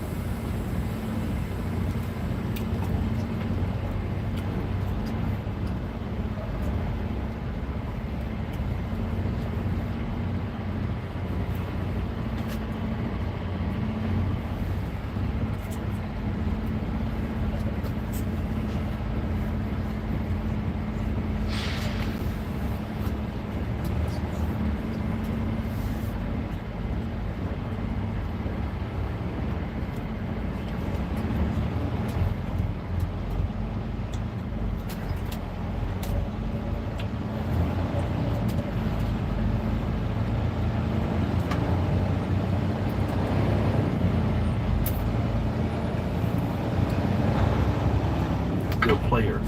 Darius Garland of the Cleveland Cavaliers. There was R.J. Barrett of the New York Knicks. And of course, probably the best player in this bunch, Ja Morant, who went to the Memphis Grizzlies. But I remember that every team wanted Zion Williamson, a young man coming out of Duke University. And of course, they couldn't have been more right. With athleticism out of this world and a dunking ability that many have not seen in years, Zion Williamson was a generational talent. And once the New Orleans Pelicans received the #1 pick of the NBA draft, we all knew it was going to happen. They were about to get a new superstar. But did that really happen? Rewind!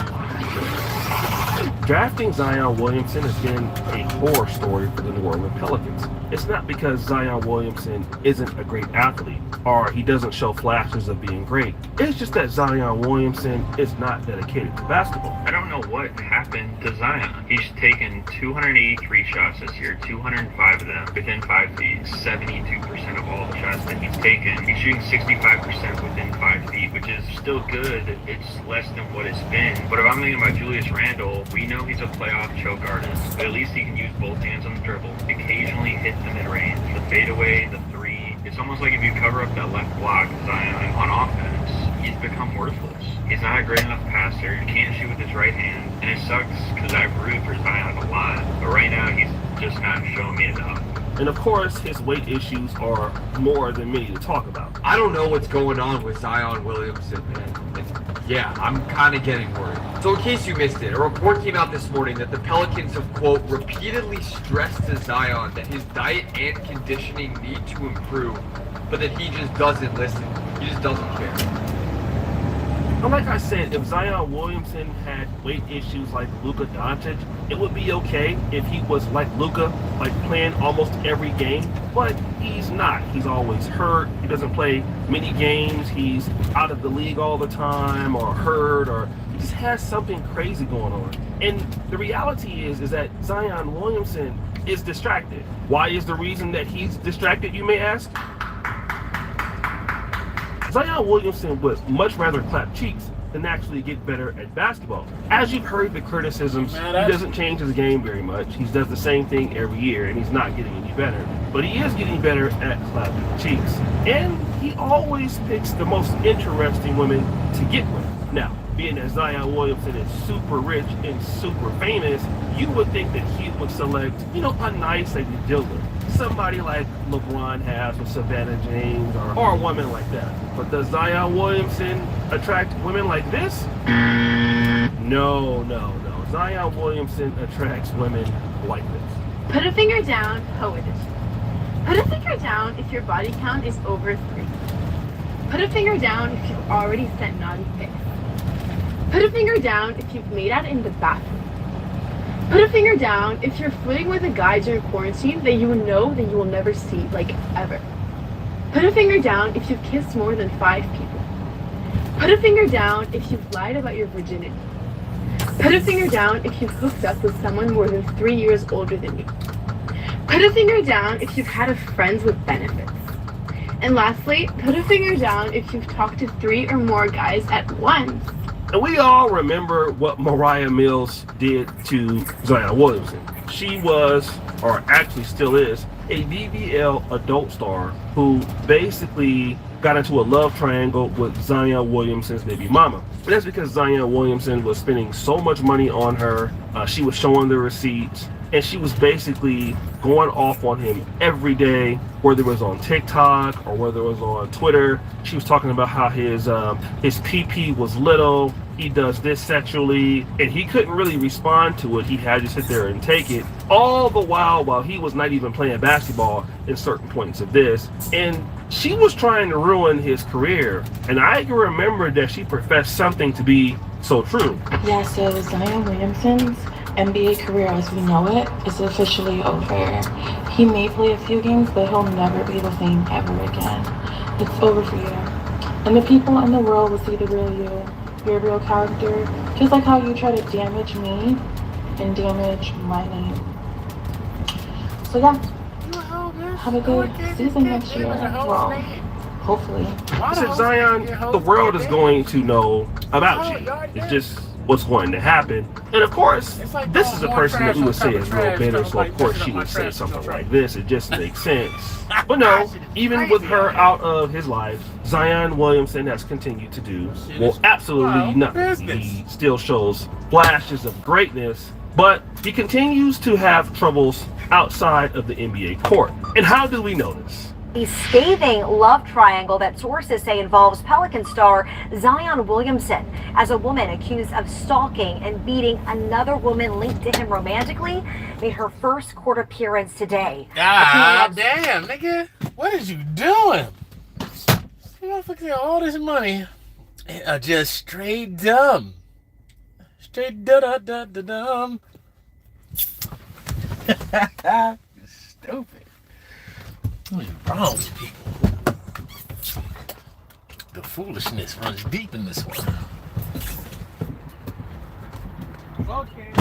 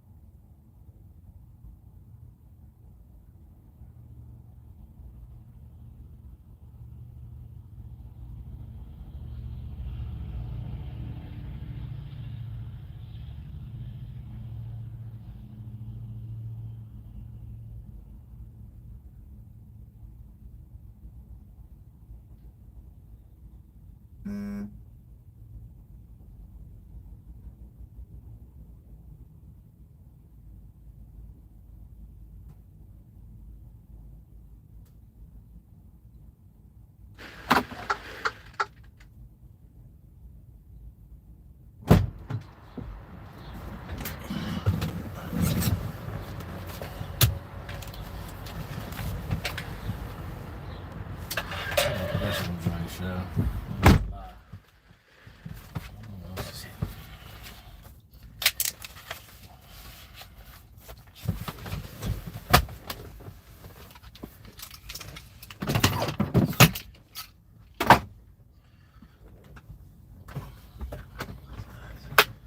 Got a long way to go. Thanks, bro. Nobody can make me hungry.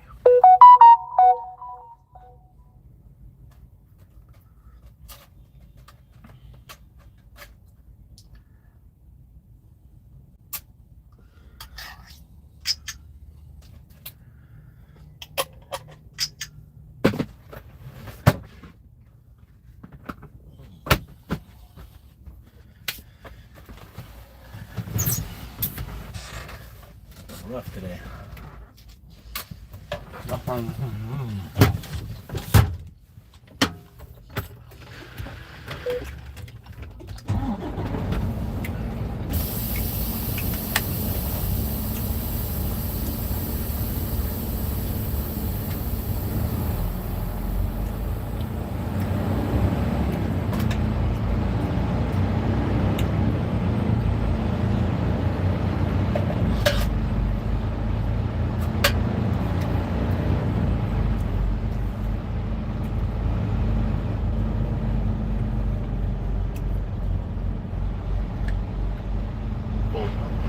The bullpen. Country.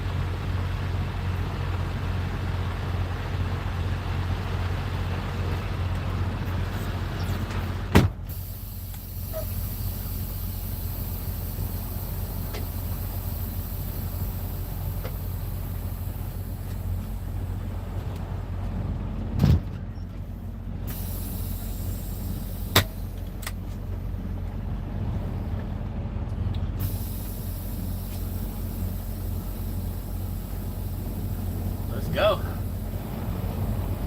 All right.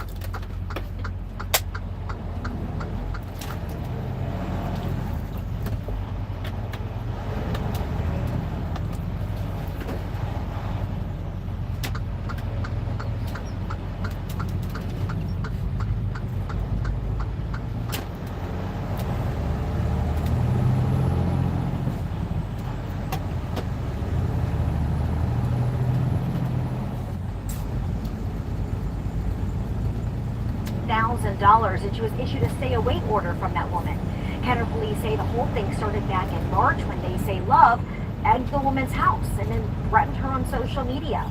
Police say Monday, Love, who had just given birth weeks ago, entered the victim's house, grabbed her hair, hit her with keys, leaving just cuts all over her face and her arms with her fingernails torn off, according to investigators.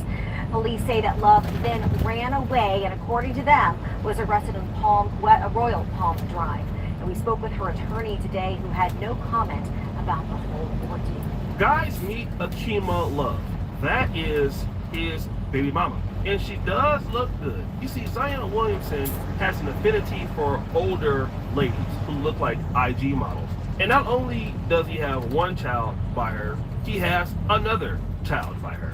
And the issue is that she's jealous and she's bitter of his new girlfriend. That's right, he has a alleged side chick. So it only makes sense for Akima Love to break into somebody's house and assault that woman, even though she just gave birth to Zion Williamson's child just a few weeks ago. I know what people are going to say. They're going to say, "Oh, Shay, he didn't do this.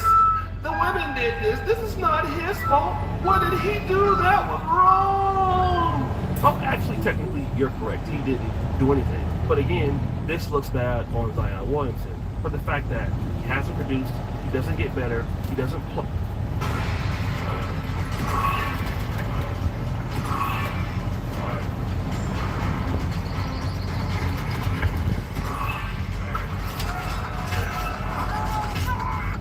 For the fact that he hasn't produced, he doesn't get better, he doesn't play. So when you look at the fact that he's this kind of individual, then, you know, we gotta understand that Zion Williamson is not really serious. Most of his shots were taken in the key. He can't shoot three-pointers. I mean, he's just using his physicality. And again, his health has been an issue in the first, let's say, 5 years in the NBA. Now, the issue is still continuing to be this. Now, Zion Williamson, if he was a person that was winning NBA championships, if he was a person that was playing the majority of the games every year, and if he was actually improving, you know what? People might throw this underneath the rug. But when you're being paid the kind of money that he is, and then you're not producing, it's not looking good. This is the same situation with Deshaun Watson over at the Cleveland Browns. He's getting paid all of this money. He's doing nothing on the field. He's always hurt, and he's the biggest bust of all time. And Zion Williamson, who is probably not as bad as Deshaun Watson, is going down that road because you prioritize booty clapping over your career when your career is what got you to the booty clapping. And I think this is so important for young men, especially black men in general, to understand that your hard work or your gift is what got you where you're at, or it will take you where you need to be. Unfortunately, it just won't keep you there. And we have to be mindful of that everybody doesn't have an opportunity. Some of you guys are very talented. Some of you guys are very funny. Some of you guys have a whole bunch of ability that just God gave you. And it comes easy for you, but it doesn't come easy for everybody else. But you must always remember that somebody wishes that they had your ability, and they don't have your ability, so they will appreciate the opportunity if you decide to mess up. There are plenty of guys right now that are not playing in the NBA that have God-given ability, but they don't have God-given discipline. And that's something that anybody can learn, anybody can get by just continuing to try hard each and every day. And Zion Williamson is on the cusp of losing that particular opportunity in the NBA because of his excessive booty clapping and not trying hard. He can try when it comes to having female side chicks and getting chicks pregnant and picking up chicks who are from the hood or from the ghetto, as some of you may say. But when it comes to doing the right thing to stay in the league, then, you know, he has an issue. And that's going to be his downfall because it's costing him money, it's costing him time, and it's costing him a reputation. And probably there might be some teams out there who may or may not want him on the roster because they figure that they're going to get a guy who won't live up to his potential because of what he wants to do outside of the league, because of what he wants to do outside of the gym. The question is, which kind of guy are you? Are you the Zion Williamson kind of guy who, you know, at every given opportunity, you just half-assed it because you have the talent? Or are you the kind of guy that's going to get in and work and do what you need to do and appreciate the fact that nobody owes you nothing and you're going to try hard every day? Which guy will you be? So guys, what do you think? It's your boy, Shady Jackson. And at it again with another episode of The Celebrity Drunk. I appreciate you for all that you do. Grab the bell. We're out.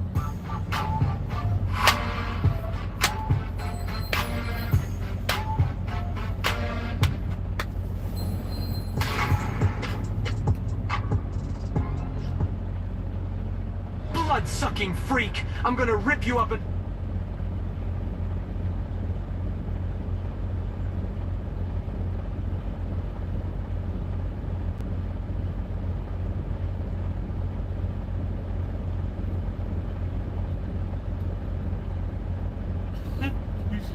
Oh yeah, the boys are gonna be staring at cows a little bit differently after this video. What? What are you talking about, Knight? Cow is cow. and I see nothing here but a majestic creature. Yeah, whatever. For all you who may be wondering, I did touch grass before making this video. Black voice, what the hell is that? What is one night? Have you never seen grass before? That is not the grass I touched. Well, it's not like people are very specific when they say go outside and touch grass. They're not talking about the Pokemon Gardevoir. How do you know, Knight?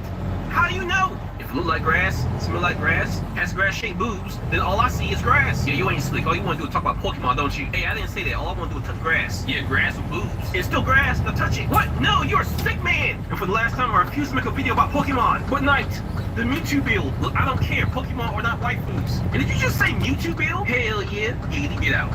Alright, so today we're talking about the Minotaur/Cow waifu. And to be honest with you, there's very little cons with this one. Tell them about the sexy one we found that new anime. Later! First things first, the facts. The Minotaur is a monster with a head of a bull and the body of a man. And the beast's name was Asterion.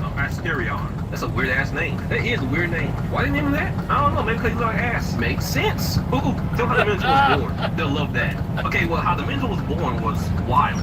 So basically, just to summarize it, a king named Minos, or Minos, one day prayed to the sea god Poseidon to send him a snow white bull as a sign of God's favor. Poseidon wanted Minos to sacrifice the bull.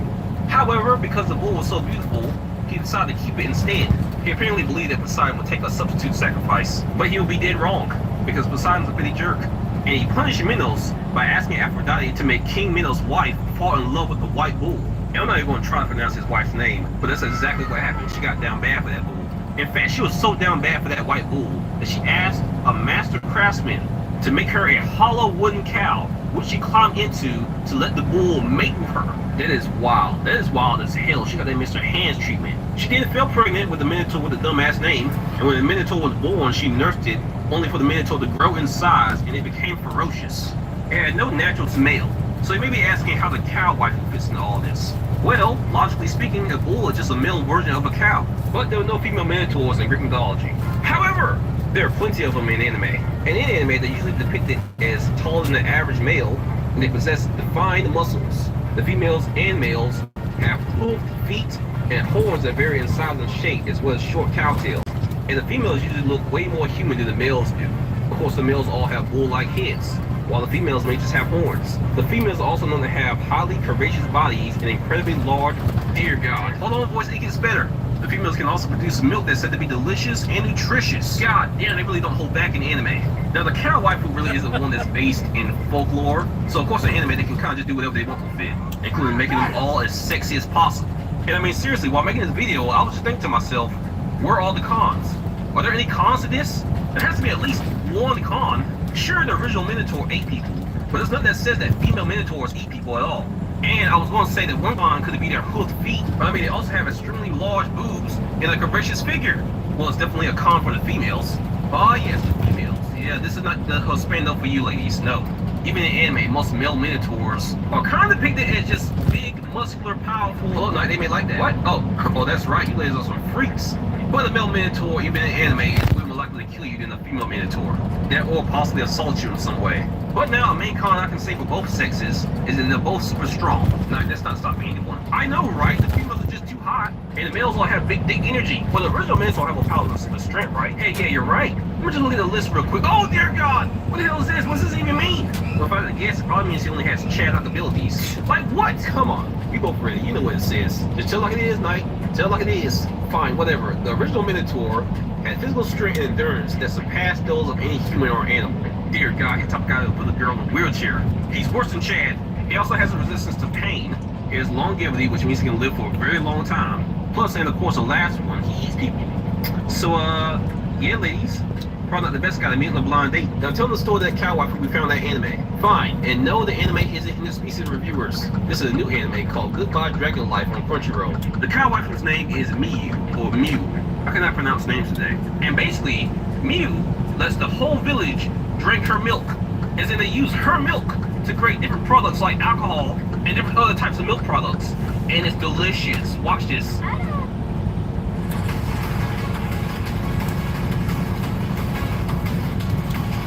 And it's delicious. Watch this. Oh, boys, what the hell? Do you not see those goddamn jiggle physics? Yes, it's very important. Do not pause the video. Only I pause the video. Jerk. Continue.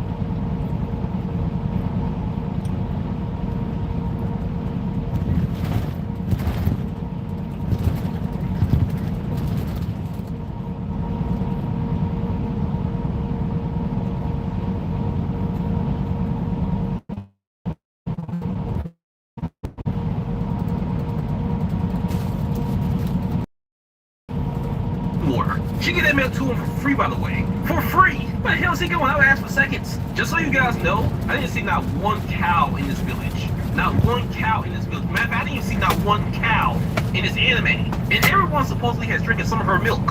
So that means her milk is supposedly the only source of milk in the village. That's just my theory. There's not much to know about this character. She is a background character. But I mean, come on, they're making alcohol out of this shit. They're drinking a lot of it. And other than her probably being milked on a daily basis, she has a husband, this guy, and a child. And apparently her child can give out milk too. Yeah, that's kind of where it got weird. I mean, maybe it's like a cultural thing, not a sexual thing. They just need the milk. I mean, the moms seem to be making enough of it. You ain't wrong, those girls still perky. Anyway, as you can tell, there's no cons from you. She doesn't even have the hoof-like feet that other cow waifus may have. So no cons, but she is married. Not for long, I can fix that. Moving on, next one up is also a background character, which should be a main character from the anime Monster Girl Doctor on Crunchyroll. And her name is Sursa. And I mean, there's no other way to say this. Girl was pregnant on the first episode of this show. Married and everything too, she got a man. But since she's a background character, she only showed up on the first episode and I believe the last episode. On the first episode, she was pregnant, like I said before. And in the last episode, you can see her with her husband for her baby. She's basically fan service, but I mean, that's okay. I'm the type of guy who doesn't really mind fan service. I mean, I've seen movies before. They're not really that impressed about the thousand times you've seen them. So it is what it is. Some people hate fan service characters. I thought she was cute and well designed. Her hair, by the way, is beautiful. I love it. I mean, just look at it. She got that Nesquik hair. She look tasty. And she has no cons, by the way. Now, are all these cow waifus married? I mean, either they married, pregnant, or headed that way. You know how it is, like, you cannot be walking outside with all that booty, carrying the extra fresh milk you just bought from Walmart. Brothers out here thirsty. Moving on. The next one is Ash from Fire Emblem Heroes. And I only played Fire Emblem once. But damn, she's 100 plus years old, and her race is technically called a divine beast. But she's also known as a bovine retainer for the god Askir and his daughter. Now, according to Google, what a bovine is an animal of a cattle group, which would be like a buffalo, bison, cow, you know, in that kind of area of a group. So she is a cow wife. Her personality is said to be talkative, often over-explaining herself and her feelings. But other than that very small detail, not many really bad things to say about this character. And I mean, Black Voice, can you even think of one thing to say bad about this character? Hell no, I love chocolate milk. Okay then, well that's that. Now the next ones are the best ones. And I'm just gonna put them all in one category of a group because they come from the same manga. Daily Life of Monster Girls. And basically I can sum up everything you didn't know about these cow waifus in one picture. I would crash the hell out. Like bro, I don't even know why the dude is sweating. You gotta be ready for situations like this, just in case life gives you the opportunity. And before I continue, you may be wondering why they're staring at him like this. Well, they're waiting to get milk. And I'm telling you right now, I've never touched a cow in my life. I love cheeseburgers. I'm your average day American. I love some bacon. But if I was ever in a moment like this, I'm vegan. And I'm not only vegan, I'm a vegan farmer. Now, will I miss cheeseburgers and steak? Perhaps. I have milk now in Costco level quantities. And I'm mixing that shit with everything. And I do mean everything. Hell, I'll be this anime's main villain.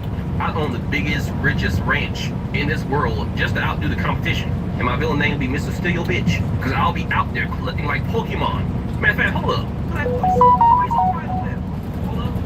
I'm saving a mental image for later. We saved a lot of images.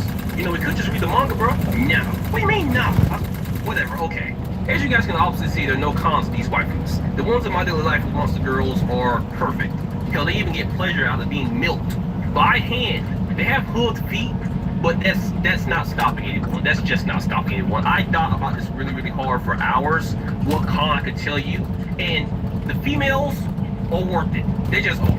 And for the ladies, I would say the males aren't worth it. However, even in anime, they look like this. Look at them. Look at them. They all chads, bruh. Black Boys, we get off that camera. Kick rocks, bitch. We gotta have old girl cosplays one of these for Halloween. What are you talking? Oh, You know what? That's a good idea. Right. Make sure you get a color picture. Already ahead every night. God damn. Well, y'all know what I'm doing for Halloween. I gotta figure out how to get old girl to dress up like this. Leave in the comments what you think and which waifu video I want me to do next. Leave in the comments and you guys have a great day. Bye.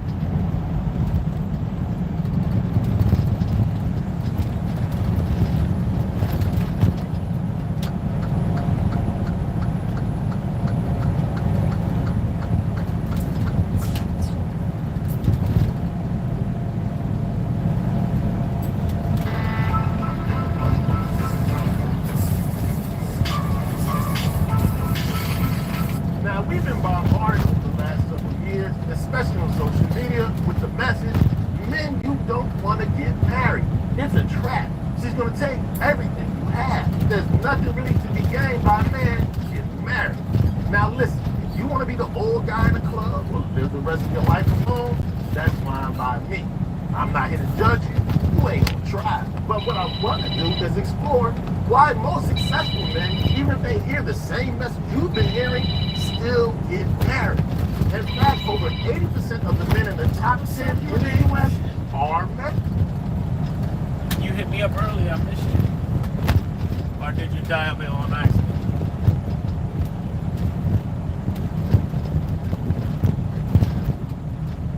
Oh, I was in the office.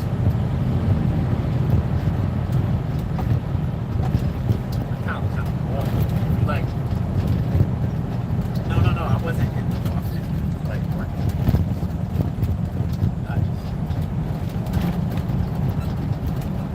Occasionally I do when I'm doing something. Occasionally I will be able to get some fresh, like after tonight, because right now I'm working like a full working day. Not that way.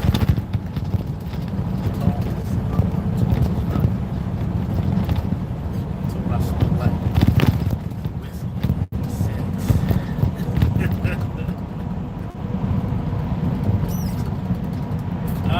So how's your day?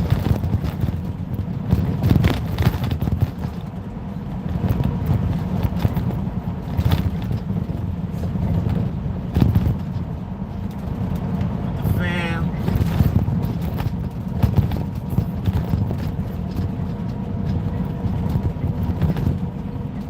Yes. It was Friday night too, though.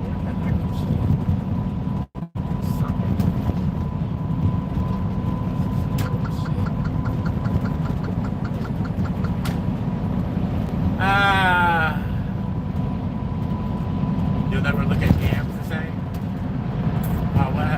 What happened?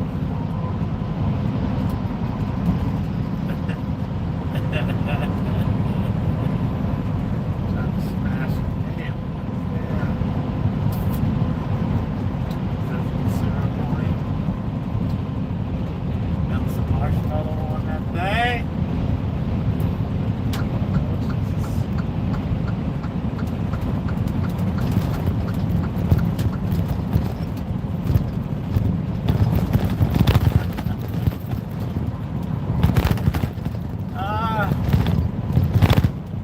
About to cross over to New Jersey, headed up to Maine.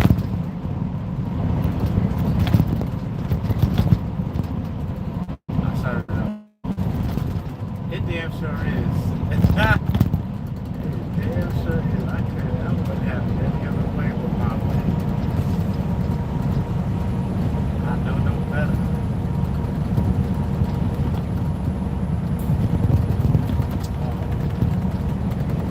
It's on right now.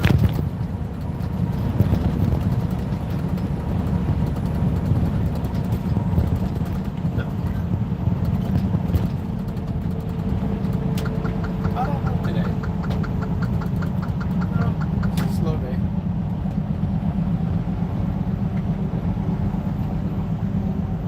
Well, for this particular one. Yeah, usually on like dreary days,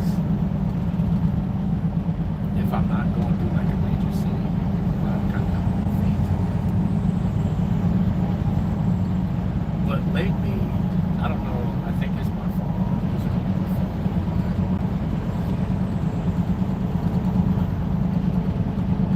Yeah, so I know the total views at the end, but it does have a view count, like a person counter, but that seems to be highly rare. And if I do live with the other phone, the iPhone will just shut this off. It won't even let it like run. The Android will let it go dead. Which is so I've been looking at this instant 360 camera,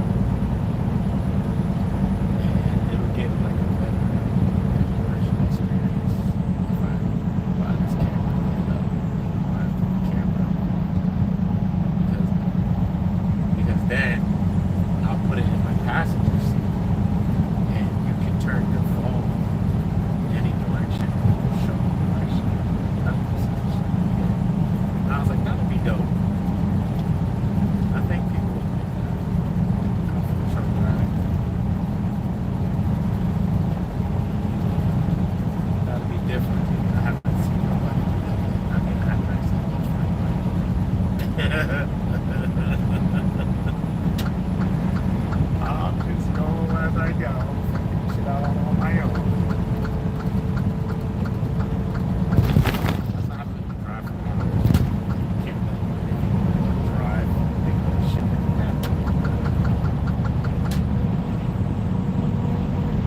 So what happened last night? How'd last night go with the teddy bear joints?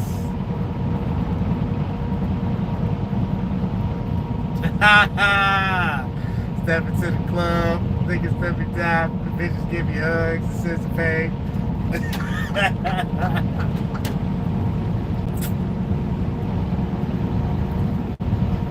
I know those little ruffle sides, you know, they look, you know, they look ruffling.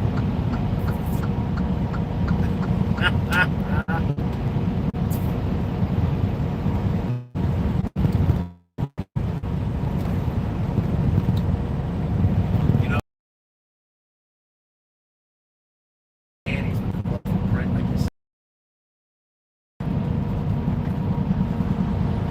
yes, a little ruffle shorts beneath like a pair of super short skirt. So you see the little ruffle shorts.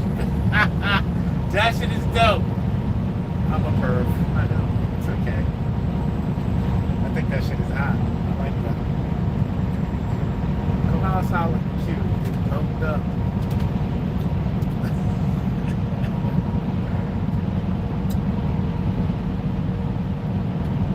Like grandma's tomato.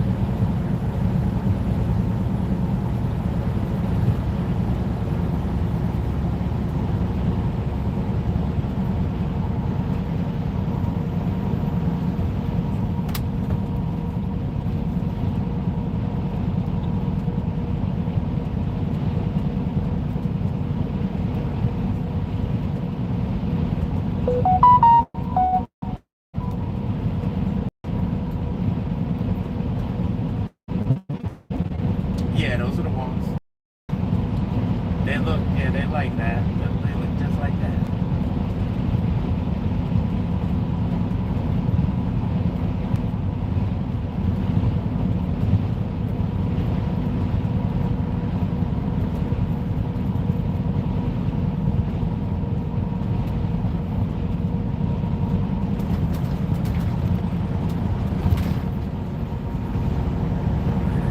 Fuel up. Drive to above it.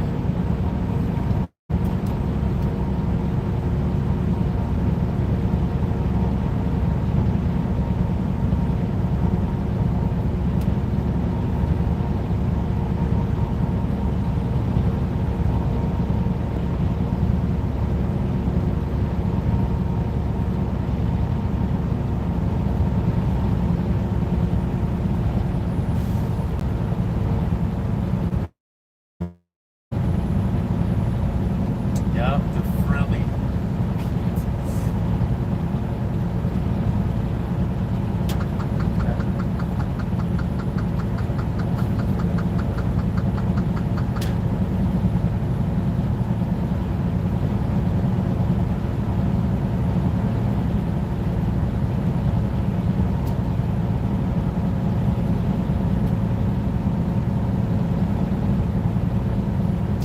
$8.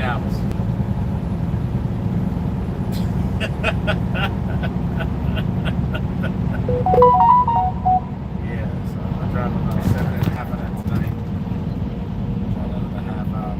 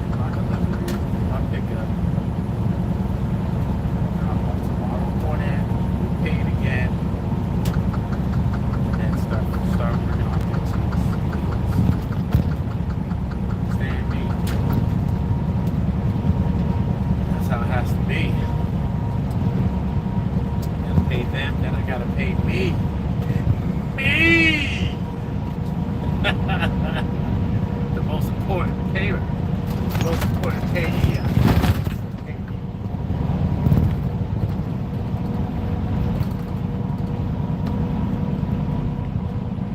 Because to be the boss, and I'm trying to be the big boss. Pay everybody.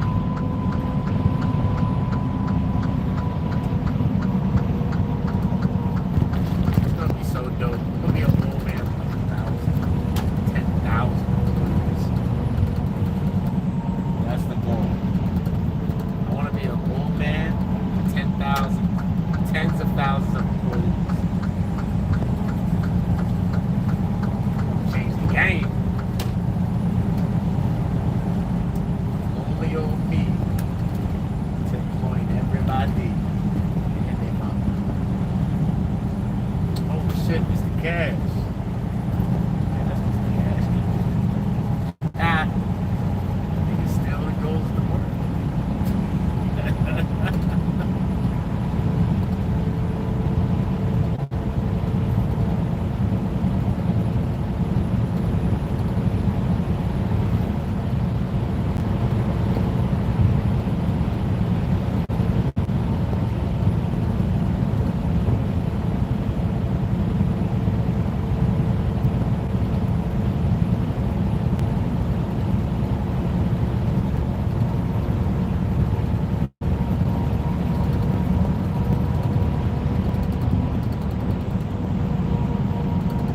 My favorite artist, no, you asked me who was my favorite Disney last night. My favorite artist, I think you asked, no, you asked me my favorite song at the moment. That's what you asked me. What was that? Giddy Up. That was my favorite song last week. No, this week is Johnny. Yeah, that's this week's favorite songs. My favorite artist, like all-time artist. Favorite artist is always gonna be Michael Jackson. My favorite. Forever.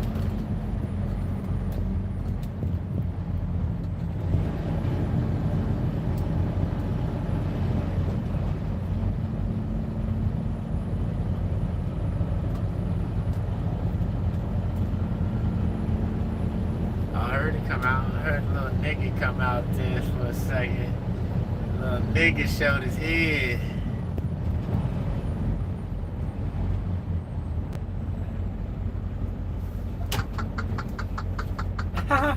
Bitch ass better not hit my fucking car. Ah! It's like, oh my god, what's your favorite? Your bitch ass better not hit my car. I'm like, hold up, who the hell am I talking to?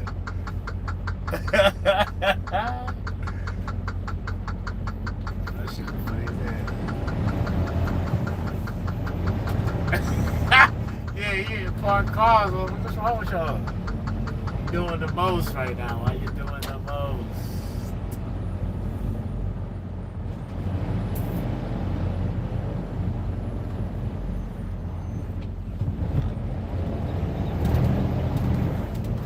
Oh, do I?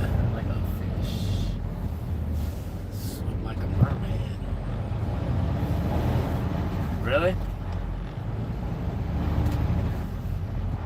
Oh, you gotta learn how to calm down, man. That's your problem.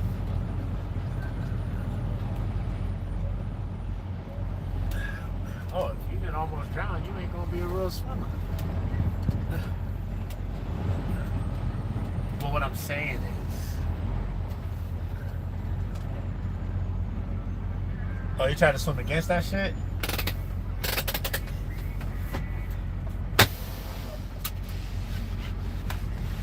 You is not Michelle Phelps.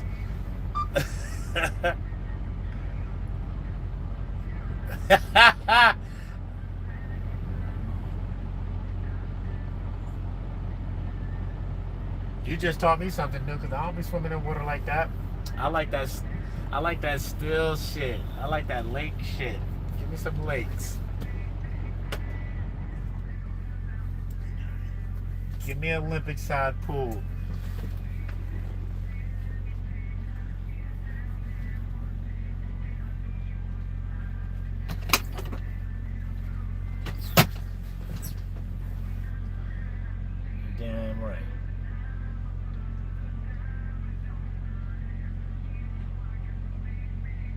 Let's go. Let's get some fuel for this truck. I'm just gonna get diesel. Some diesel fuel. I gotta fill this bad boy up. I need that go juice, baby. Give me that go juice. 891, 590.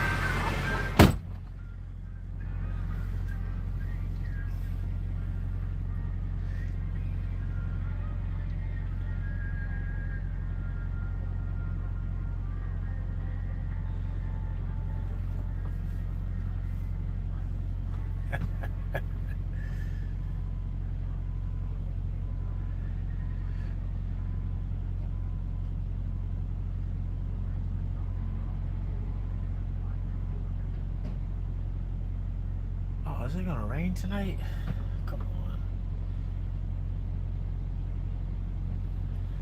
Ooh. I'll give you light drizzles. Want light drizzles?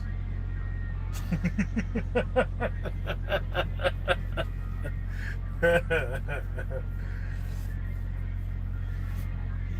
nice light drizzle on your ass. Little spritz.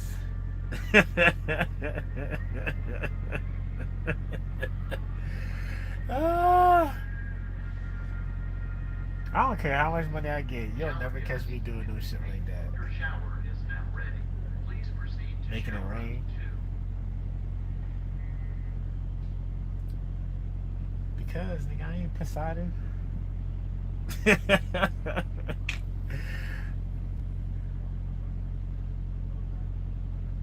Oh, yes, waterworks. I could do that. Just call me Poseidon.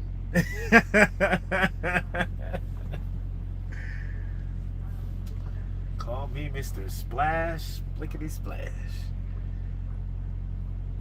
No, ah, yeah, that's it. That's it.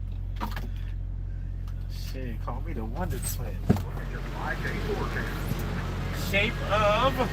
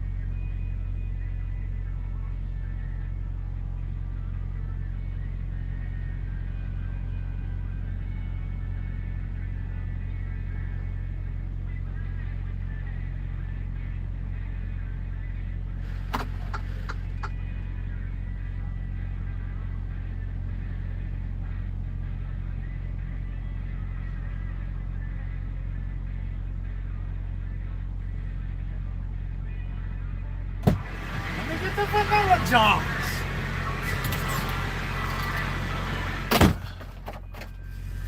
I like chocolate in my mouth. Can't lie. I do. Oh yeah.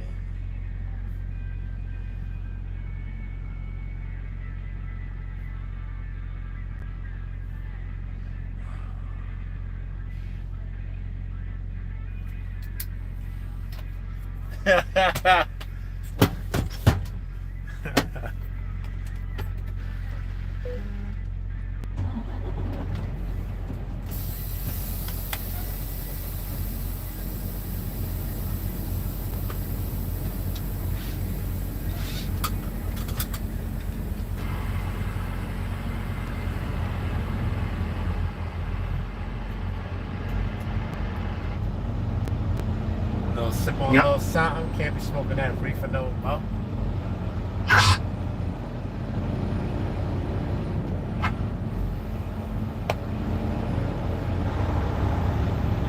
I see.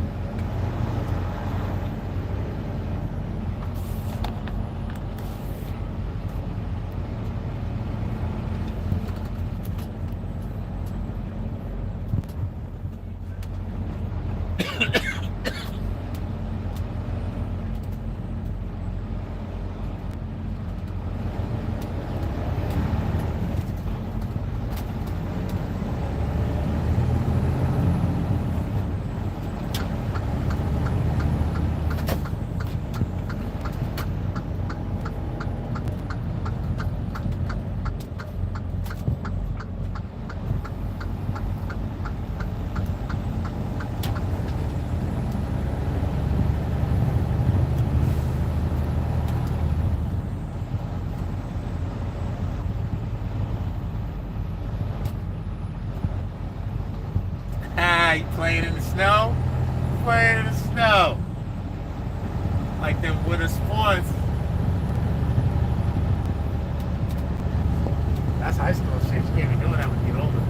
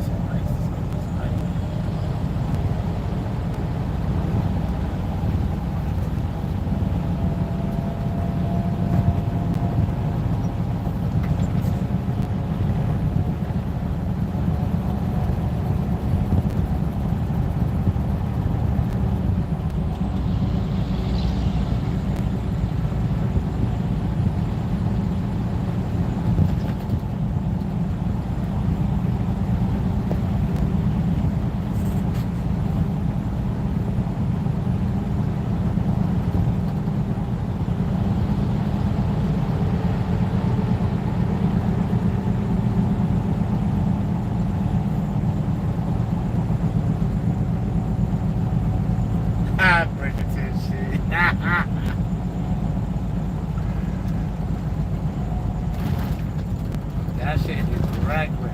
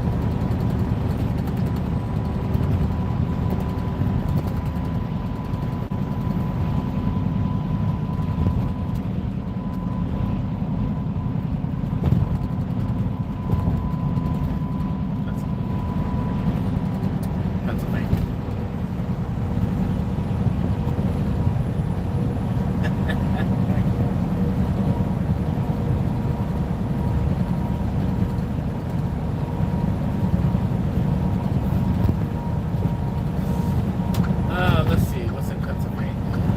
Eagles, Steelers,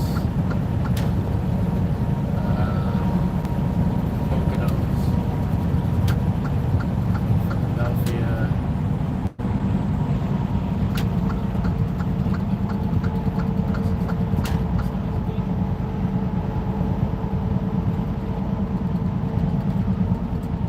That's about it. I mean, it could be an hour from New York City. This side of PA.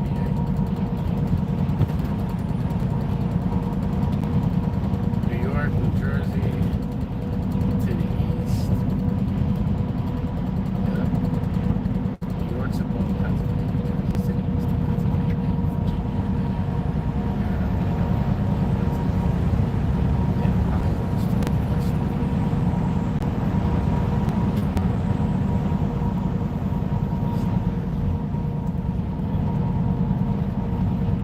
that's up at the top corner. That's what it is. So, I wasn't around there. It's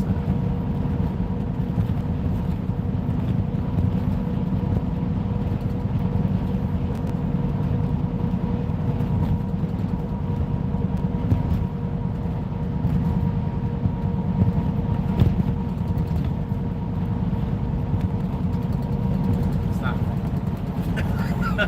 It's not a thing. That's not a thing. That's not. Well, even if it does, it sounds like it's not a thing. It's not a thing. Some people can find shit like that because they got to look up so might have owed you a couple dollars, you know, for a minute. Like, alright, give me $400. Like, it's $5,000. I owe you $4,500. You know, something like that. Straight faux hundo? That's crazy.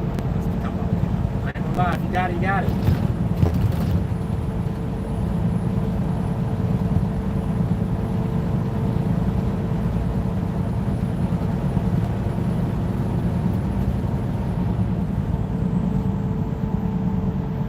I can give you $400 too. Send me one. No.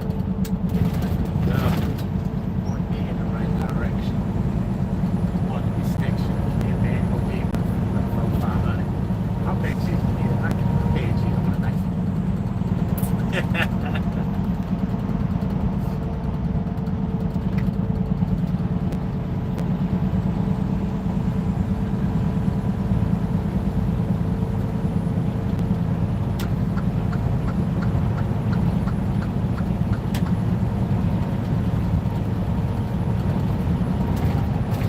Oh, the motivation.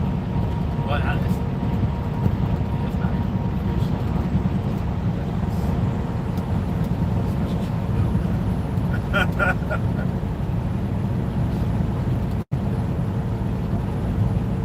Some get right, that's what I call it. Get right videos.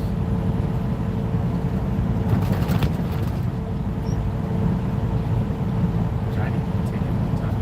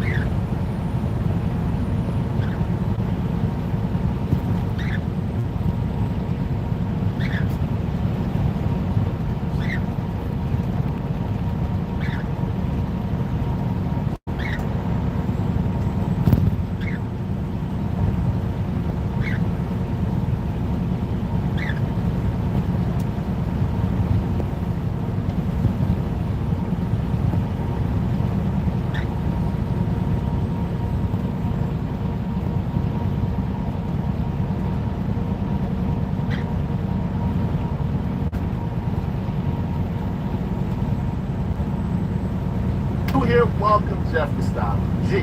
On this channel, we discuss various men's lifestyle topics such as style. Hey, if any of all those topics interest you, I invite you to subscribe, tap the notification bell, and join us. And to my returning friends like J Kwame 7970, salute. Now, first up on the list of the 10 reasons success. You see, successful men, they don't business reasons. Studies show that married men earn more, save more, and build more wealth than their single counterpart. Do you keep deleting slot games one after another? Well, here is one game that you won't want to delete. Cash Tornado is 100% free social slots game. Not only can you hit a jackpot in just 10 spins, but the payouts are also extremely high, even if you only got build more wealth than their single counterpart. Why is that? That's because the white wife brings stability, structure, and smart financial decisions to the table. You see, the right woman in your life, she helps you eliminate distractions, stay focused, and she encourages long-term financial planning instead of impulsive spending decisions. And it's just a fact, especially nowadays, a household with 2 incomes and shared resources can invest more, scale more, and helps the legacy building. You see, the smart, right woman in your life, a good wife, she's an asset, helping you multiply success instead of just maintaining it. Now, next up, without a doubt, is one of the hugely important reasons why successful men are still getting married these days. It's because it helps elevate your social status and respect. You see, the right wife, she doesn't just add to your life, she helps elevate it. You see, the man in know, he realizes that a classy, well-put-together woman on his side helps him command respect in business environments, social circles, and beyond. People see a strong marriage as a sign of stability. Hello? What's up? Did I drive? Blah, blah, blah. 6, what?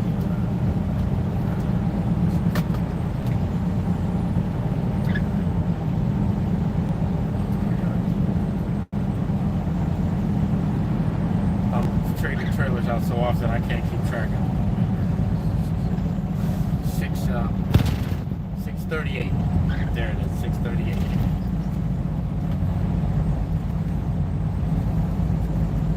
Yep, clean and full.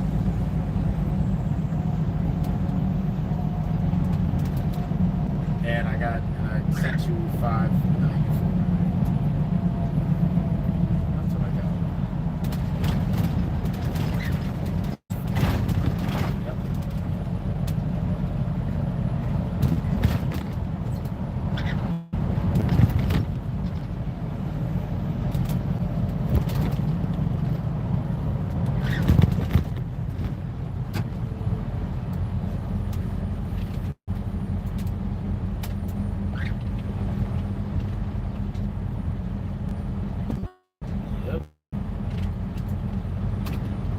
Oh, tomorrow it's live unload, right? Okay. All right. Thank you.